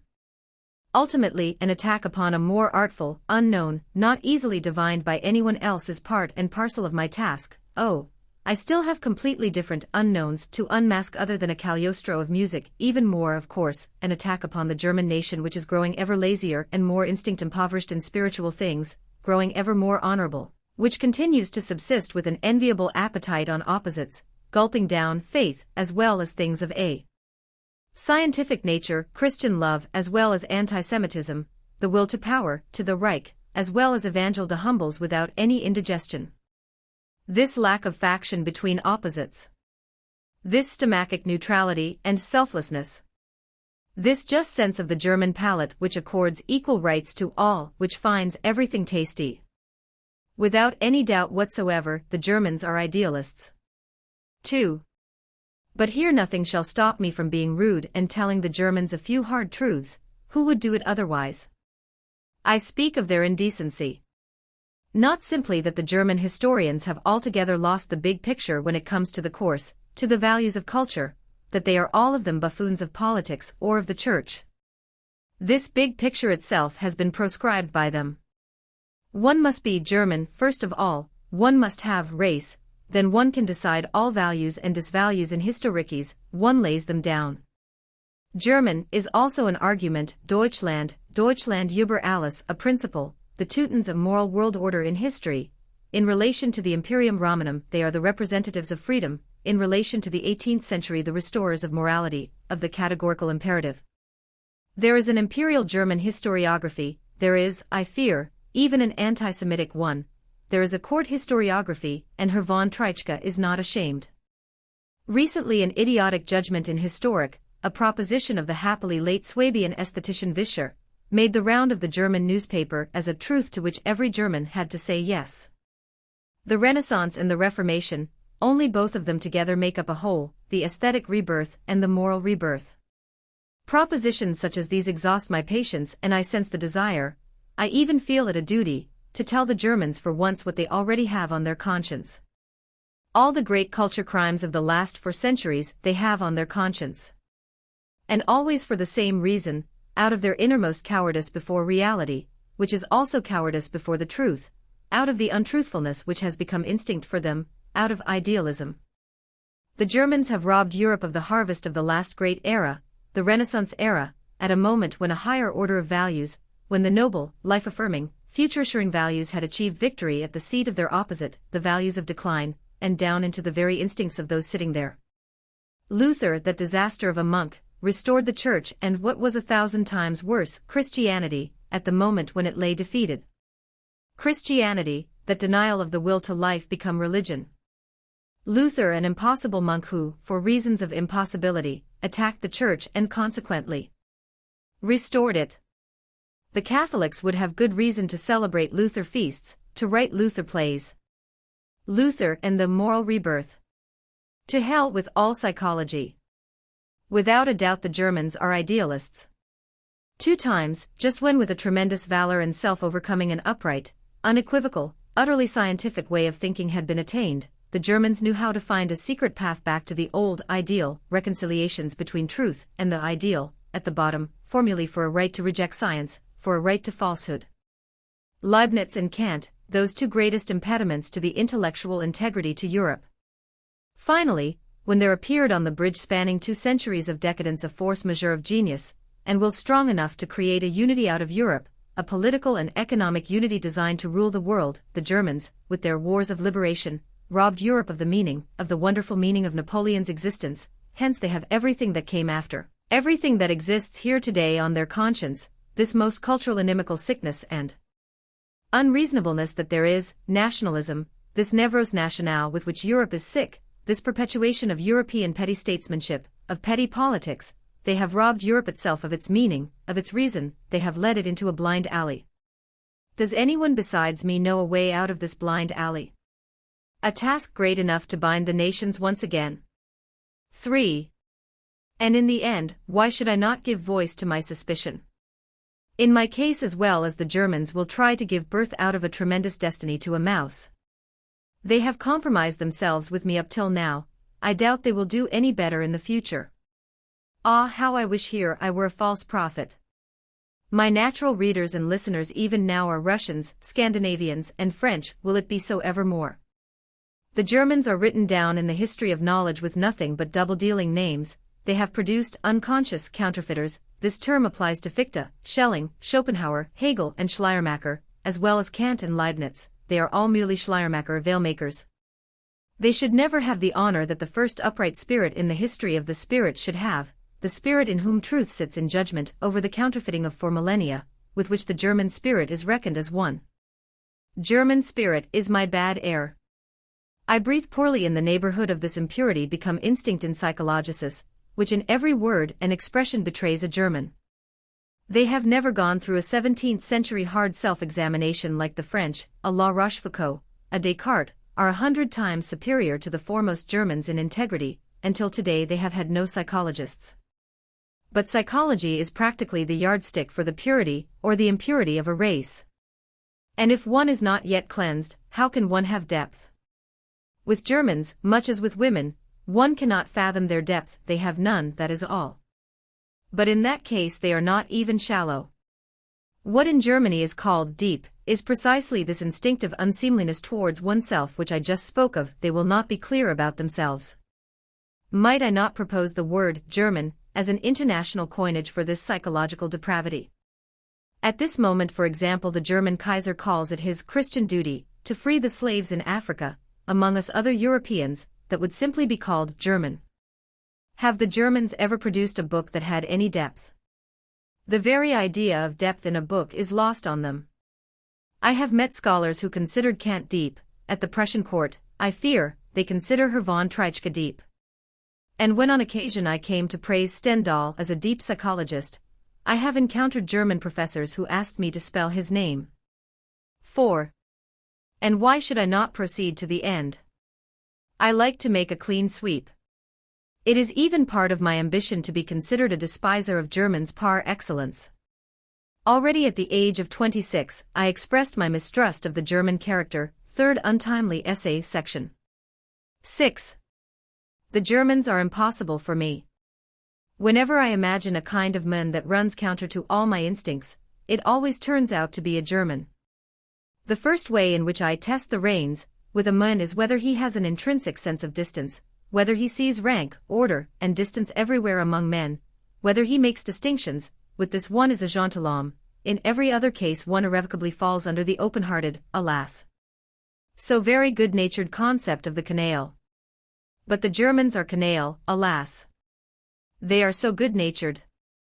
One lowers oneself by associating with Germans. The German equalizes. Take away my association with a few artists, above all with Richard Wagner, and I have not passed one good hour with Germans. Suppose that the profoundest spirit of all millennia appeared among the Germans, some goose savior of the capital would imagine that his very unbeautiful soul should receive at least the same consideration. I cannot endure this race with whom one is always in bad company, which has no fingers for nuances. Woe is me. I am a nuance, which has no esprit in its feet, and cannot even walk. In the end the Germans have no feet at all, they only have legs. The Germans have no idea how vulgar they are, but that is the highest degree of vulgarity. They are not even ashamed of being merely Germans. They have something to say about everything, they even regard themselves as decisive. I am afraid they have even decided about me. My whole life is the proof de rigueur of these propositions. In vain I seek in that life for a sign of tact, of delicatesse toward me. From the Jews, yes, never yet from Germans. My nature ordains it that I be gentle and benevolent towards everyone. I have a right not to make distinctions. This does not prevent me from having my eyes open. I accept no one, least of all my friends. I hope in the end this has not diminished my humanity towards them. There are 5 or 6 things which have always been a point of honor with me. Nevertheless it remains true that almost every letter that has reached me for years now strikes me as a piece of cynicism. There is more cynicism in goodwill toward me than in any hatred. I tell each one of my friends to his face that he has never found it worth the trouble to study any of my writings. I can guess from the smallest signs that they do not even know what is in them. And as for my Zarathustra, who among my friends would have seen more in it than an impermissible though fortunately utterly harmless piece of arrogance? 10 years and no one in Germany has felt duty-bound to defend my name against the absurd silence under which it lies buried. It was a foreigner, a Dane, who first had enough fineness of instinct and fortitude to do this, who was enraged at my so-called friends. At which German university today would lectures on my philosophy be possible such as were held last spring in Copenhagen by Dr. George Brandes, thereby proving himself once more a philosopher? I myself have never suffered from all this. What is necessary does not offend me. A more fatty describes my innermost nature. This does not, however, rule out my love of irony, even world historical irony. And so, approximately 2 years before the shattering thunderclap of the revaluation which will set the world into convulsions, I have sent the case of Wagner into the world. The Germans were obliged to eternally mistake me once more and immortalize themselves. There is just enough time for it yet. Has it been achieved? Delightfully, my dear Teutons. My compliments to you. Why I am a destiny. 1. I know my lot.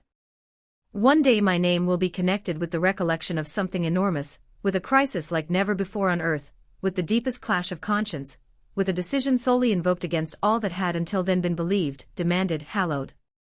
I am not a man, I am dynamite. And with all that there is nothing in me to suggest the founder of a religion, religions are rabble affairs, I find it necessary to wash my hands after contact with religious people. I desire no believers. I think I am too malicious even to believe in myself. I never speak to the masses. I have a terrible fear that one day I will be pronounced holy. One can guess why I bring out this book beforehand. It should prevent them from doing mischief with me. I have no wish to be a saint. I would rather be a buffoon. Perhaps I am a buffoon. And nevertheless, or rather not nevertheless, for thus far there has been nothing more mendacious than saints, the truth speaks out of me. But my truth is frightful, for thus far the lie has been called truth. Revaluation of all values, that is my formula for an act of the highest examination on the part of mankind, which has become flesh and genius in me. My lot decrees that I must be the first decent man, to know that I stand opposed to the falseness of millennia. I was the first to discover the truth in that I was the first to sense the lie as lie, to smell it. My genius lies in my nostrils. I contradict as has never been contradicted before, and am nevertheless the opposite of a naysaying spirit. I am a bringer of glad tidings like there never was before. I am acquainted with tasks of such loftiness that the concept of them has been lacking. Only starting with me are their hopes again. With all that I am necessarily also the man of disaster. For when truth enters into battle with the lies of millennia, we shall have convulsions, a spasm of earthquakes, a displacing of mountain and valley the like of which has never been dreamed. The concept of politics will then be completely taken up with spiritual warfare. All the power structures of the old society will be blown sky high, they all rest on lies. There will be wars like never before on earth. Only starting with me is there grand politics on earth. 2. Do you want a formula for such a destiny become men? It is contained in my Zarathustra. And he who would be a creator in good and evil, he must first be a destroyer and shatter values. Thus the highest evil belongs to the highest good, that, however, is the creative. I am by far the most terrible man yet. This does not rule out the fact that I shall be the most beneficial. I know the joy in destruction to a degree commensurate with my power of destruction. In both I obey my Dionysian nature, which does not know how to separate the notoing from the essaying. I am the first immoralist, in this I am the destroyer par excellence. 3. I have not been asked, as I should have been asked, precisely what he name of Zarathustra means in my mouth, in the mouth of the first immoralist, for what constitutes the tremendous historical uniqueness of that Persian is precisely the opposite of this. Zarathustra was the first to see in the struggle of good and evil the true wheel in the working of things, the translation of morality into the metaphysical, as force, first cause, end in itself, is his work. But this question is basically already the answer. Zarathustra created this most fateful of errors, morality, consequently he must also be the first to recognize it as such. Not only that here he has longer and greater experience than any other thinker, all of history is indeed the experimental refutation of the proposition of a so-called moral world order. The more important thing is that Zarathustra is more truthful than any other thinker. His doctrine, and his alone, defines truthfulness as the highest virtue, that is to say, the opposite of the cowardice of the idealist, who takes flight in the face of reality. Zarathustra has more bravery in his body than all other thinkers put together. To speak truth and shoot well with bow and arrow, that is the Persian virtue. Am I understood? The self-overcoming of morality through truthfulness, the self-overcoming of the moralist into his opposite, into me, that is precisely what the name of Zarathustra means in my mouth. 4. Basically there are two negations implied in my term immoralist. First, I deny the type of man hitherto considered the highest, the good man, the benevolent man, the beneficent man. Secondly, I deny a kind of morality which has gained currency and mastery as morality in itself, decadence morality, in cruder terms, Christian morality. It would be acceptable to view the second contradiction as the more decisive, since the overvaluation of goodness I already regard as a consequence of decadence, as a symptom of weakness, as incompatible with an ascending and yesaying life, negating and destroying our conditions of yesaying. For now I will stay with the psychology of the good man.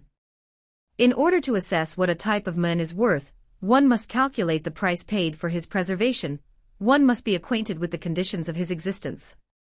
The existence of the good is conditioned by falsehood, expressed differently, the not wanting at any price to see how reality is really constituted, namely not in such a way as to demand benevolent instincts from it at all times, even less so as to be pleased at the interference of short-sighted, good-natured hands. To consider all distress states as an objection, as something that must be abolished, is the niaiserie par excellence, reckoned by and large, a true disaster in its consequences, a fatal stupidity, almost as stupid as the will to abolish bad weather would be, out of pity for the poor perhaps. In the great economy of the whole, the frightful aspects of reality in effects, in desires, in the will to power, are to an incalculable degree more necessary than that form of petty happiness, the so-called goodness. It is sheer indulgence to grant the latter any place at all, since it is conditioned by an instinct of mendacity. I shall have the grand opportunity of showing for the whole of history the consequences, ghastly beyond all measure, of optimism, that misshapen offspring of the homines optimi.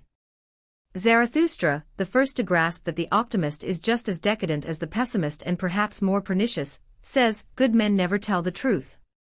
False shores and false assurances the good have taught you, you have been born and harbored in the falsehoods of the good.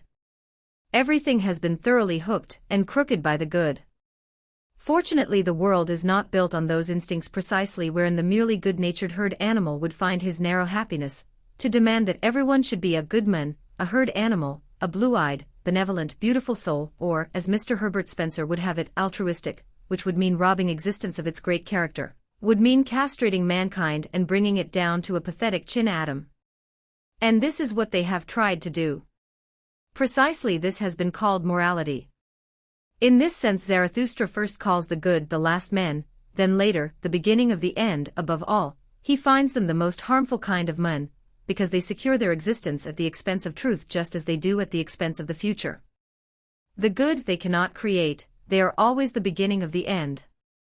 They crucify the one who writes new values on new tables, they sacrifice the future to themselves, they crucify all man's future. The good they have always been the beginning of the end. And whatever harm the world slanderers may do, the harm the good do is the most harmful harm. 5. Zarathustra, the first psychologist of the good, is consequently a friend of the wicked. When a decadence type of man has risen to the rank of being the highest type, this can only take place at the expense of its opposite type, the type of man who is strong and certain of life.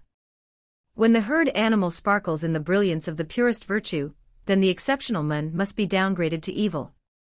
When mendacity at any price appropriates the word truth for its perspective, then the really truthful must be found again under the worst names. Zarathustra leaves no room for doubt here. He says it was precisely his knowledge of the good, of the best, which caused his horror of men in general. Out of this aversion he grew wings, to soar off into distant futures.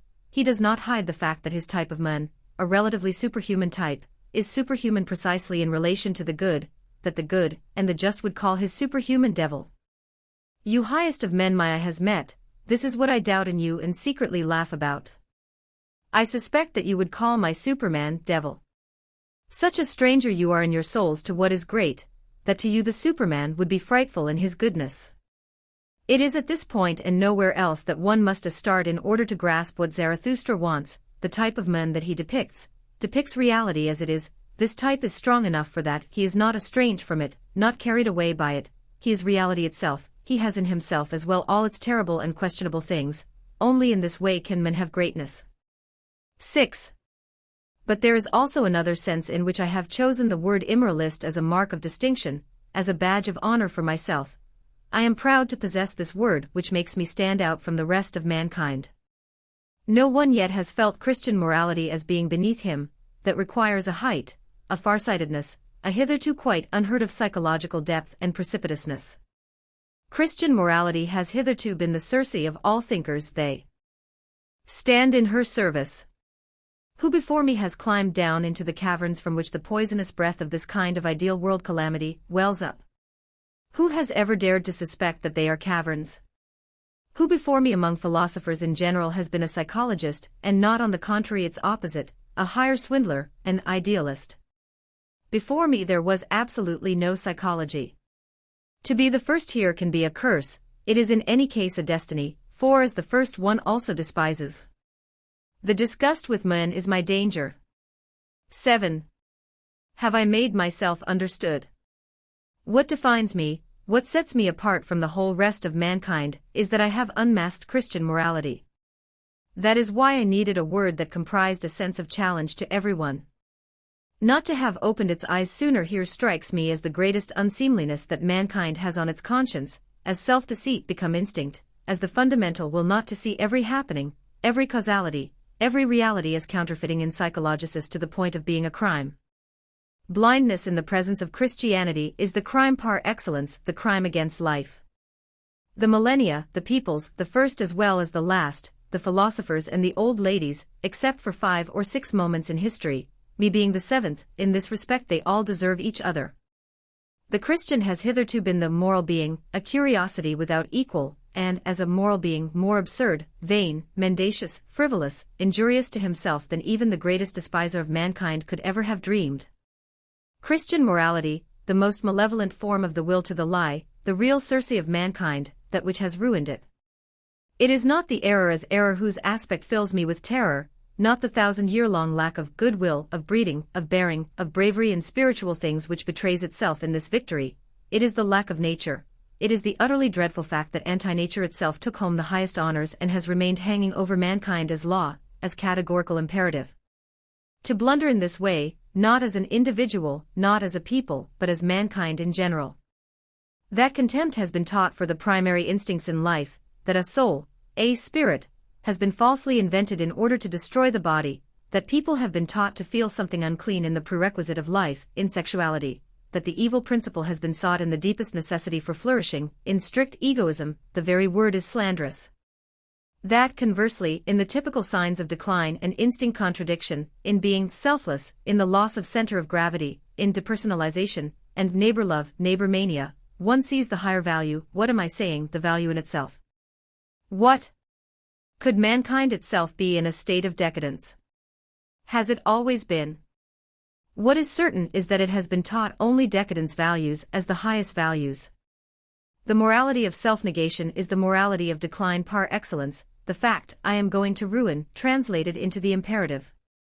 You shall all go to ruin, and not only in the imperative. This only morality that has been taught thus far, the morality of self-negation, reveals a will to the end, it negates life at its very foundation. The possibility still remains that it is not mankind which is degenerating but only that parasitical species of man, the priest, who armed with morality has lied his way into a value-determining position, who has divined in Christian morality his means to power. And indeed, this is my insight, the teachers, the leaders of mankind, the theologians one and all, have also been decadents one and all, hence the revaluation of all values into hostility toward life, hence morality. Definition of morality, morality, the idiosyncrasy of decadence, with the hidden agenda of revenging themselves upon life and succeeding. I set great store on this definition. 8. Have I made myself understood? I have not said one word here, which I did not already say 5 years ago through the mouth of Zarathustra. The unmasking of Christian morality is an event unequaled, an actual catastrophe. He who throws light upon it is a force majeure, a destiny. He breaks into the history of mankind. One lives before him, one lives after him. The lightning bolt of truth strikes precisely that which stood highest hitherto. He who grasps what was destroyed there may look around to see if he still has anything at all left in his hands. Everything which until then was called truth is now recognized as the most harmful, spiteful, infernal form of falsehood, the holy pretext of improving mankind as a stratagem to suck out the life itself, to make it anemic. Morality as vampirism. He who unmasks the valuelessness of all the values which are or have been believed in, he no longer sees anything venerable in the most venerated type of men, even in those pronounced holy. He sees in them the most fateful kind of freaks, fateful because they fascinate. The concept God invented as the counter-concept to life, in it everything ruinous, poisonous, slanderous, the whole deadly enmity toward life brought together into one hideous unity. The concepts other world, true world invented in order to devalue the only world there is, in order to leave no goal, no reason, no task remaining for our earthly reality. The concepts soul, spirit, at last even immortal soul invented in order to despise the body, in order to make it sick. Holy in order to display a horrible levity toward all those things which deserve to be taken seriously, questions of nutrition, housing, intellectual diet, treatment of the sick, cleanliness, and weather. Instead of soundness of health, salvation of the soul, in other words, a folie circulaire between penitential convulsions and salvation hysteria. The concept sin, together with the torture instrument belonging to it, the concept free will, invented in order to perplex the instincts, to render mistrust of the instincts as second nature. In the concept of the selfless, the self-denying one, the distinctive mark of decadence, the being allured by the injurious, the no longer being able to locate one's advantage, self-destruction turned generally into a sign of value, into duty, into holiness, into the divine in man. Finally, it is the most frightful of all in the concept of the good man to side with all that is weak, sick, misdeveloped, suffering from itself, all that which deserves to perish, the law of selection crossed, an ideal created out of the opposition to the proud and well-developed man, to the essaying man, to the man who is sure of his future, who guarantees the future, this man to be called the evil one from now on. And all this was believed in as morality. Ecce says Ellen Fame. 9. Have I made myself understood? Dionysus versus the Crucified. The Antichrist, a curse on Christianity. Preface. This book belongs to the very few. Perhaps not one of them is even living yet. They may be the ones who understand my Zarathustra. How could I confuse myself with those who already get a hearing today? Only the day after tomorrow belongs to me. Some people are born posthumously. The conditions under which one understands me, and then understands of necessity. I know them only too well. One must be honest and just in spiritual matters to the point of harshness in order to endure my seriousness, my passion. One must be used to living on mountains, to seeing the wretched prevailing chatter of politics and national self-seeking beneath oneself. One must be indifferent, one must never ask whether the truth is useful, whether it is fateful. A preference in strength for questions to which no one today has the courage for the forbidden, predestination for the labyrinth. An experience of 7 solitudes. New ears for new music. New eyes for the furthest. A new conscience. A new conscience for truths which have hitherto remained mute. And the will to the economy of the grand style, keeping one's energy, one's enthusiasm in line. Reverence for oneself, love for oneself, unconditional freedom towards oneself. Well then. These alone are my readers, my true readers, my predestined readers. What do the rest matter? The rest is merely mankind.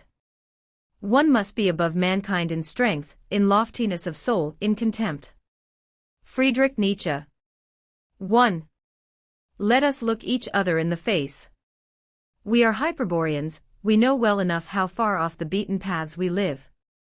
Neither by land nor by sea will you find the way to the Hyperboreans. Pindar already knew that about us. Beyond north, ice, death, our life, our happiness. We have discovered happiness, we know the way, we have found the exit out of the labyrinth of thousands of years. Who else has found it? Modern men perhaps. I know not where to turn, I am everything that knows not where to turn, sighs modern men. From this modernity we became sick, from lazy peace, from cowardly compromising, from the whole virtuous uncleanliness of the modern yes and no. This tolerance and largeur of the heart, which forgives all because it understands all, is Sirocco for us. Better to live among ice than among modern virtues and other south winds. We were brave enough, we spared neither ourselves nor others, but for a long time, we did not know where to go with our bravery. We became gloomy, we were called fatalists. Our fate it lay in the fullness, the tension, the stowing away of our forces. We thirsted for lightning and deeds, we stayed farthest away from the happiness of weaklings, from resignation. A thunderstorm was in our atmosphere, our nature grew dark, for we had no path. Formula for our happiness, a yes, a no, a straight line, a goal. 2. What is good? Everything that heightens the feeling of power, the will to power, power itself in men. What is bad? Everything that stems from weakness. What is happiness? The feeling that power is increasing, that a resistance is overcome. Not contentment but more power, not peace at all but war, not virtue but proficiency, virtue in the Renaissance style, virtù, moraline free virtue. The weak and the misfits shall perish, first tenet of our love of men. And we should even help them to do so. What is more harmful than any vice? Active sympathy for all the misfits and the weak. Christianity. 3. The problem I herewith propose is not what shall succeed mankind in the sequence of living things, man is an end. But what type of man is to be bred, is to be willed as being higher in value, more worthy of life, more certain of a future. This more valuable type has already existed often enough, but as a stroke of luck, as an exception, never as something willed. On the contrary, it was precisely he who was the most feared, he has hitherto almost been the frightful thing, and out of fear the opposite type has been willed, bred, attained, the domestic animal, the herd animal, the sick animal man, the Christian. 4. Mankind does not represent a development towards something better, or stronger, or higher in the way it is believed today. Progress is merely a modern idea, that is, a false idea. The European of today stands far below the European of the Renaissance. Further development is not by any necessity at all an exaltation, an elevation, a strengthening. In another sense there is a continuous success story of individual cases in the most various places, and from the most various cultures in which a higher type does indeed appear, something which in relation to all of mankind is a kind of Superman. Such lucky incidents of great success have always been possible, and will perhaps always be possible. And even entire races, tribes, peoples can under certain circumstances bring off such a lucky hit. 5. One should not decorate and dress up Christianity, it has waged a war to the death against this higher type of man, it has placed all the fundamental instincts of this type under a ban, out of these instincts it has distilled evil, the evil one, the strong man as the typical reprobate, the reprehensible man. Christianity has taken the side of all the weak, the base, the failures, it has made an ideal out of opposition to the preservative instincts of the strong life, it has ruined even the reason of the mentally strongest natures by teaching men to feel the highest values of the mind to be sinful, to be misleading, to be temptations. The most deplorable example, the corruption of Pascal, who believed in the corruption of his reason through original sin, while it had only been corrupted through his Christianity. 6. It is a painful, a dreadful spectacle that has dawned upon me. I have drawn back the curtain from the corruption of men. This word in my mouth is protected at least from one suspicion, that it contains a moral accusation of men. It is meant to be. I would like to underline this once again, moral and free, and this to the extent that I find that corruption precisely where people have hitherto aspired most consciously to virtue, to godliness. I understand corruption, as you may have already guessed, in the sense of decadence. My contention is that all the values which mankind now collects into its highest desideratum are decadence values. I call an animal, a species, an individual corrupt when it has lost its instincts, when it chooses, when it prefers, what is detrimental to it. A history of the higher feelings, of the ideals of mankind, and it is possible that I shall have to tell it, would almost be an explanation as well for why man is so corrupt. I think of life itself as the instinct for growth, for duration, for accumulation of strength, for power. Where the will to power is lacking, there is decline. My contention is that all the values of mankind are lacking in this will, that values of decline, nihilistic values hold sway under the holiest of names. 7. Christianity is called the religion of pity. Pity stands in opposition to the tonic emotions, which enhance the energy of the life feeling. It brings about depression. One loses strength when one pities.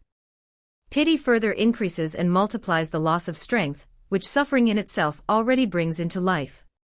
Suffering itself becomes contagious through pity. Under certain circumstances, a complete loss of life and life energy can be reached, which stands in an absurd relation to the quantity of the cause, the case of the death of the Nazarene. That is the first viewpoint, but there is an even more important one. Supposing one measures pity by the value of the reactions it tends to bring forth, then its life-threatening character appears in a much clearer light. On the whole, pity crosses the law of evolution, which is the law of selection. It preserves what is ripe for destruction, it defends life's disinherited and condemned through the abundance of misfits of all types, which it keeps alive. It gives life itself a gloomy and questionable aspect. Some have dared to call pity a virtue. In every noble morality it passes for weakness. They have gone further, they have made of it the virtue, the basis and source of all virtues, only, to be sure, keeping this always in mind, that it was from the viewpoint of a philosophy which was nihilistic, which inscribed denial of life on its shield. Schopenhauer was right about this. Through pity life is denied, it is made more worthy of denial. Pity is the practice of nihilism. To say it once more, this depressive and contagious instinct thwarts those instincts which exist for the preserving and value-enhancing of life, both as a multiplier of misery, and as a conservator of all that is miserable. It is a prime instrument for the advancement of decadence. Pity persuades to nothingness. One does not say nothingness, one says instead the hereafter, or God, or true life, or nirvana, salvation, blessedness. This innocent rhetoric from the domain of religio-moral idiosyncrasy immediately appears much less innocent once one perceives which tendency has wrapped itself in a mantle of sublime words here, the tendency which is hostile to life. Schopenhauer was hostile to life, therefore pity became a virtue for him. Aristotle, as we know, saw in pity a sick and dangerous condition which one would do well to get at now and then with a purgative. He thought of tragedy as a purgative. Out of the instinct for life one would indeed be obliged to seek a means of puncturing such a sickly and dangerous accumulation of pity, as represented by the case of Schopenhauer, and unfortunately over whole literacy and artistic decadence as well, from St. Petersburg to Paris, from Tolstoy to Wagner, so that it might burst. Nothing is more unhealthy amidst our unhealthy modernity than Christian pity. To be a physician here, to be inexorable here, to wield the knife here, that belongs to us, that is our kind of love for mankind, with that we are philosophers, we Hyperboreans. 8. It is necessary to say whom we feel to be our opposition, the theologians, and all that has theologian blood in its veins, our entire philosophy. One must have seen the catastrophe up close, better yet, one must nearly have perished from it, in order here to no longer think of it as a joke. The free-thinking of our naturalists and physiologists is in my eyes a joke. The passion for these things is lacking in them, the passion and suffering from them. This poisoning reaches much further than you think. I have found the theologian's instinctive arrogance wherever anyone today feels himself to be an idealist, wherever anyone assumes, by virtue of a higher origin, the right to cast strange and superior looks at reality. The idealist, just like the priest, holds all the great concepts in his hand, and not only in his hand, he plays them out with a benevolent contempt for understanding, senses, honors, science. He sees all these as beneath him, as destructive and seductive forces above which the spirit in pure for itselfness hovers, as if humility, chastity, poverty, holiness, in a word, had not done unspeakably more harm to life hitherto than any horrors or vice. The pure spirit is a pure lie. As long as the priest is still considered a higher type of man, that denier, slanderer, poisoner of life by profession, there is no answer to the question, what is truth? One already has stood truth on its head when the conscious advocate of nothing and negation is considered the representative of truth. 9. Against this theological instinct I wage war. I have found its tracks everywhere. Whoever has theological blood in his veins is from the start crooked and dishonorable toward all things. The pathos which develops out of this calls itself faith, closing one's eyes to oneself once and for all so as not to suffer at the sight of an incurable falsehood. One creates for oneself a moral, a virtue, a holiness out of the faulty perspective toward all things. One connects a good conscience with false seeing. one demands that no other kind of perspective shall have value any more once one's own has been made sacrosanct with the names God, salvation, eternity. I have dug up the theological instinct everywhere. It is the most widespread, truly underground form of falsehood there is on earth. Whatever a theologian feels to be true must be false. This is almost a criterion of truth. It is his deepest instinct of self-preservation, which forbids reality at any point from being respected, or even being spoken of. As far as theological influence extends, value judgment is stood on its head, the concepts, true and false, are necessarily reversed. What is most destructive to life is here called true, what exalts, elevates, affirms, justifies, makes triumphant that is called false. Should it happen that theologians, through the conscience of princes, or of peoples, start stretching their hand out for power, let us not doubt what is basically happening every time: the will to the end, the nihilistic will wants power. 10 Among Germans I am understood immediately when I say that philosophy has been corrupted by theologian instinct. The Protestant pastor is the grandfather of German philosophy, Protestantism itself its peccatum originale. Definition of Protestantism: the half-sided paralysis of Christianity and of reason. One has only to say the words Tübingen Seminary to grasp what German philosophy is at bottom: a cunning theology. The Swabians are the best liars in Germany, they lie innocently. Why the rejoicing heard throughout the German academic world at the appearance of Kant, a world 3/4 composed of pastors and teachers' sons? Why the German conviction, which even today still finds an echo, that with Kant a change for the better was underway? The theologian instinct divined what now had become possible once again. A secret path to the old ideal stood open: the concept true world, the concept of morality as the essence of the world. The two most malevolent errors that there are, were once more, thanks to a wily clever skepticism, if not provable, then at least no longer refutable. Reason, the right of reason, does not extend so far. They had made out of reality an appearance, they had made a completely fabricated world, one of being, into reality. The success of Kant is merely a theologian's success. Kant was, like Luther, like Leibniz, one more impediment in the not-so-steady flow of German integrity. 11 A word yet against Kant as a moralist. A virtue must be our discovery, our most personal self-defense and necessity. In every other sense it is merely a danger. What our life does not call for harms it. A virtue, which is merely a feeling of respect for the concept of virtue, as Kant would have it, is harmful. Virtue, duty, good in itself, good in the character of impersonality and universality, chimeras in which the decline, the final exhaustion of life, the Königsbergian atom is expressed. The opposite is demanded by the deepest laws of preservation and growth, that everyone discover his virtue, his categorical imperative. A nation perishes when it confuses its duty with the concept of duty in general. Nothing ruins more deeply, more inwardly, than any impersonal duty, any sacrifice before the Moloch of abstraction. That Kant's categorical imperative was not thought to be dangerous to life. The theologian instinct alone gave him protection. An action to which life is compelled is proved to be a correct action by the pleasure it provides, and that nihilist with Christian dogmatist bowels understood pleasure as an objection. What destroys more quickly than to work, to think, to feel without inner necessity, without a deep personal choice, without pleasure? As an automaton of duty. It is straightway the recipe to decadence, to idiocy even. Kant became an idiot. And this was the contemporary of Goethe. This fatal spider was considered the German philosopher, still is. I take care in saying what I think about the Germans. Did Kant not see in the French Revolution the transition from the inorganic form of the state to the organic? Did he not ask himself whether there had been an event which could be explained in no other way than by a moral predisposition on the part of mankind, so that with it the tendency of mankind toward the good would be proven once and for all? Kant's answer: that is the revolution. The erring instinct in each and every thing, anti-nature as instinct, German decadence as philosophy, that is Kant.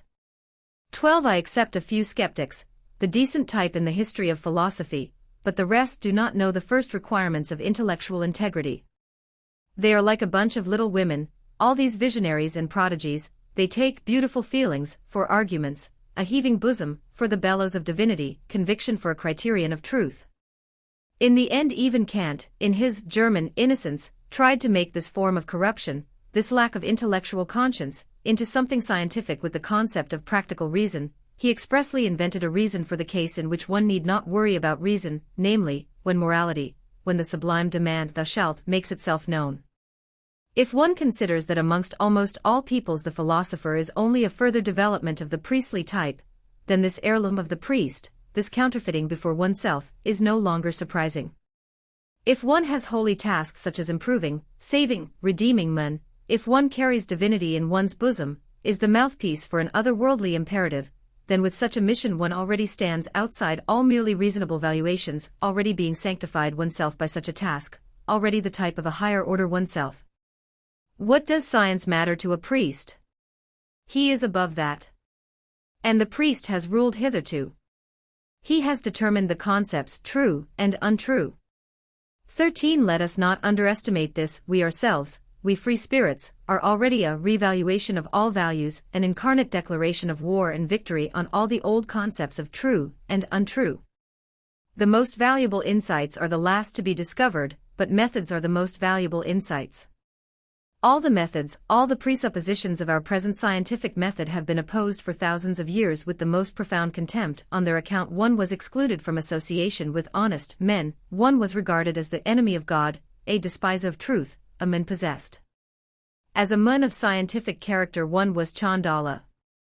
We have had the whole pathos of mankind against us, their concept of what truth should be, what the service of truth should be. Every "thou shalt" hitherto has been directed against us. Our objectives, our practices, our quiet, cautious, mistrustful manner, all that seemed to them utterly unworthy and contemptible.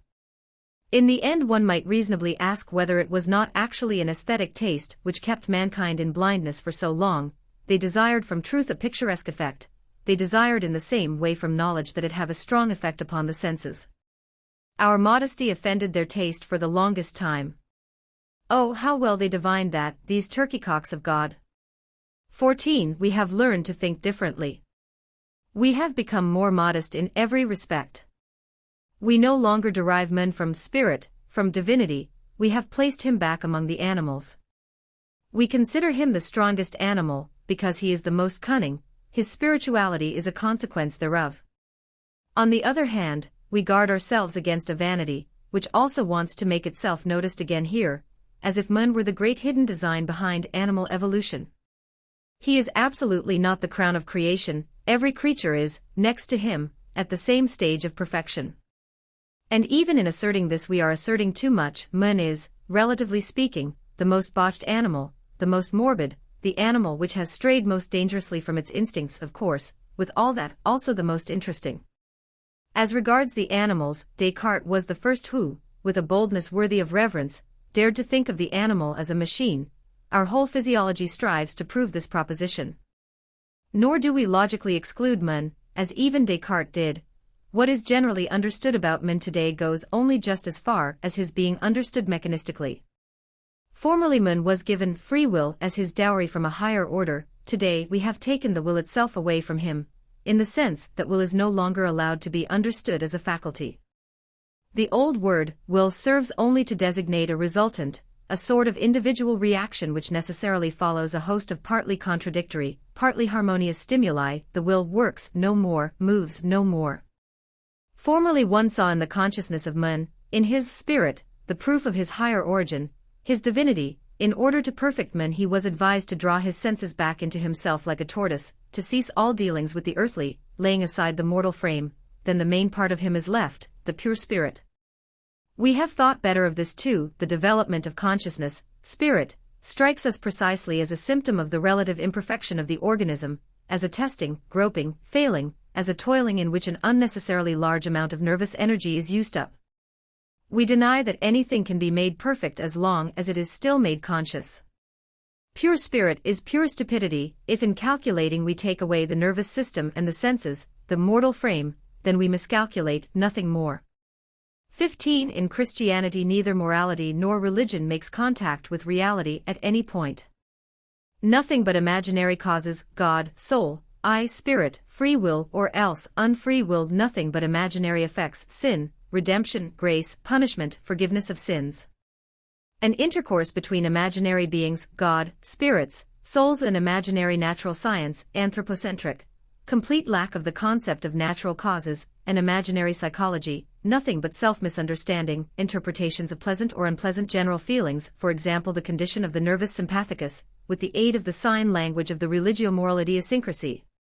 Repentance, pangs of conscience, temptation by the devil, the closeness of God, an imaginary teleology, the kingdom of God, the last judgment, eternal life. This world of pure fiction is distinguished from the world of dreams, very much to its disadvantage, by the fact that the latter mirrors reality, while it falsifies, devalues, denies reality. Once the concept, nature, was invented as a counter-concept to God, natural, had to become the word for reprehensible, that whole fictional world had its roots in hatred for the natural, for reality. It is the expression of a deep discontent with the actual. But with this everything is explained. Who alone has reasons to lie his way out of reality? He who suffers from it. But to suffer from reality means to be a failed reality. The predominance of feelings of displeasure over feelings of pleasure is the first cause for a fictitious morality and religion. Such a predominance, however, provides the formula for decadence. 16. A critique of the Christian concept of God necessitates the same conclusion.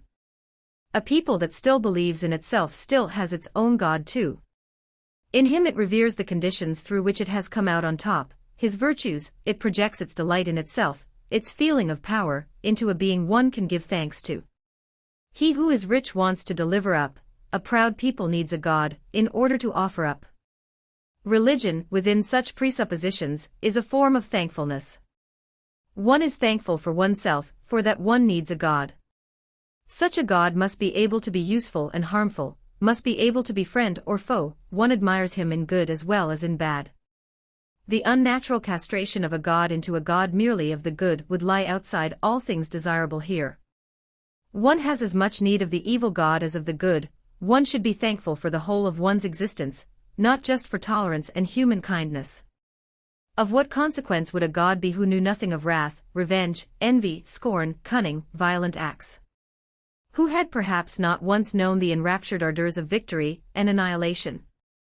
One would not understand such a God. Why should one have him?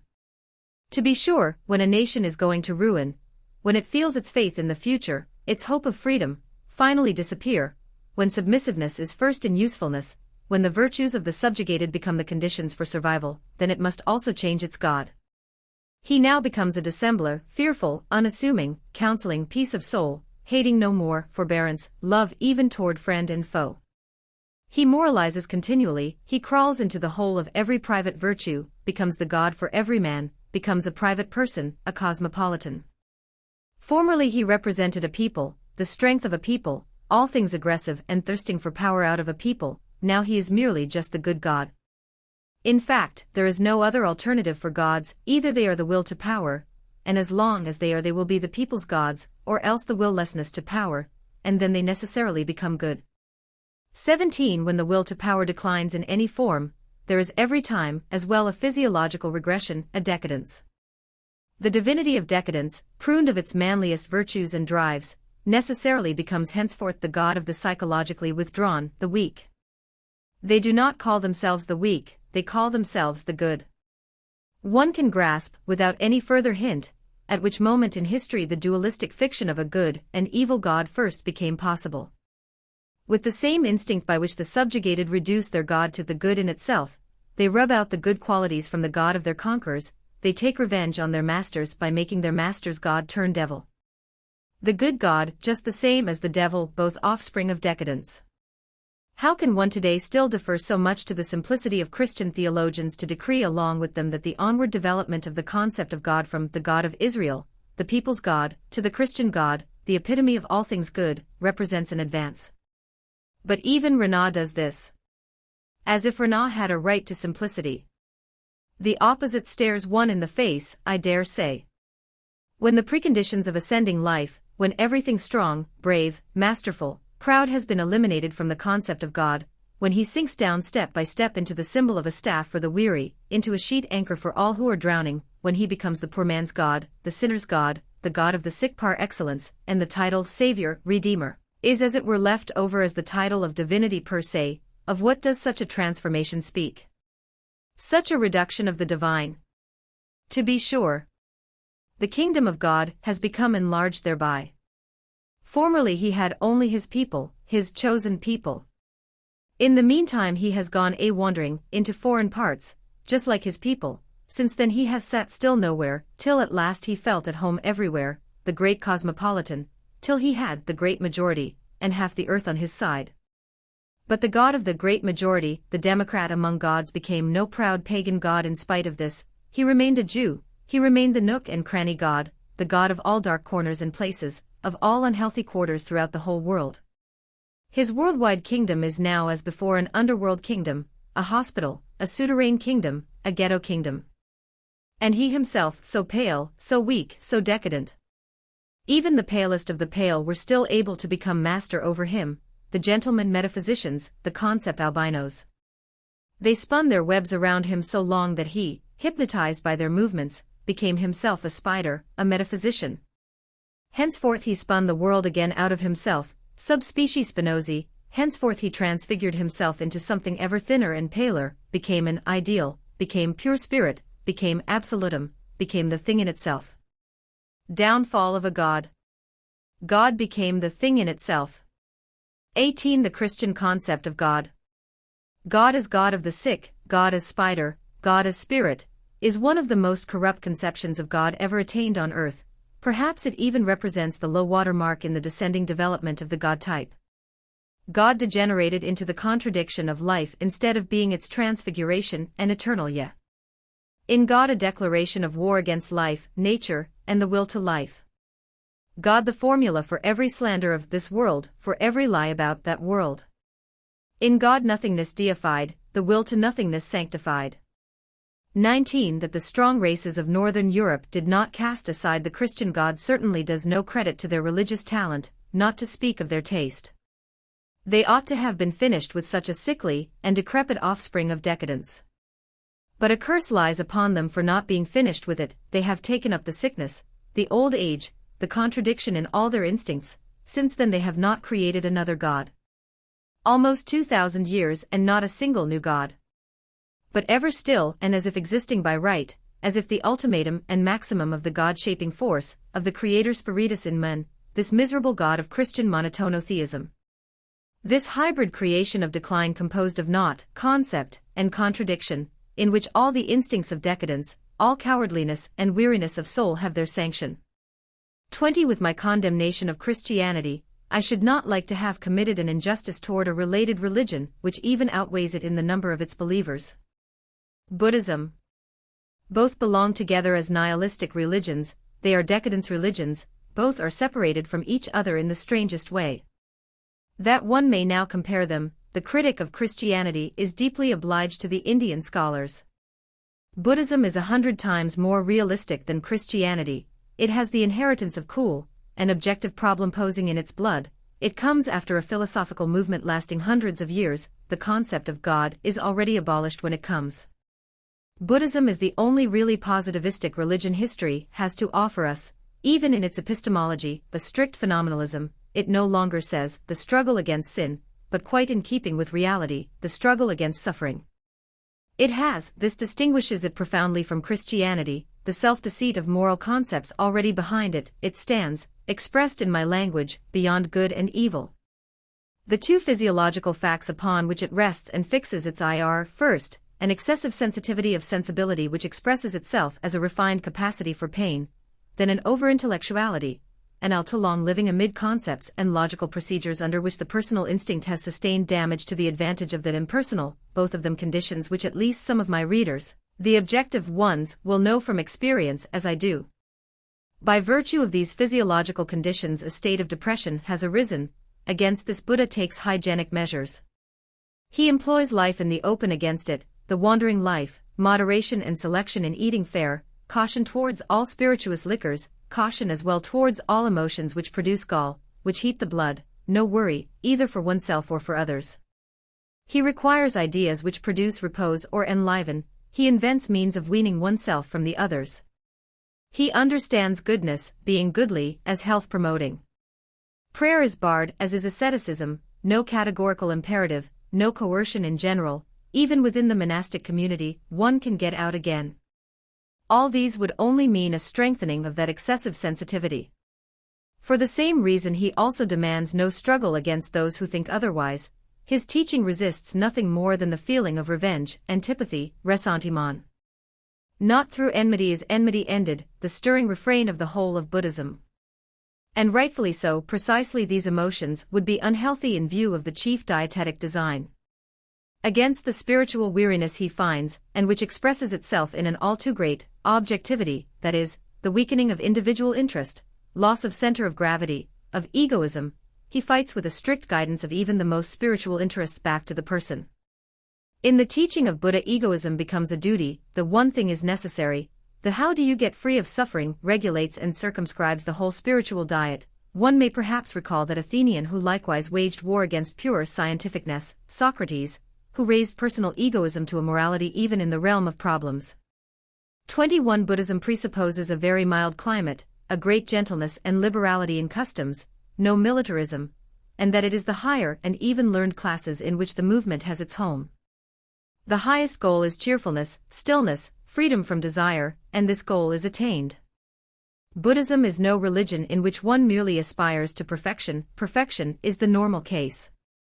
In Christianity, the instincts of the subjugated and suppressed come to the fore, the lowest classes seek their salvation in it. Here the casuistry of sin, self-criticism, conscience inquisition is practiced as an occupation, a specific against boredom. Here an emotion toward a mighty one named God is constantly maintained through prayer. Here the highest is regarded as unattainable, as a gift, as grace. Here the public act is also lacking, the hiding place, the dark room is Christian. Here the body is despised, hygiene rejected as sensuality, the church even defends itself against cleanliness. The first Christian measure after the expulsion of the Moors was the closing of the public baths, of which Cordova alone possessed 270. Christian in a certain sense means cruelty towards oneself and others, hatred towards those who think otherwise, the will to persecute. Gloomy and upsetting ideas are at the fore. The most highly desired states, designated by the highest names, are epileptoid. The diet is so chosen as to favor morbid phenomena and overexcite the nerves. Christian means mortal enmity towards the lords of the earth, towards the noble, and at the same time a sly, secretive rivalry. One leaves them the body, one wants only the soul. Christian means hatred of the spirit, of pride, courage, freedom, libertinage of the spirit. Christian means hatred of the senses, of joy in the senses, of joy in general. 22 Christianity, when it left its original soil, the lowest classes, the underworld of the ancient world, when it set out after power among barbarian peoples, here it no longer presupposed weary men, but inwardly savage and self-lacerating ones, strong men but misfits. Here dissatisfaction with oneself, suffering from oneself, is not as it is with the Buddhists, an excessive sensitivity and capacity for feeling pain, but on the contrary an overwhelming desire for pain-making, for the release of inner tension in hostile actions and conceptions. Christianity needed barbaric concepts and values in order to become master over barbarians. Some of these include sacrifice of the firstborn, blood drinking at communion, the Lord's Supper, contempt for intellect and for culture, torture in all forms, sensual and non-sensual, the great pomp of public worship. Buddhism is a religion for late individuals, for races that have become kindly, gentle, over-intellectual, that feel pain too easily. Europe will not be ripe for it for a long time yet. It is a return back to peace and cheerfulness for them, to a diet in the spiritual, to a certain hardening in the corporal. Christianity wants to be master over beasts of prey. Its method is to make them sick. Weakening is the Christian recipe for taming, for civilization. Buddhism is a religion for the conclusion and weariness of a civilization. Christianity finds no civilization as yet, in some cases it lays the foundation for one. 23 Buddhism, to say it again, is 100 times colder, more truthful, more objective. It no longer finds it necessary to make its suffering, its capacity for pain, respectable to itself through the interpretation of sin. It simply says what it thinks: I suffer. To the barbarian, on the other hand, suffering in itself is nothing respectable. He first needs an explanation in order to admit to himself that he is suffering. His instinct directs him rather toward denial of his suffering, toward silent endurance. Here the word devil was a favor. One had an overpowering and frightening enemy. One need not be ashamed of suffering at the hands of such an enemy. Christianity has some fine points in its first principles which belong to the Orient. Above all, it knows that in itself it is a matter of complete indifference whether something is true, but of the highest importance as far as whether it is believed to be true. The truth and the belief that something is true, two completely separate worlds of interest, worlds of opposition almost, one comes to one and the other by fundamentally different paths. To be knowledgeable in this nearly makes a wise man in the Orient, so the Brahmins understand it, so Plato understands it, so every student of esoteric wisdom does. If, for example, there is some happiness in believing oneself redeemed from sin, then the prerequisite is not necessary that man be sinful but that he feel sinful. But if in general faith above all is necessary, then reason, knowledge, and inquiry are discredited, the way to truth becomes the forbidden way. Strong hope is a much greater stimulant of life than any single genuinely occurring bit of happiness. Sufferers must be sustained by a hope, which cannot be gainsaid by any reality, which is not abolished by any fulfillment, a hope in the beyond. Precisely because of this capacity for keeping the unhappy in suspense, hope was regarded by the Greeks as the evil of evils, the only actually malicious evil. It remained behind in the box of evils. So that love is possible, God must be a person, so that the lowest instincts can have their say, God must be young. For the ardor of the women a beautiful saint is pushed into the foreground, for the men a merry. This under the presupposition that Christianity wants to be master on a soil where Aphroditic, or Adonis cults have already determined the concept of religious worship. The requirement of chastity increases the vehemence and inwardness of the religious instinct, it makes the worship warmer, more enthusiastic, more soulful. Love is the condition wherein man sees things most as they are not. The illusory power is here at its height, as is the sweetening, the transfiguring power. In love one endures more than otherwise, one bears all. A religion had to be found in which love is possible, with that one is beyond the worst in life, one no longer sees it at all. So much for the three Christian virtues of faith, hope and love. I call them the three Christian shrewdnesses. Buddhism is too late, too positivistic, to ever be shrewd in this way. 24 I only touch on the problem of the origin of Christianity here. The first sentence in its solution is: Christianity can only be understood in terms of the soil from which it grew. It is not a countermovement against the Jewish instinct, it is its logical consequence itself, a step further in its awe-inspiring logic. In the formula of the Savior, salvation is of the Jews. The second sentence is: the psychological type of the Galilean is still recognizable, but only in its complete degeneration, which is at the same time a mutilation and an overloading with foreign traits, could it serve the purpose for which it was created, as the type of the Savior of mankind. The Jews are the strangest people in the history of the world because, faced with the question of being or not being, they preferred, with a completely uncanny awareness, being at any price. This price was the radical falsification of all nature, all naturalness, all reality, the whole inner world as well as the outer.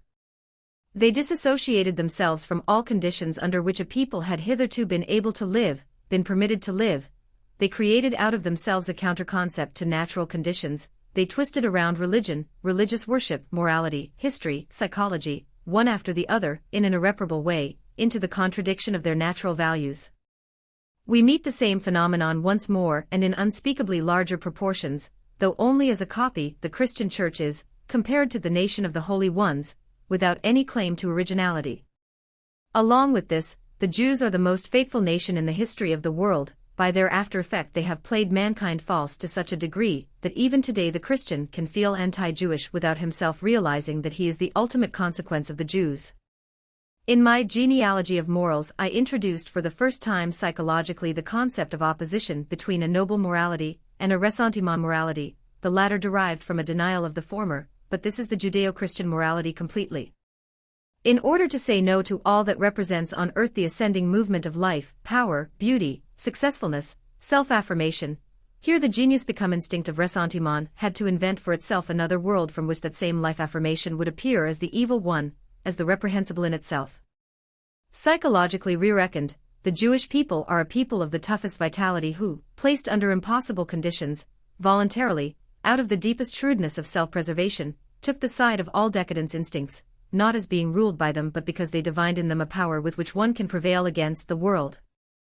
The Jews are the antithesis of all decadence, they have had to represent them to the point of illusion, they have known, with a non plus ultra of histrionic genius, how to place themselves at the head of all decadence movements, such as the Christianity of Paul, in order to create something out of them stronger than any yes-saying party of life. For the type of men longing for power in Judaism and Christianity, the priestly type, decadence is only a means. This type of man has a life interest in making men sick and in twisting around the concepts good and evil, true and false in a life-endangering and world-slandering sense. 25. The history of Israel is invaluable, as the typical history of all denaturalization of natural values. I shall point out 5 facts in the same process. Originally, above all in the time of the kingdom, Israel also stood in the correct, that is to say, in the natural, relation to all things. Its Yahweh was the expression of power consciousness, joy in oneself, hope for oneself, in him one expected victory and prosperity, with him one trusted in nature, that she would give what the people found necessary, above all, rain. Yahweh is the God of Israel and consequently the God of justice, the logic of every people that is in power, and has a good conscience about it. In festival ritual these two sides of a people's self-affirmation find expression. They are grateful for the immense destiny through which they have come out on top.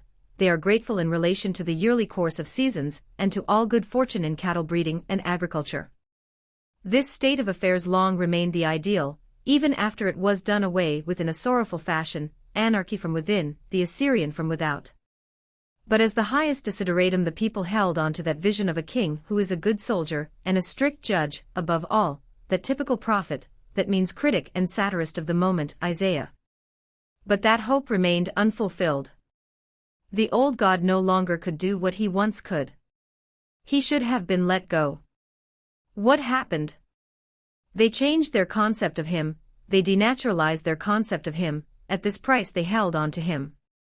Yahweh the God of justice, no longer one with Israel, an expression of national self-respect, only a God under certain conditions.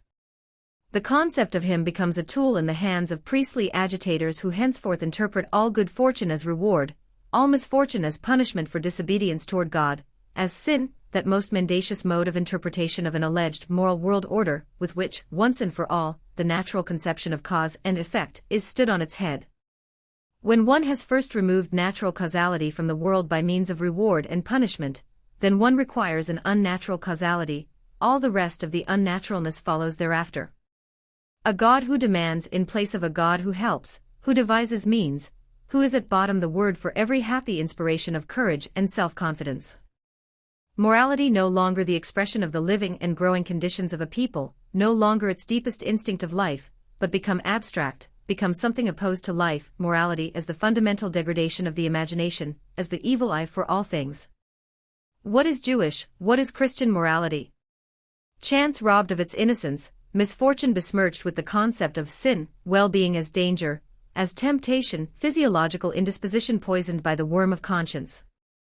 26. The concept of God falsified, the moral concept falsified, the Jewish priesthood did not stop there. The whole history of Israel was of no use, away with it. These priests brought about that miracle of falsification as their document, and it lies before us in a good part of the Bible, with unequaled scorn toward every tradition, every historical reality. They translated into religious terms their own national past, that is, they made of it a stupid salvation mechanism of guilt toward Yahweh and punishment, of piety toward Yahweh and reward. We would have felt this most shameful act of historical falsification much more painfully if thousands of years of the ecclesiastical interpretation had not made us almost insensible to the demands of integrity in historicis. And the Church was seconded by the philosophers. The lie of the moral world order pervades the whole development of even the newer philosophy. What does moral world order mean? That there is, once and for all, a will of God as to what man is to do and what he is not to do, that the value of a people, of an individual himself, is measured according to how much or how little the will of God is obeyed, that in the fate of a people, in an individual himself, the will of God proves to be commanding, that is, punishing and rewarding, according to the degree of obedience. The reality instead of this pitiful lie is a parasitical kind of man that thrives at the expense of all healthy forms of life. The priest misuses the name of God. He calls a condition of society in which the priest determines the value of things the kingdom of God. He calls the means by virtue of which such a condition is attained or maintained the will of God. With a cold-blooded cynicism he measures the peoples, the times, the individuals according to whether they availed themselves of the priestly supremacy or whether they opposed it. One should see them at work in the hands of the Jewish priests. The great era in the history of Israel became an era of decay. The exile, the long misfortune, was transformed into an eternal punishment for the great era, an era in which the priest was nothing yet. In accordance with requirements, they made poor grovellers and grumblers, or godless ones, out of the mighty, very freely made figures of Israel's history. They simplified the psychology of every great event into the idiotic formula of obedience or disobedience toward God. A step further, the will of God, that is to say, the conditions for the preservation of priestly power, must be known. To this end a revelation is required. In plain English, a great literary forgery becomes necessary. A holy scripture is discovered, it is made public with all hieratic pomp, with days of penitence and cries of lamentation over the long sinfulness. The will of God had stood fast for the longest time. The whole disaster lay in their having become estranged from the Holy Scriptures. The will of God had already been revealed to Moses. What had happened? The priest had, with severity, with pedantry, right down to the rates great and small he was to be paid, not forgetting the tastiest pieces of meat, for the priest is a beefsteak eater, formulated once and for all what he wants to have, what the will of God is. From now on the things of life are so ordered that the priest is everywhere indispensable, at all natural occurrences in life, birth, marriage, sickness, death, to say nothing of offerings, mealtimes. The holy parasite appears in order to denaturalize them, in his language, to sanctify. For one must understand this, every natural custom, every natural institution, state, justice, administration, marriage, care for the sick and the poor, every summons delivered by the instinct of life, in short, everything that has its value in itself, is made fundamentally worthless, adverse to value through the parasitism of the priest, or the moral world order. A sanction is subsequently required, a value-bestowing power is necessary, one which denies the nature within and precisely with this first creates a value. The priest devalues, desanctifies nature, it is at this price he continues to exist at all.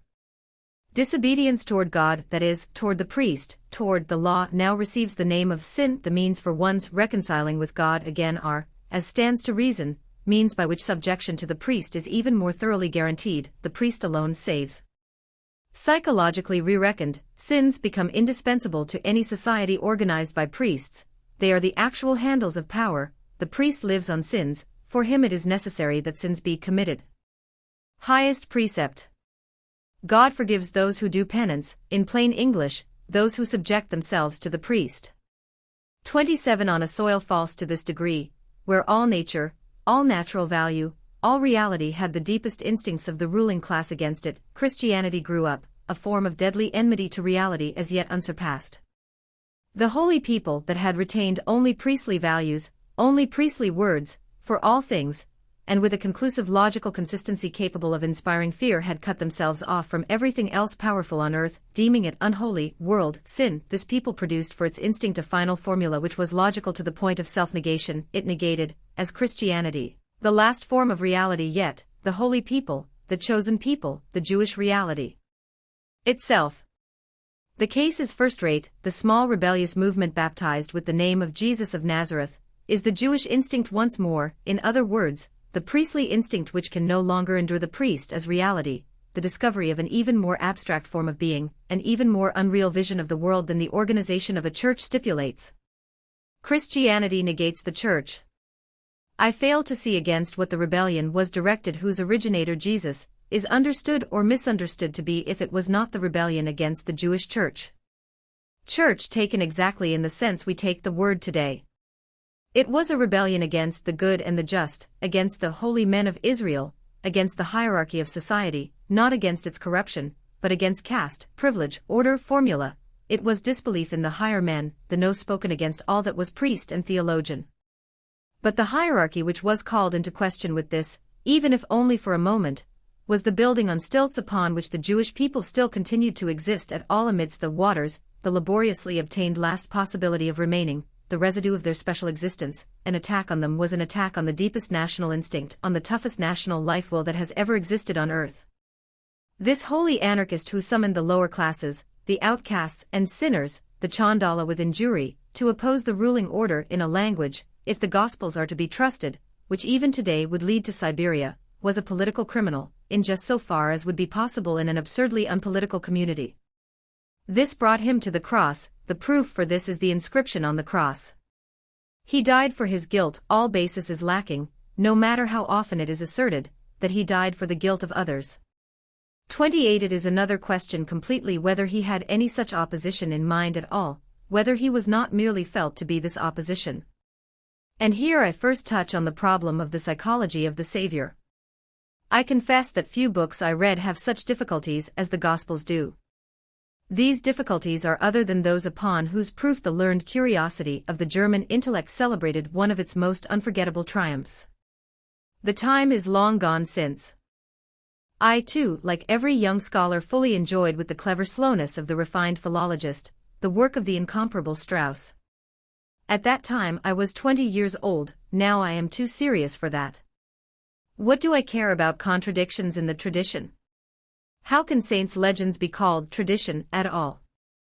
The histories of saints are the most ambiguous literature there generally is. To apply the scientific method on them, when no other documents exist, appears to me to be condemned from the start, merely learned idleness. 29. What matters to me is the psychological type of the Savior. He could indeed be contained in the Gospels in spite of the Gospels, however much mutilated or overloaded with alien traits, as Francis of Assisi is preserved in his legends in spite of his legends. Not the truth concerning what he did, what he said, how he actually died, but the question whether he is still conceivable at all, whether he has come down to us. The attempts I know of to extract even the history of a soul from the Gospels seem to me proof of an abominable psychological light-mindedness. Mr. Renan, that buffoon in psychologicis, has introduced the two most improper concepts possible into his explanation of the Jesus type, the concept of the genius and the concept of the heroes. But if anything is unevangelical, it is the concept of the hero. Precisely the opposite of all struggling, of all feeling oneself in battle has here become instinct, the incapacity for resistance here becomes morality. Resist not evil, the deepest utterance of the Gospels, the key to them in a certain sense, blessedness in peace, in meekness, in the inability to be an enemy. What does glad tidings mean? True life, eternal life has been found. It is not promised, it is here, it is within you, as a life in love without deduction or exemption, without distance. Everyone is the child of God. Jesus demands absolutely nothing for himself alone. As a child of God, everyone is equal to everyone else. To make a hero out of Jesus. And what an utter misunderstanding of the word genius. Our whole concept, our cultural concept of spirit, makes no sense at all in the world in which Jesus lived. Spoken with the strictness of an physiologist, an entirely different word would rather be in place here, the word idiot. We recognize a condition of morbid susceptibility in the sense of touch which recoils in horror at every contact, every grasp of a solid object. One translates such a physiological habitus into its ultimate logic, as the instinctive hatred toward every reality, as flight into the unintelligible, the incomprehensible, as ill will toward every form, every concept of time and space, toward all that is solid, custom, institution, church, as being at home in a world which no kind of reality stirs any longer, an inner world only, a true world, an eternal world. The kingdom of God is within you. 30. The instinctive hatred toward reality, consequence of an extreme capacity for irritation and injury which no longer wants to be touched because it feels every touch too deeply.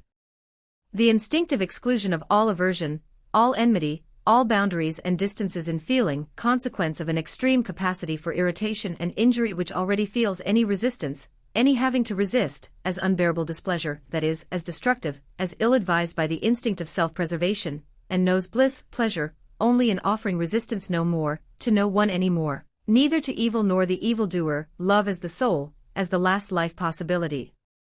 These are the two physiological realities upon which, out of which, the redemption doctrine has grown. I call it a sublime further development of hedonism upon a thoroughly morbid basis. Most nearly related to it, though with a large additional supply of Greek vitality and nervous energy, is Epicureanism, the redemption doctrine of paganism. Epicurus is a typical decadent, first recognized by me as such. The fear of pain, even of the infinitesimal in pain, it cannot end any other way than in a religion of love. 31 I have given my answer to the problem beforehand. The presupposition for it is that the type of the Redeemer is preserved for us only in a strongly distorted form. This distortion has a lot of plausibility to it. For several reasons such a type could not remain pure, whole, free from ornamentation. The milieu in which this strange figure moved must have left its mark upon him, and even more so the history, the destiny of the first Christian community. Out of this the type grew, retrospectively enriched with traits which only become comprehensible in terms of war and propaganda aims. That strange and sick world to which the Gospels introduce us, a world like that of a Russian novel in which the dregs of society, nervous disorder, and childlike idiocy seem to be making a rendezvous, must, in any event, have coarsened the type. The first disciples, in particular, had to translate a being completely immersed in symbols and incomprehensibilities into their own crudity in order to get anything out of it at all. Only after shaping it into more recognizable forms was the type existent for them. The prophet, the Messiah, the future judge, the moral teacher, the miracle man, John the Baptist, just so many opportunities for misjudging the type. Let us not underestimate the proprium of all great, in particular, sectarian veneration. It effaces the original, often painfully unfamiliar traits and idiosyncrasies of the revered being. It does not even see them. One has to regret that no Dostoevsky lived in the neighborhood of this most interesting decadent, I mean someone who had just the right feel for the touching appeal of such a mixture of the sublime, the sick, and the childlike. One final viewpoint, the type, as a decadence type, could actually have been of a curious multiplicity and contradictoriness. Such a possibility is not to be completely ruled out. Nevertheless, everything speaks against it. The very tradition in this case would have to have been remarkably true and objective, whereof we have reasons for assuming the opposite. In the meantime a contradiction yawns between the mountain lake and meadow preacher, whose appearance is like a Buddha on a soil very little like India, and that fanatic of assault, mortal enemy of theologian and priest, whom Renan's malice has extolled as le grand maître en ironie. I myself do not doubt that the plentiful mass of Gaul, and even of Esprit, first overflowed into the type of the master on account of the agitated condition of Christian propaganda. One knows very well indeed the unthinkable behavior of all sectarians in arranging for themselves out of their maker their own apology. When the first community stood in need of a judging, wrangling, raging, maliciously hair-splitting theologian opposed to theologians, they created for themselves their God according to their requirements, just as they put into his mouth without hesitation those completely unevangelistic concepts which now they could not do without: second coming, last judgment, every kind of temporal expectation and promise. 32 I resist to say it once again, the carrying over of the fanatic into the type of the Savior. The word imperior alone, which Renan uses, already annuls the type. The glad tidings are precisely that there are no more opposites. The kingdom of heaven belongs to the children. The faith that is made known here is not a faith gained by struggle, it is, as it were, a return to childlike manners in the spiritual. The case of delayed and underdeveloped puberty in the organism, as a consequence of degeneration, is at least familiar to the physiologists. Such a faith does not get angry, does not rebuke, does not resist, it does not bring the sword, it has no idea at all to what extent it could cause dissension one day. It does not prove itself, either through miracle or through reward and promise, even less still, through the scriptures. It is every moment its own miracle, its own proof, its own kingdom of God. This faith does not formulate itself either, it lives, it resists formulas. To be sure, chance determines the environment, the language, the preparatory training for a certain sphere of concepts. Primitive Christianity handled only Jewish Semitic concepts. Eating and drinking at the Lord's Supper belong here, that concept so badly misused by the Church, like all things Jewish. But one should take care not to see more than sign language in this, semiotics, an opportunity for similes. Precisely that no word of his be taken literally is the preliminary condition for this anti-realist to be able to speak at all. Among Indians the Sankhya concepts would have served him, among Chinese those of Lao Tse, and without feeling any difference thereby. One could, with some freedom of expression, call Jesus a free spirit. He cares nothing for all things fixed. The word kills, all that is fixed kills. The concept, the experience of life as he alone knows it, opposes every kind of word, formula, law, faith, dogma. He speaks only of the innermost. Life or truth or light is his word for the innermost. Everything else, all of reality, all of nature, language itself, has for him merely the value of a sign, a simile. One must make absolutely no mistake at this point, no matter how great a temptation there may be in the Christian, that is, the ecclesiastical prejudice, such a symbolist par excellence stands outside all religion, all notions of cult, all history, all natural science, all world experience, all knowledge, all polities, all psychology, all books, all art. His knowledge is just pure folly over the fact that the like of these things exist. Not even by hearsay is he acquainted with culture, he has no need to fight against it, he does not deny it. The same goes for the state, for the whole civic order and society, for work, for war. He never had reason to deny the world, he had no notion of the church concept world. Denial is precisely what is quite impossible for him. In the same way dialectic is lacking, the idea for it is lacking that a belief, a truth, could be proved by reasons. His proofs are inner lights, inner pleasurable sensations and self-affirmations, nothing but proofs of strength. Nor can such a doctrine contradict, it does not comprehend at all that other doctrines exist, can exist, it cannot imagine a contrary opinion at all. Where it encounters one, it will, with innermost compassion, grieve over the blindness, for it sees the light but make no objection. 33 In the whole psychology of the gospel, the concept of guilt and punishment is absent, likewise the concept of reward. Sin, any comparative distance between God and man, is done away with. Precisely this is the glad tidings. Eternal bliss is not promised, it is not tied to conditions, it is the only reality, the rest is symbol, in order to speak of it. The consequence of such a condition projects itself into a new practice, the actual evangelical practice. A belief is not what distinguishes the Christian acts, he is distinguished by a different sort of action. That he offers no resistance to the one who does him evil, neither in word nor in his heart. That he makes no difference between foreign and domestic, between Jew and non-Jew, one's neighbor, properly speaking, one's fellow believer, the Jew. That he grows angry towards no one, looks down on no one. That he neither appears in courts of law nor makes a claim there, not swearing. That under no circumstances does he separate from his wife, not even in the case of the wife's proven unfaithfulness. All at bottom one rule, all consequences of one instinct. The life of the Savior was nothing other than this practice, his death was also nothing else. He no longer required any formulas, any rites in his dealings with God, not even prayer. He has settled accounts with the whole Jewish doctrine of repentance and reconciliation. He knows how it is only with the practice of life that one feels divine, blessed, evangelical, at all times a child of God. Not repentance, not prayer for the sake of forgiveness, they are not ways to God, the evangelical practice alone leads to God, it precisely is God. What was abolished with the gospel was the Judaism of the concepts sin, forgiveness of sin, faith, salvation through faith. The whole Jewish church teaching was denied in the glad tidings. The profound instinct for how one would have to live in order to feel in heaven, in order to feel eternal, while in every other situation one feels oneself absolutely not in heaven, this alone is the psychological reality of redemption. A new way of living, not a new faith.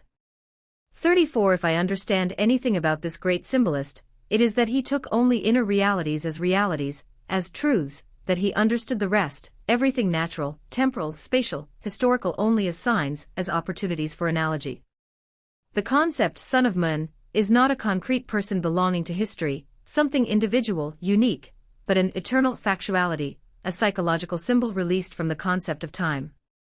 The same applies once more, and in the highest sense, to the God of this typical symbolist, to the kingdom of God, to the kingdom of heaven, to God's having a son.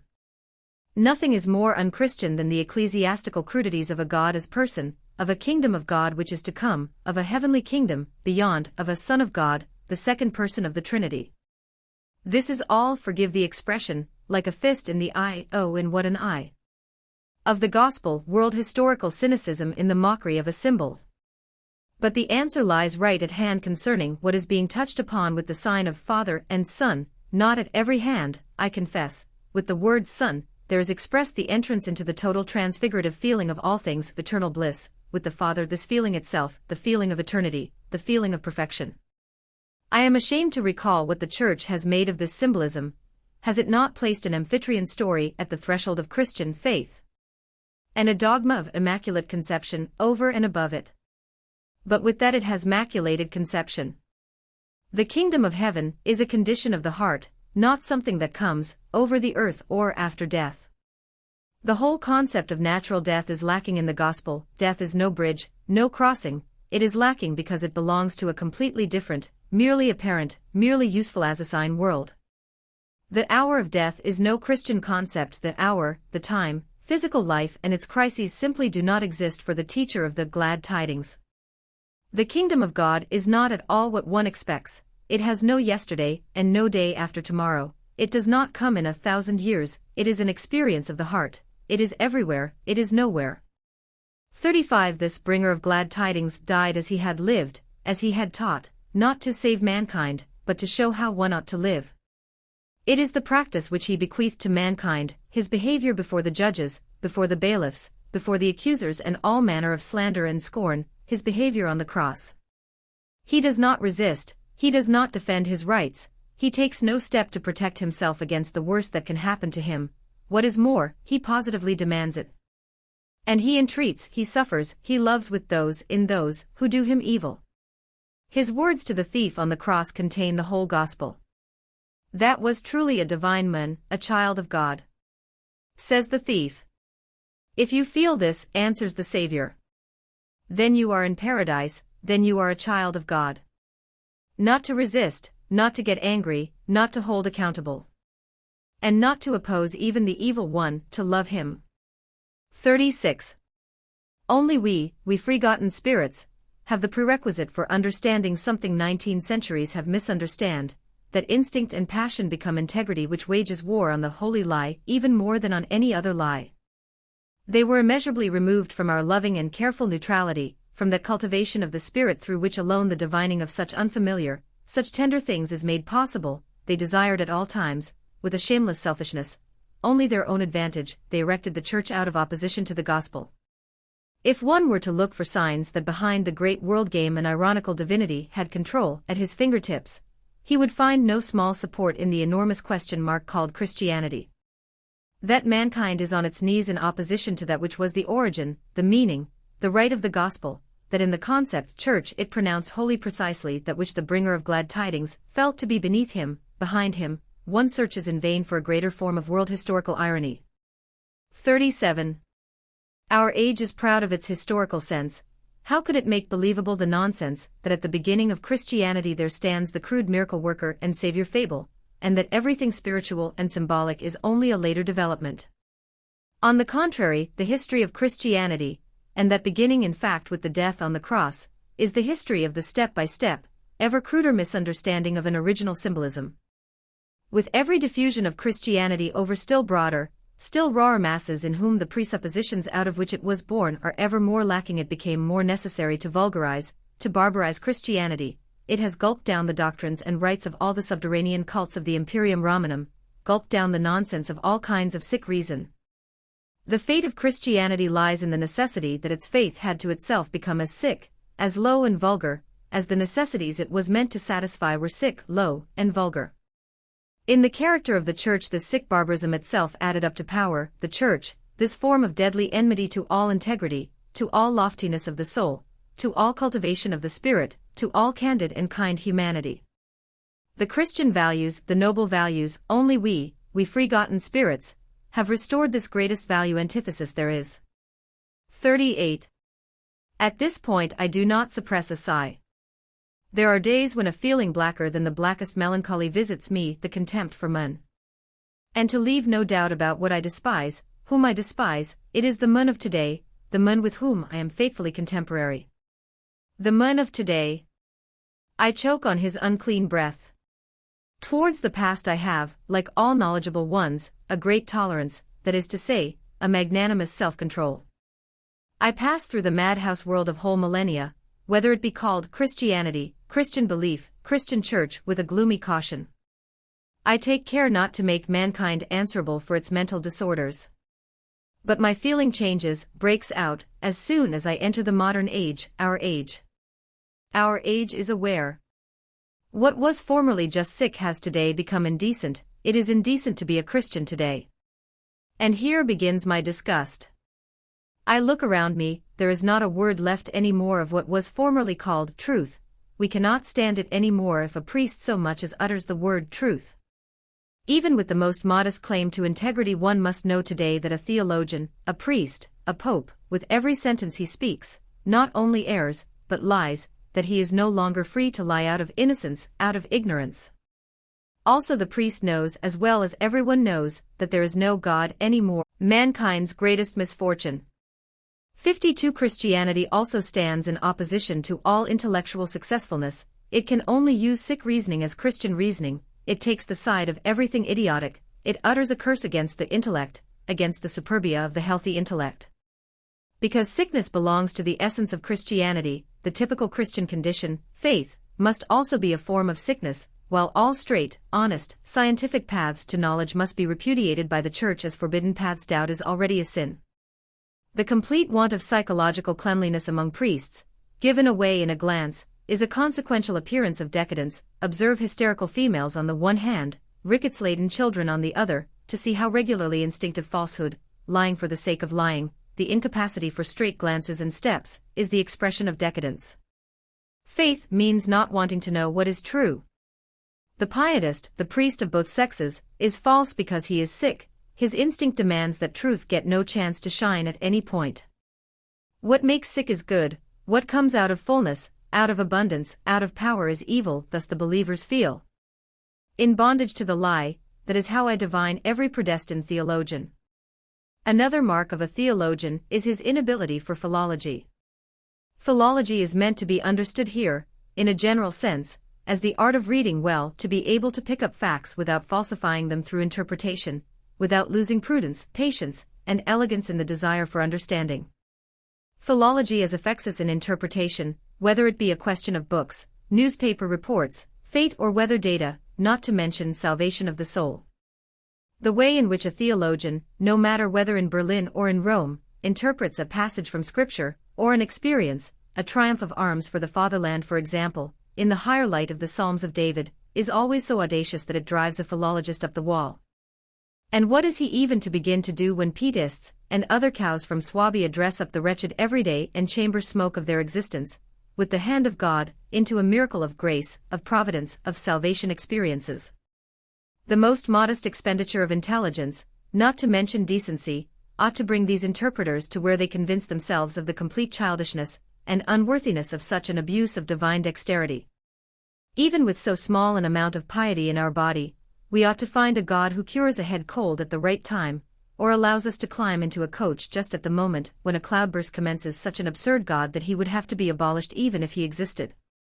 A God as servant, as postman, as almanac consultant, at bottom a word for all the stupidest sort of accidents. Divine providence, as it is still believed in today by approximately every third man in cultured Germany, would be an objection to God stronger than any that could possibly be imagined.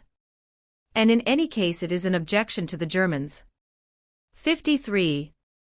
That martyrs prove anything about a cause is so far from being true that I would deny a martyr has ever had anything to do with the truth. The tone with which a martyr throws his deeming as true into the face of society already expresses such a low level of intellectual integrity, such obtuseness to the question of truth, that one never needs to refute a martyr. Truth is not something one person might have and another not have. Peasants at best, or peasant apostles like Luther, can think about truth in this fashion. One may be certain that modesty, moderation, in this respect, increases according to the degree of conscientiousness in intellectual matters. To know 5 things, and with a gentle hand, decline to know anything else.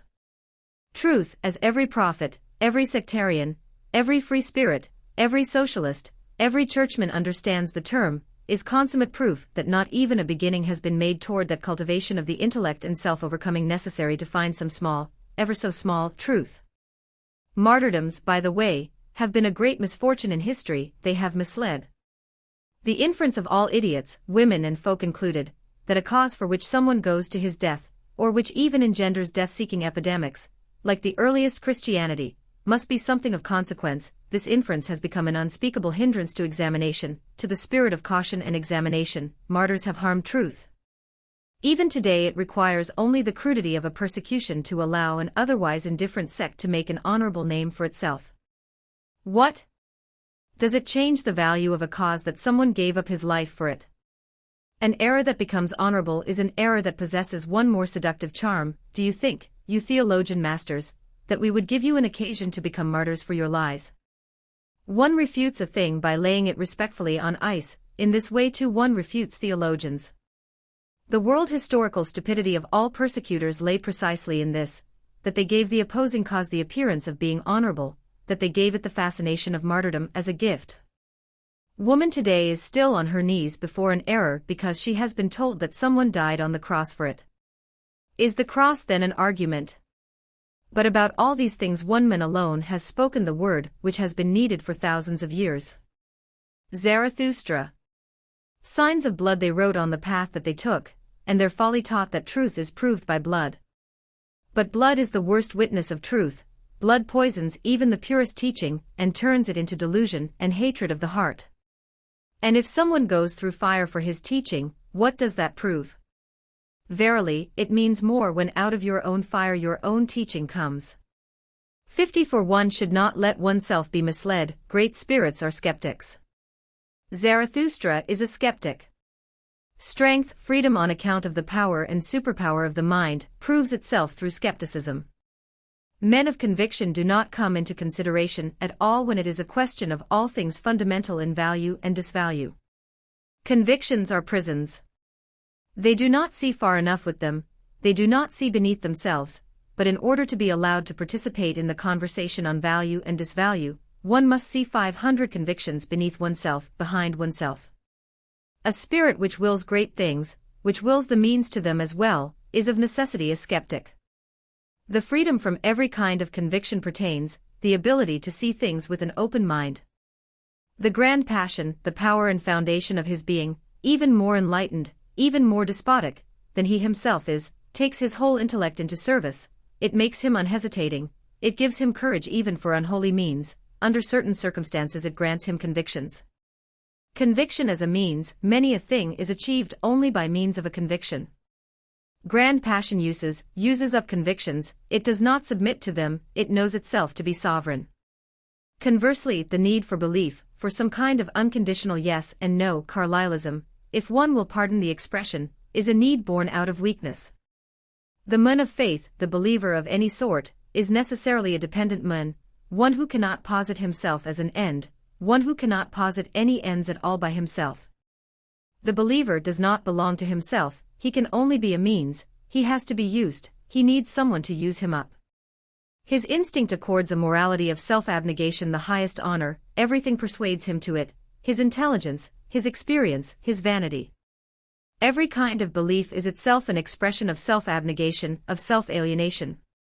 If one considers how necessary the vast majority find a regulation that binds them from without and makes them secure, how the constraint, in a higher sense the slavery, is the sole and final condition under which the weaker-willed person, woman especially, can prosper, then one also understands the conviction, the belief. The man of conviction has his backbone in it. Not to see many things, not to be impartial in any respect, to be party through and through, to have a strict and necessary perspective with regard to all values, this alone conditions such a kind of man's very existence. But with this he is the antithesis, the antagonist of the truthful one of the truth. The believer is not free to have a conscience at all when it comes to the question of true and untrue. To be upright on this point would mean his downfall at once. The pathological conditionality of his perspective makes the convinced man a fanatic. Savonarola, Luther, Rousseau, Robespierre, Saint Simon, the antithetical type to the robust spirit, the spirit that has become free. But the grand attitude of these 6 spirits, these concept epileptics, works on the great masses. The fanatics are picturesque, mankind would rather see gestures than hear reasons. 55. A step further in the psychology of conviction, of belief. It was left for me to ponder a long time ago whether convictions are not more dangerous enemies of truth than lies, human, all too human. Aphorisms 54 and 483.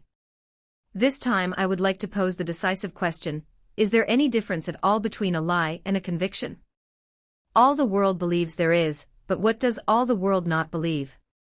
Every conviction has its history, its preliminary forms, its trials and errors. It becomes conviction, after a long time of not existing, after a still longer time of hardly existing. What? Could the lie not also be among these embryonic forms of conviction? Now and then it requires a change in persons, in the Son that becomes conviction what in the Father was still lie. I call a lie not wanting to see something that one sees, not wanting to see something as one sees it, whether the lie takes place before witnesses or without witnesses does not come into consideration. The most common lie is the one with which a person deceives himself, lying to others is relatively the exception.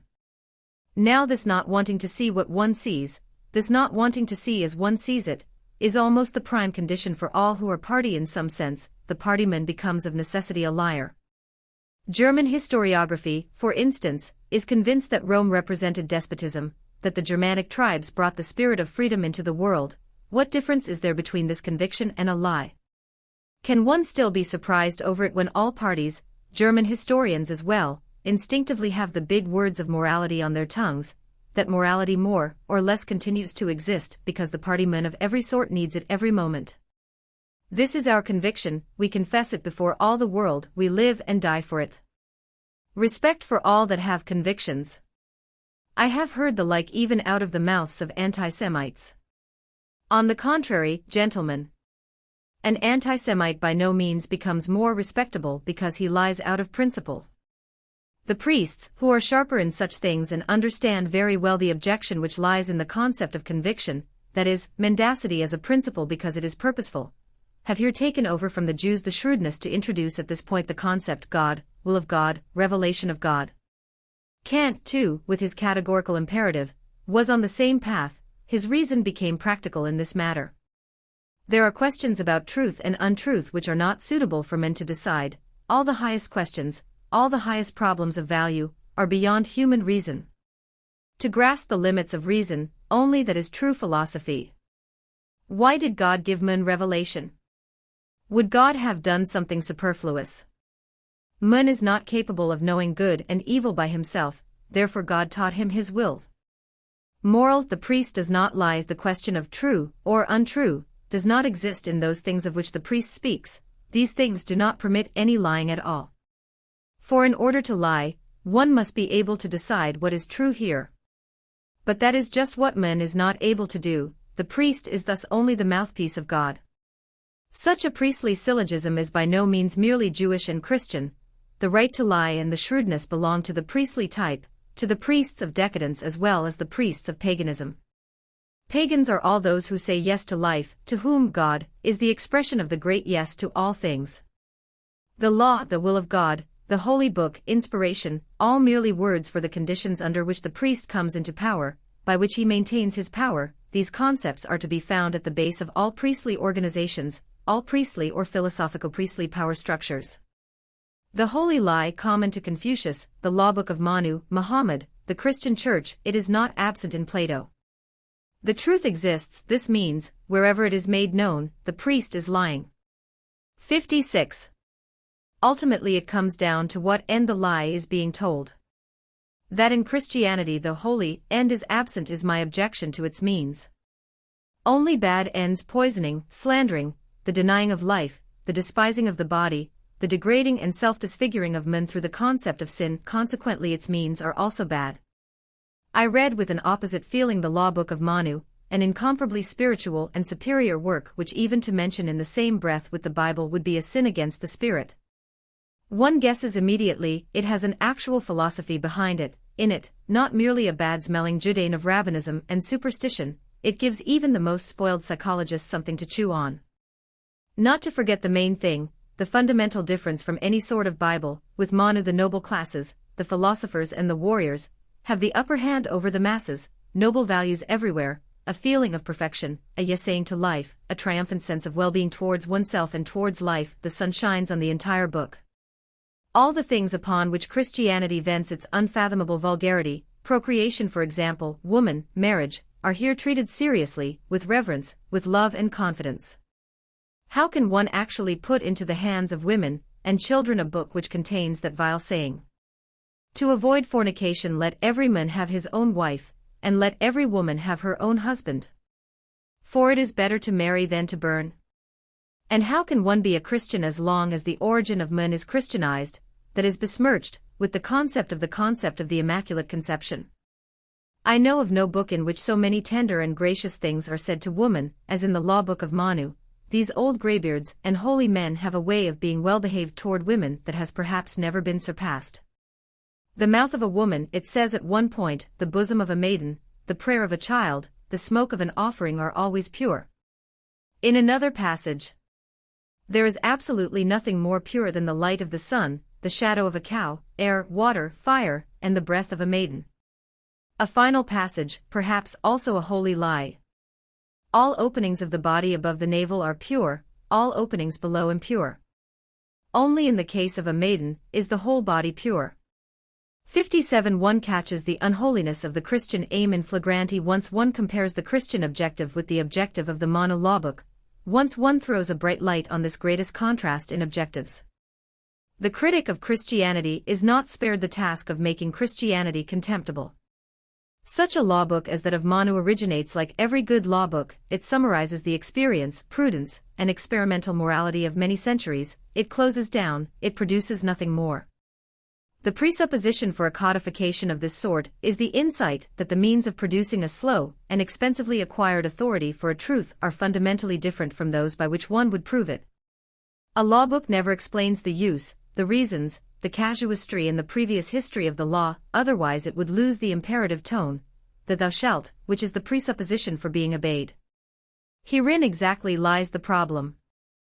At a certain point in the development of a people, the most intelligent, that is, the most backward and forward-seeing class of the same, declare the experience by which one should live, that means can live, to be closed. Their goal is to bring home the richest and fullest harvest possible from the times of experiment and bad experience. Consequently, what now must be prevented above all is still further experimentation, the continuation of the fluid state of values, the testing, choosing, criticizing of values in infinitum. Against that a double wall is put up, first of all, revelation, which is the assertion that the reason in these laws is not of human origin, not sought and found slowly and amidst blunders, but coming by way of divine origin, whole, complete, without a history, a present, a miracle, merely communicated. Then tradition, this is the assertion that the law has stood since age-old times, that it would be impious, a crime against one's ancestors, to call it into question.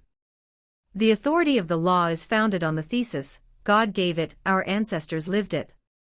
The higher rationale in such a procedure lies in the intention to drive consciousness back step by step from what has been recognized as the correct way of life, that is, one proven through enormous and sharply sifted experience, so that a perfect automatism of instinct can be attained, that precondition for every kind of mastery, for every kind of perfection in the art of living.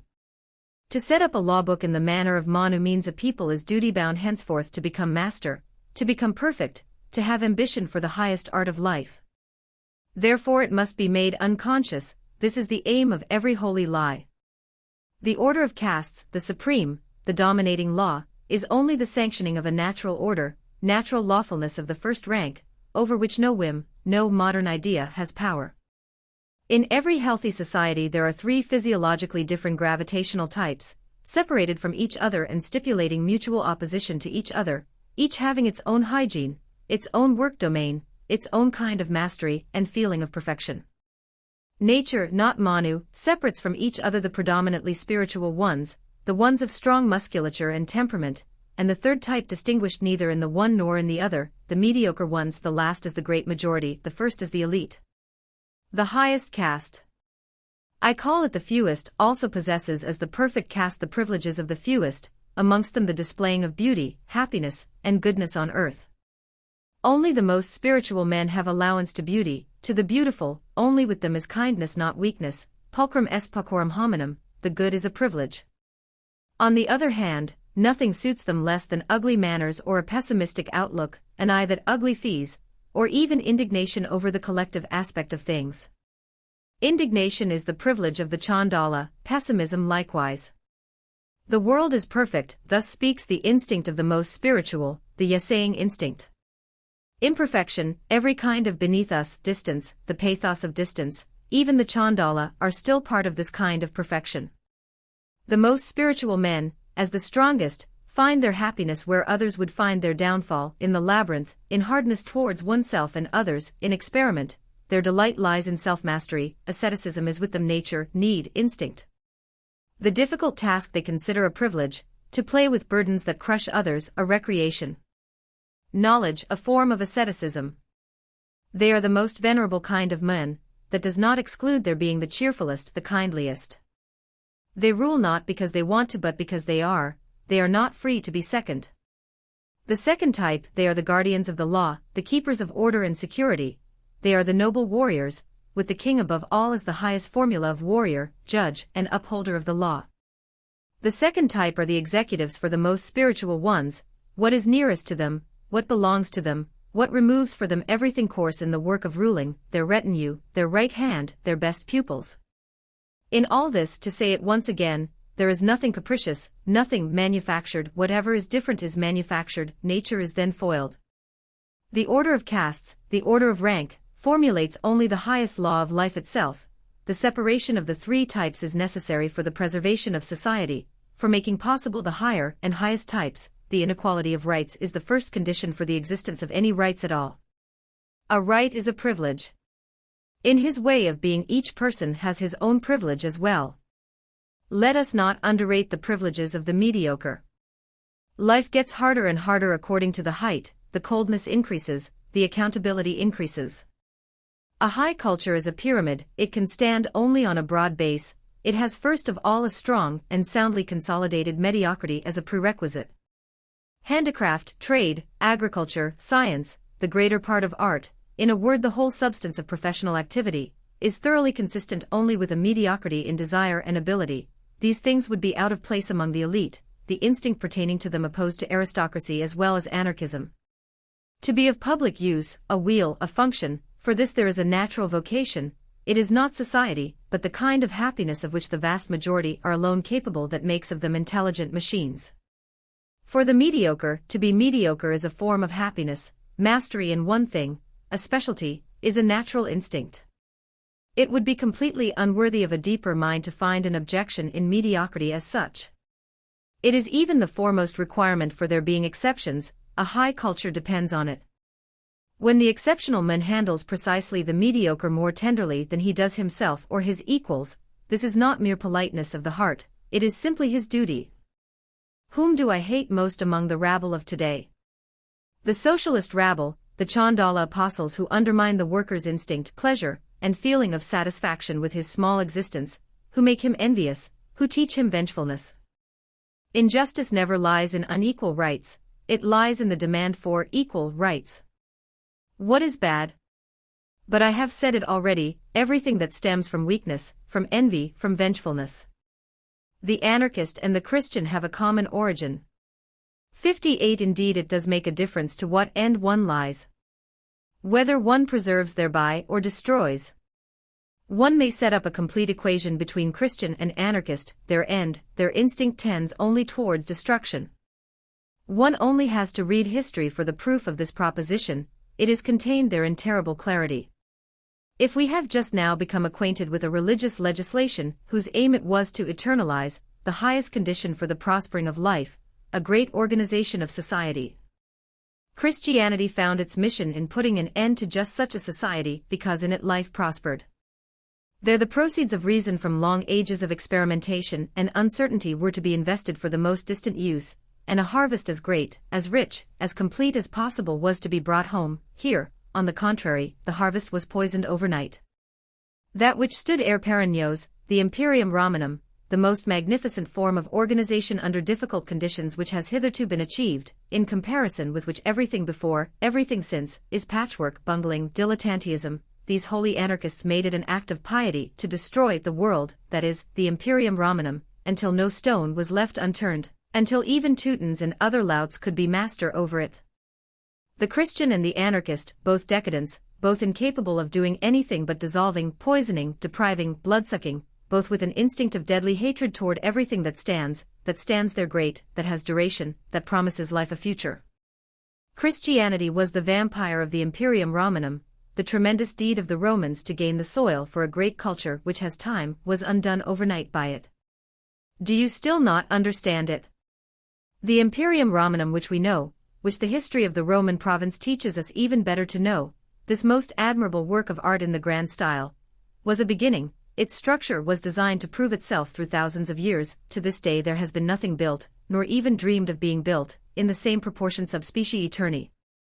This organization was firm enough to withstand bad emperors. The chance occurrence of persons has nothing to do with such things, first principle of all great architecture. But it was not firm enough against the most corrupt kind of corruption, against the Christian kind. This stealthy vermin which in night, fog, and ambiguity stole up to every individual and sucked out of each individual the seriousness for true things, the instinct for realities in general, this cowardly, effeminate, and sugar-sweet band alienated souls from this tremendous edifice step by step. Those valuable, those virile noble natures who found in the cause of Rome their own cause, their own seriousness, their own pride.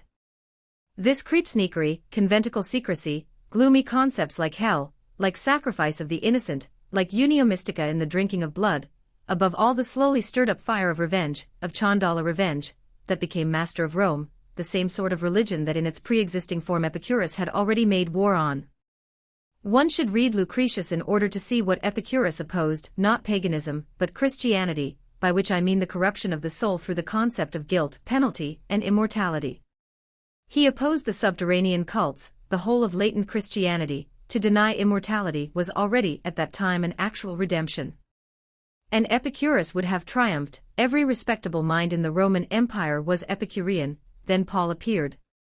Paul, Chandala hatred against Rome, against the world, become flesh, become genius, the Jew, the wandering Jew par excellence. What he divined was how with the help of the small sectarian Christian movement apart from Judaism one could ignite a world conflagration, how with the symbol of God on the cross, one could sum up everything at the bottom, everything secretly rebellious, the entire inheritance of anarchistic activity in the empire, turning it into a tremendous power. Salvation is of the Jews. Christianity as a formula for outbidding the subterranean cults of all kinds, those of Osiris, of the Great Mother, of Mithras, for example, and for summing them up, the genius of Paul consists in this insight. His instinct in this was so sure that he took the ideas with which these Chandala religions managed to fascinate, and with unsparing violence to the truth, he placed them in the mouth of his invention the Savior, and not only in his mouth, having made out of him something that even a Mithras priest could understand. This was his vision on the road to Damascus. He grasped that he needed the belief in immortality to devalue the world, that the concept of hell would be master even of Rome, that with the beyond one kills life. Nihilist and Christian, that rhymes together, that doesn't only rhyme together. 59. That entire labor of the ancient world in vain. I have no words to express my feeling over something so atrocious. And considering that its labor was preliminary labor, that the foundation for a labor of millennia had just been laid with granite self-confidence, the entire meaning of the ancient world in vain. Wherefore Greeks? Wherefore Romans? All the prerequisites for a learned culture, all the scientific methods, were already there. The great, the incomparable art of reading well had already been established. This prerequisite for a cultural tradition, for a unity of knowledge, natural science, in union with mathematics and mechanics, was on the best of all paths. The sense for facts, the last and most valuable of all the senses, had its schools, its already centuries-old tradition. Is this understood? Everything essential had been discovered in order to set the work into motion. The methods, one must repeat it 10 times, are the essential thing, also that which is opposed the longest by laziness and custom. What we have won back for ourselves today with inexpressible self-mastery, for we all still have the bad instincts, the Christian ones, somewhere in our bodies, the free view of reality, the careful hand, patience and seriousness in the smallest thing, the whole integrity of knowledge, they were already there. Already more than 2,000 years ago.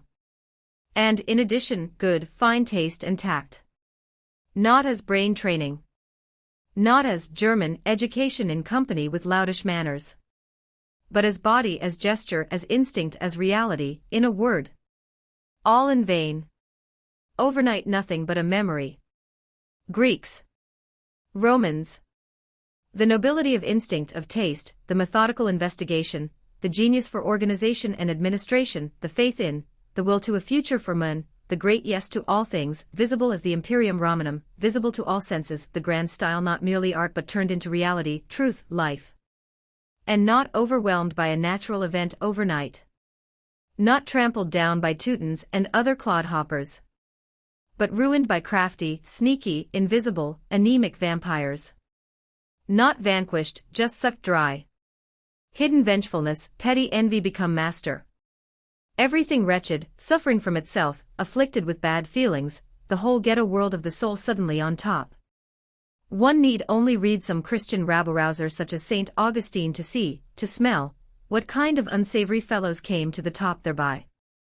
One would be deceiving oneself utterly if one presupposed any lack of intelligence among the leaders of the Christian movement. Oh, they are clever, clever to the point of holiness, the SE Church Fathers.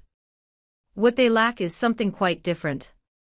Nature has slighted them, she forgot to give them a modest dowry of respectable, of reasonable, of clean instincts. Between us, they are not even men. If Islam despises Christianity, it is 1,000 times right in doing so. Islam presupposes men. 60 Christianity made us lose the harvest of the ancient world, later it made us lose again the harvest of the culture of Islam.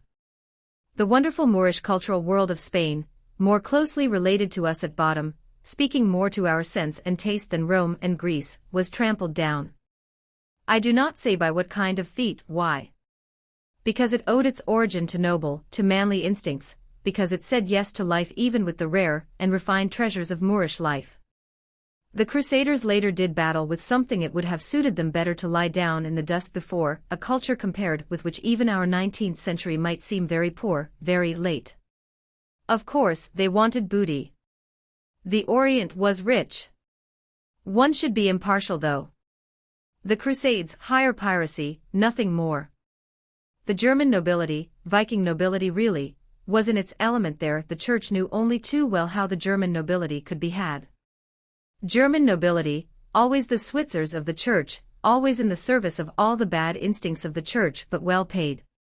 That precisely with the help of German swords, German blood and guts, the Church has carried out its war of deadly enmity against everything noble on earth. There are a host of painful questions at this point. The German nobility is nearly absent in the history of higher culture, one can guess the reason. Christianity, alcohol, the two great means of corruption.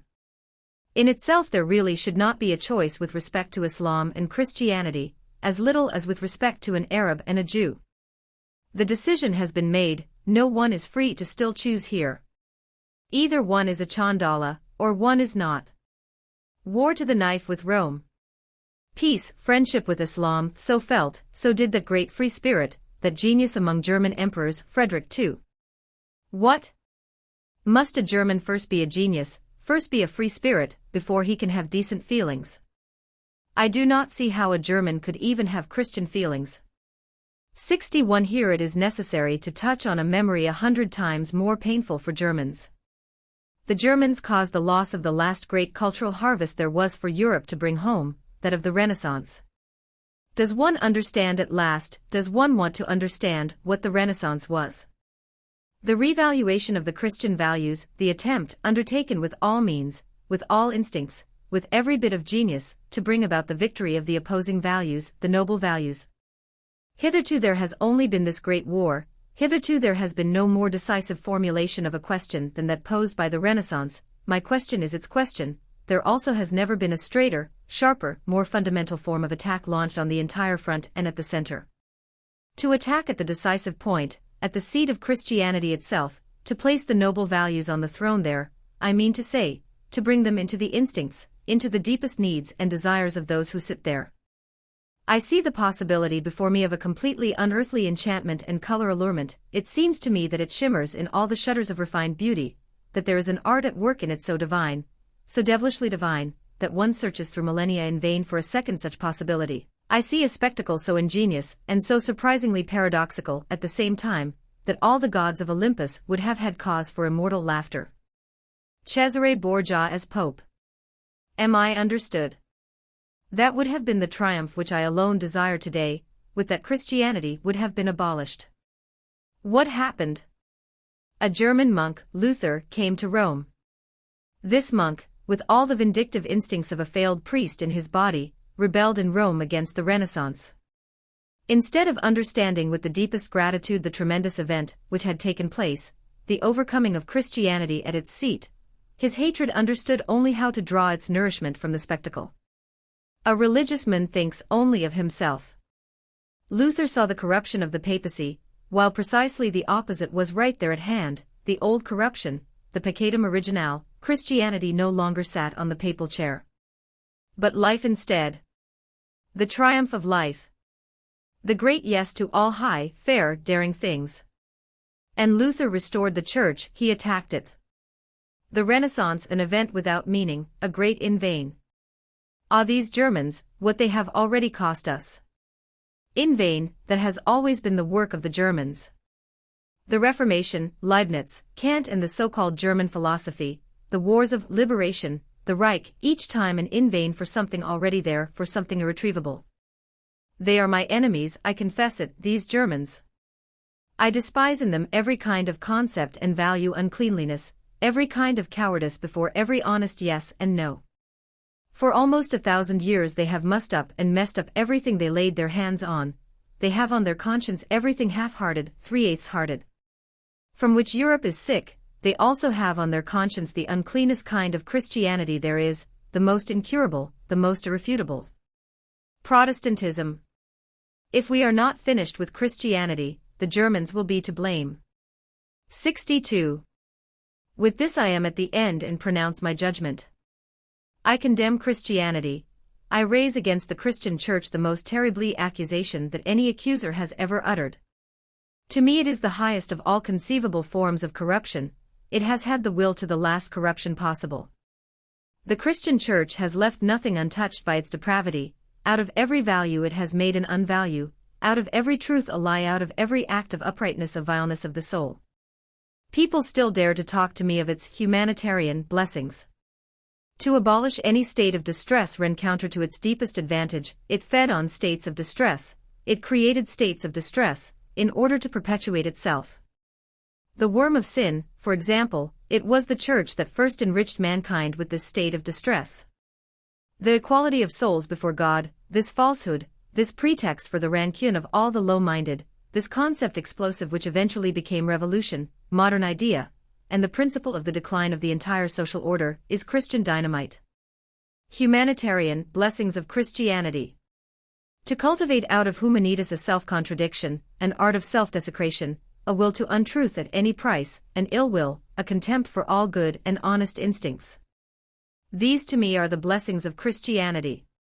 Parasitism as the sole practice of the Church, with its ideal of green sickness, of holiness draining all blood, all love, all hope for life, the beyond as a will to the denial of all reality, the cross as the sign of recognition for the most subterranean conspiracy there has ever been, against health, beauty, successfulness, bravery, intellect, goodness of soul, against life itself.